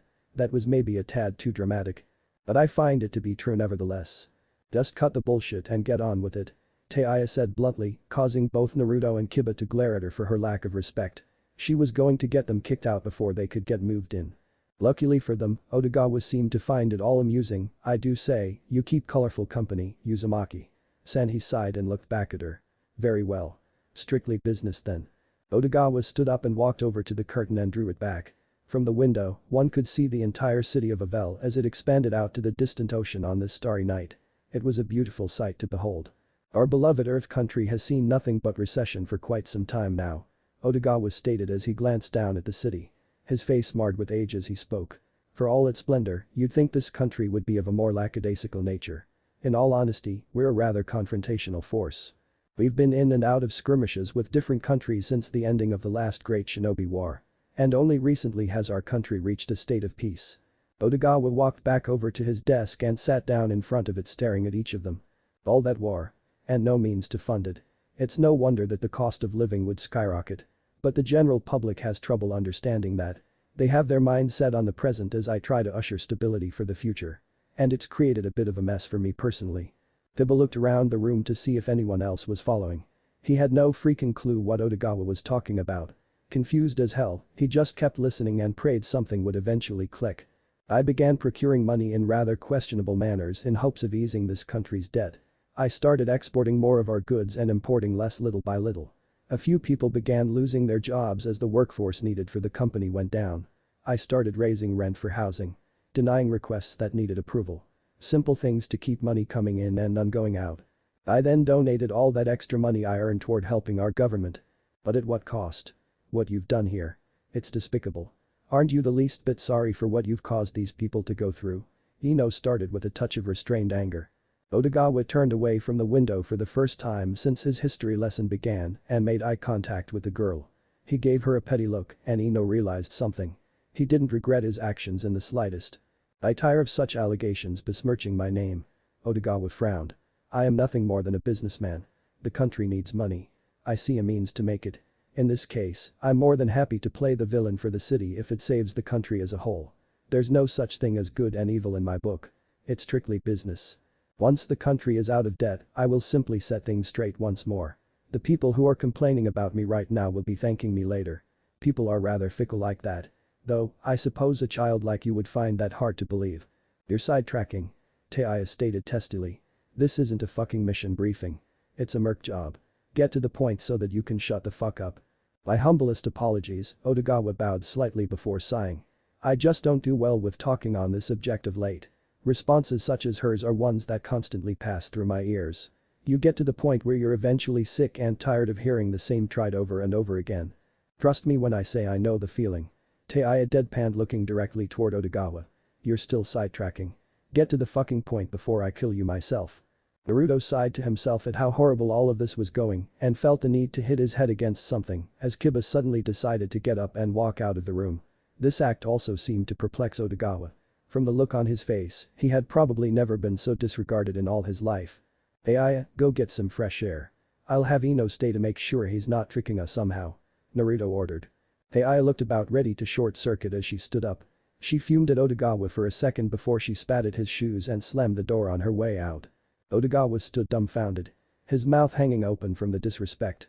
Sorry about that. Naruto chuckled while scratching the back of his head. Taiya gets angry easily and Kiba probably didn't have a clue what you were talking about. All this mumbo-jumbo just isn't easy for them to deal with. Otogawa blinked a few times before finally regarding Naruto. I see. I must say Uzumaki-san, your team is. I can't even find the words to express it justly. I'm quite confused at the moment. Well, you can express your wordplay to me without hindrance. Naruto stated. I once had the dream of being the leader of my village, so I kinda like this type of stuff. Though I gotta admit, I do prefer fighting more. As reassuring as that is, I will make this even shorter as I've already apparently taken up enough of your time as it is. Otogawa replied while pointing at the door in an amused fashion. With time, people inevitably turned against me here in the city. Riots began breaking out and due to my own earlier exploits, the city guard didn't have enough manpower to keep the peace. Luckily, at the time, a man named Kakuzu was passing through town that day. He represented an organization that, for a non-negotiable fee, would put a stop to all the rioting. I was at quite a disadvantage at the time, so you can see why I would hastily agree to his terms. He was a rather shrewd businessman. Unfortunately for me. So what happened? Naruto asked as questions started to enter his mind.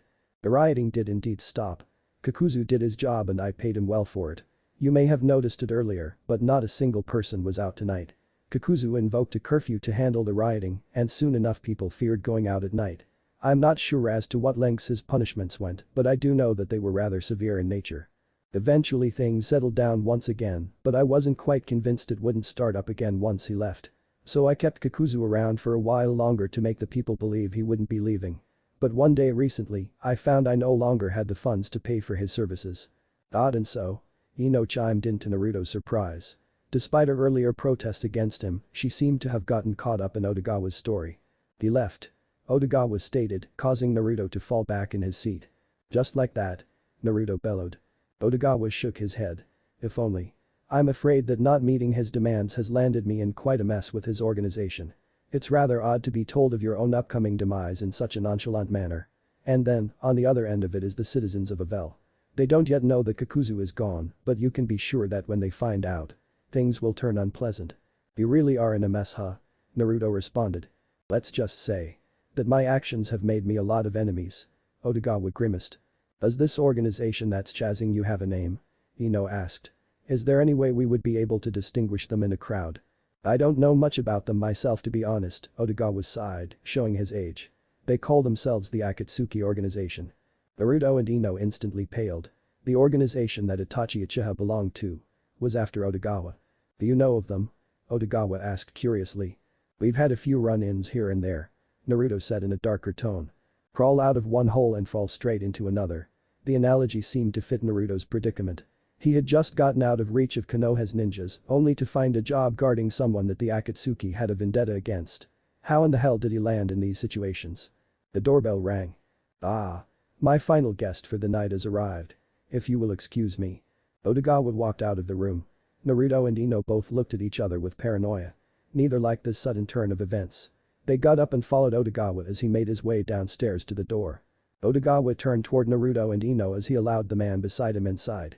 I forgot to mention that I have also hired an entertainer to help ease my stress in the coming days.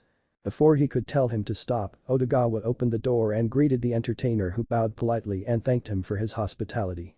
Naruto and Ino both let out a sigh of relief they didn't know they had been holding. Naruto half expected for Akatsuki to be behind the door when it opened. The entertainer looked at Naruto and started waving emphatically at him as Otogawa invited him inside. Hiya. I'm Toby. Looks like we're all gonna be house buddies. The entertainer greeted them energetically. They had no idea of the threat that stood before them. Chapter 14. The days trickled by at a slow pace following the night they arrived at Otogawa's mansion. After a lengthy discussion with Kiba and Taiya, they decided that if Akatsuki were to attack, they would have to give up on Otogawa and flee in separate directions. It would be a lost cause to go up against Akatsuki at the moment. But the rioters were people they could protect Otogawa from. Naruto was constantly on edge now. It wasn't like when they were being chased by Konoha ninjas. Deep down inside, he still considered them friends. But Akatsuki. They were different. They would capture him and take the fox. Most likely killing him in the process. He didn't know what else to do with himself other than train. Whenever he had the spare time, he'd work on his chakra control.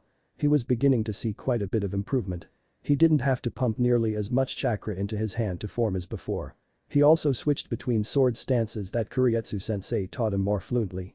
But even then it still wasn't enough. He didn't know what it was he was looking for, but Naruto was really beginning to feel the difference between his meager attempts at self-teaching and being taught by Iro-sanin, Iruka-sensei, and Kakashi-sensei. Without someone to guide him, it felt like he just kept running into a brick wall. Naruto tutted. He didn't feel like thinking about it anymore. He'd just keep doing this basic stuff until he figured out where he was wanting to go with it all. He had made progress. It wasn't much, but it was just enough to keep him going. He just needed to stay positive. Look at me. One hand.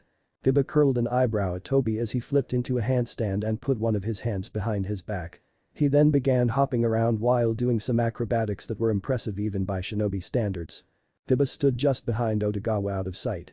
He wanted to make it seem like he was defenseless to provoke any would-be attackers to show their position, but luckily in the last week there had been no signs of any threat. Naruto, Ino, and Taiya were all out training at the moment. In all honesty, Kiba thought it was a little impractical. If Otogawa were to be attacked right now, there was no way that Kiba alone could keep him protected. But Kiba also knew that with the threat of Akatsuki coming, that training was a critical necessity. He watched Otogawa somberly as Toby's performance came to an end. As much as Kiba hated to admit it, there wasn't much chance of Otogawa coming out of this alive. Kiba just decided he'd do all that he could, and if that wasn't enough, then he'd just try harder the next time. Without even realizing it, Toby plopped down right in front of him and crossed his legs. Kiba regarded Toby as well as he could a man that wore a mask. Toby looked up at him inquisitively. You've got some serious skills. Kiba acknowledged noncommittally. He wasn't too sure how to converse with the jester. Really? Toby brought a thumb up to his chin and thought, I guess I never really thought it was anything special. But you make money off of it, right? Kiba inquired. Surely, that's got to count for something. Toby simply shrugged. Not really. People are just really easy to amuse. I did a few tricks and suddenly people started paying me for it. I guess I'm just immune to the praise by now. Indeed. It's the same in business as well. Otogawa stated, butting into the two's conversation. You get all sorts of attention when you're well known. There are some people who take in all the glory and let their ego get the better of them. There are others who are so grateful that they can't help but feel blessed by all the attention. But more often than not, those acclaimed people are like Toby-san in that they become immune to the attention altogether. Kiba had never really thought about it before. But now that he thought back on it, many of the in the Leaf Village were well known throughout the city. Kurenai-sensei was always polite with the common folk, but she always seemed kind of indifferent to them whenever they praised her for her skills. He looked at Toby, who was rocking himself back and forth in a state of boredom. Kiba then watched perplexedly as Toby did something that Kiba thought impossible. He flipped and landed on his pinky finger. Kiba's jaw dropped as Toby balanced himself on his pinky finger for well over a minute or two. "How the hell are you even doing that?" Kiba asked. "Even by shinobi standards. That's just insane." Toby didn't acknowledge Kiba. He just stood completely still. Otogawa also was watching the scene with amused curiosity. Upon further inspection, Kiba discovered that Toby was snoring. He had fallen asleep while balancing solely on his pinky finger. "Hey!" Kiba exclaimed, shaking Toby awake in a comedic fashion. "How are you doing that?" "Huh?" Toby barely registered as his head shook violently back and forth. "Doing what?" "Those tricks you keep showing off," Kiba stated, crossing his arms testily. "I've never seen anything like it. Teach me." "No." Toby yawned. Such an easy refusal caught Kiba off guard. "Why not?" he asked irritably. "Because. Toby is a good boy," Toby said in an annoying sing-song voice. "Why should Toby teach the old dog new tricks?" Kiba blinked at the ironic statement. He almost wondered if Toby was familiar with the Inyazuka clan. But now wasn't really the time to question him about it. "It would suit me and Akamaru's fighting style." "I thought his name was Otogawa," Toby said while pointing at Otogawa. Kiba slapped his forehead. "Akamaru is my dog," Kiba yelled. "You're his dog," Toby exclaimed to Otogawa, shocked by this unforeseen plot twist. Otogawa was reeling with laughter as Kiba's frustrations grew. "Quit changing the subject to me." Toby picked up a stick from a nearby tree, completely ignoring Kiba, and threw it across the yard. "Fetch the stick, sir." He ushered Otogawa along, pointing towards the stick in the distance. "Come on. You can do it, boy." Kiba just shook his head. Getting Toby to cooperate would be like teaching a brick wall to sing. As irritable as he now was with Toby, he couldn't wait for Ino to come and take over his post. If he was going to come anywhere close to Toby's skill, then he'd need to start practicing as soon as possible. Ino looked at Taiya, feeling the horror of betrayal for the first time in her life. Taiya only spoke 2 words. "Get up." Ino felt cold throughout her body. She was having to fight to keep her vision from fading. A hacking cough erupted from her body and her blood splattered violently against the ground. A bizarre numbness was overtaking her and Ino couldn't help but wonder if she was dying. How did things turn out this way? Right. She had asked Taiya to help her with her training. But Taiya had refused. And then attacked her while her guard was down. Ino only had time to turn back and see the fist of Taiya's doki connect with her body before she fell in a crumpled heap. She then was bashed over and over again until she lied in her current state. "I said get up." Taiya yelled, kicking Ino in the head. Ino rolled over from the impact as a new bruise began forming across her cheek. Ino lay broken. Unmoving. Taiya tutted at the battered body. "What kind of pathetic excuse for a ninja dies from such weak punches? I swear if you die this isn't my fault." Taiya told Ino as she checked her vitals for a pulse. She tapped Ino across the cheek a few times until the girl regained consciousness. Ino's vision came back to her long enough to see Taiya hovering over her. She spoke, but no words came out. Feeling a slight speck of strength, Ino managed to push her hands over her failing kidney and began pumping healing chakra through her body. "Odd, you're hopeless. Very first rule of being a ninja. Expect the unexpected." Taiya told Ino, who barely managed to hear her. "Work on your endurance. Hell. Work on everything. If a couple of weak punches like that can take you down, then you aren't worth shit out here." Taiya stood up and made her way back to the mansion as Ino lay healing herself. Ino didn't know why, but she felt ashamed of herself. Just what had she been doing all this time? She was always used to having others around to come and save her when things got too hard for her to handle. She hadn't actually realized it up until now. But things really were going to keep going from bad to worse and the others wouldn't always be around to protect her. She needed to stop worrying about looking pretty. And start fighting her own battles. It was kind of pathetic that she had to be beaten senseless before she could learn that lesson. She pushed herself up, having finally recovered, and couldn't help but notice how much chakra she had expended while trying to save her life. She was exhausted. But she had found something that she had been lacking before. Resolve. And with it, she would become worthy to fight alongside Naruto, Kiba, and Taiya. Taiya walked at a brisk pace toward Kiba, who was in the middle of mimicking Toby's movements and failing miserably. As she made her way up behind Kiba, Toby did the splits for the coup de grace of his performance. Kiba, once again, tried to mimic Toby, but his legs were not used to moving that far away from one another. So much for being a ninja. Taiya leaped at the opportunity thrown before her. She jumped and landed on his back, which forcibly pushed Kiba the rest of the way down to the ground. Kiba screamed a high-pitched scream as Taiya flipped off him to face him. Beside Otogawa, Toby was laughing his hardest and rolling around at the display. If Taiya didn't know better, she'd say that Toby had expected for that to happen and planned it all out as she sneaked up behind Kiba. "What did you do that for?" Kiba squeaked as he clutched himself in pain. Aya shrugged. I'm borrowing your mutt. See ya. Aya blatantly ignored Kiba as he began protesting random nonsense about leaving Akamaru alone. She discovered the dog was sleeping in Kiba's room. After much searching on her part, the blind Reed found a walking cane and a pair of sunglasses. With all these things in hand, she made her way down to the city. Although the city died by nightfall, Aya was reminded rather unpleasantly that Avel had a wide range of noises that had to be filtered out.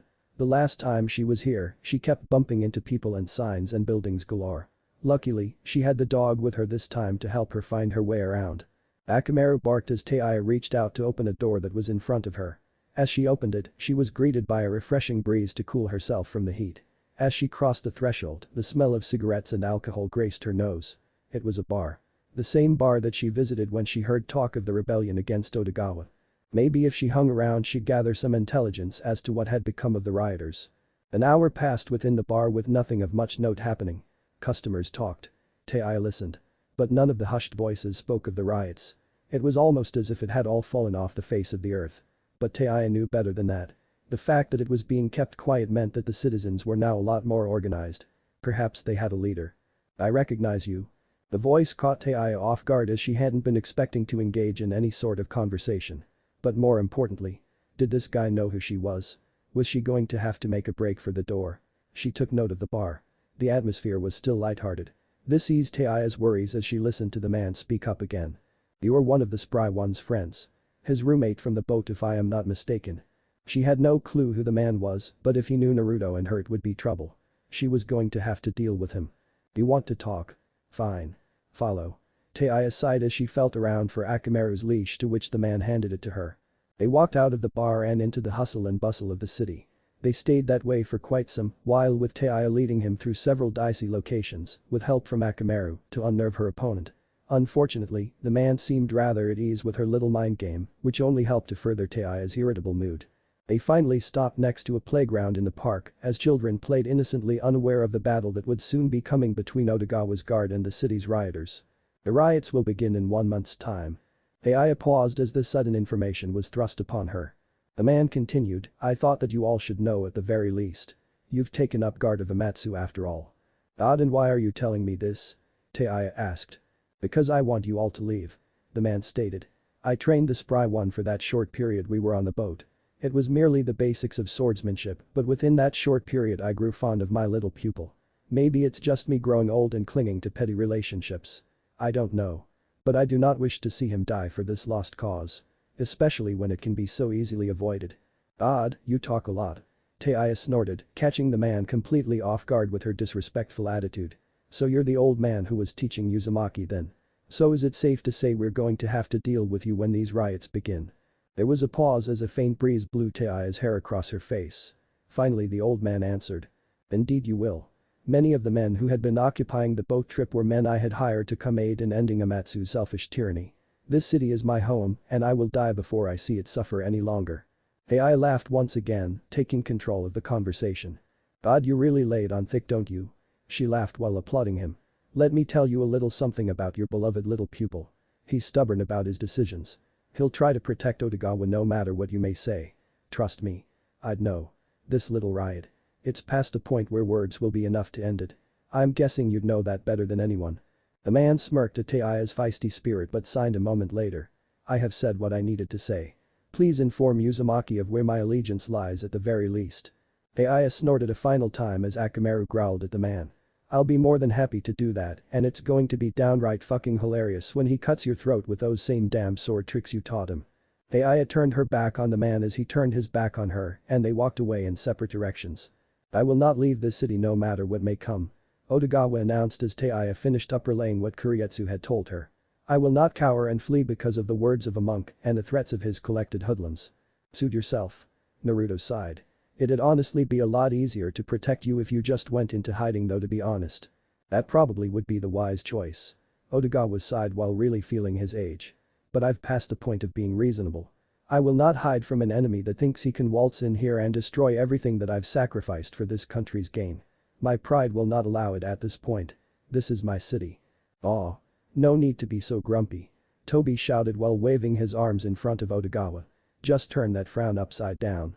Ino frowned at Tobi's antics to cheer up Otagawa as she didn't really feel this was the time or the place for his irritating personality. Well. I know what I need to be working on I suppose. Though I wish someone would have simply told me instead of nearly killing me over not knowing. Talks cheap. Taya shrugged uninterestedly. I'm adapting to this blindness fairly well now so I can start working myself a bit more. 1 month should be no problem in getting me back up to par.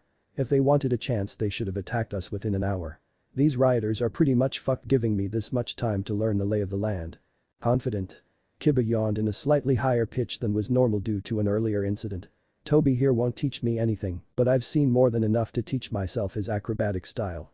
1 month is more than enough time to incorporate it and improve my techniques. So you're like a copycat. Tobi jabbed at Kiba's pride without knowing. Kiba was not a cat of any kind. Well, I'm glad you're all set. Naruto smiled. To be honest though. I'm having trouble teaching myself. It's like I've hit a wall and I don't know what else I can do. That creative. Naruto was surprised that the voice came from Tobi of all people. When I hit a wall and don't know what else to do, I just start doing whatever comes to mind. You're a ninja of some sort so there's no real limit to what you can create. Right. I guess. Still don't really know what I'd do though. Naruto said. Maybe you should combine what you already know together. Ino offered it to the table. That's a great idea. Naruto shouted, but then suddenly paused. For some reason a disturbing image of the harem jutsu mixed with Kakashi's patented 1,000 years of death technique came to mind. Naruto was beginning to feel that this was going to be a traumatizing month of training. Thanks for listening. I do hope you enjoy it. Turn on that bell notification. Like, subscribe and comment down below. And also check out the others videos. I have created and enjoyed it. See you guys next video.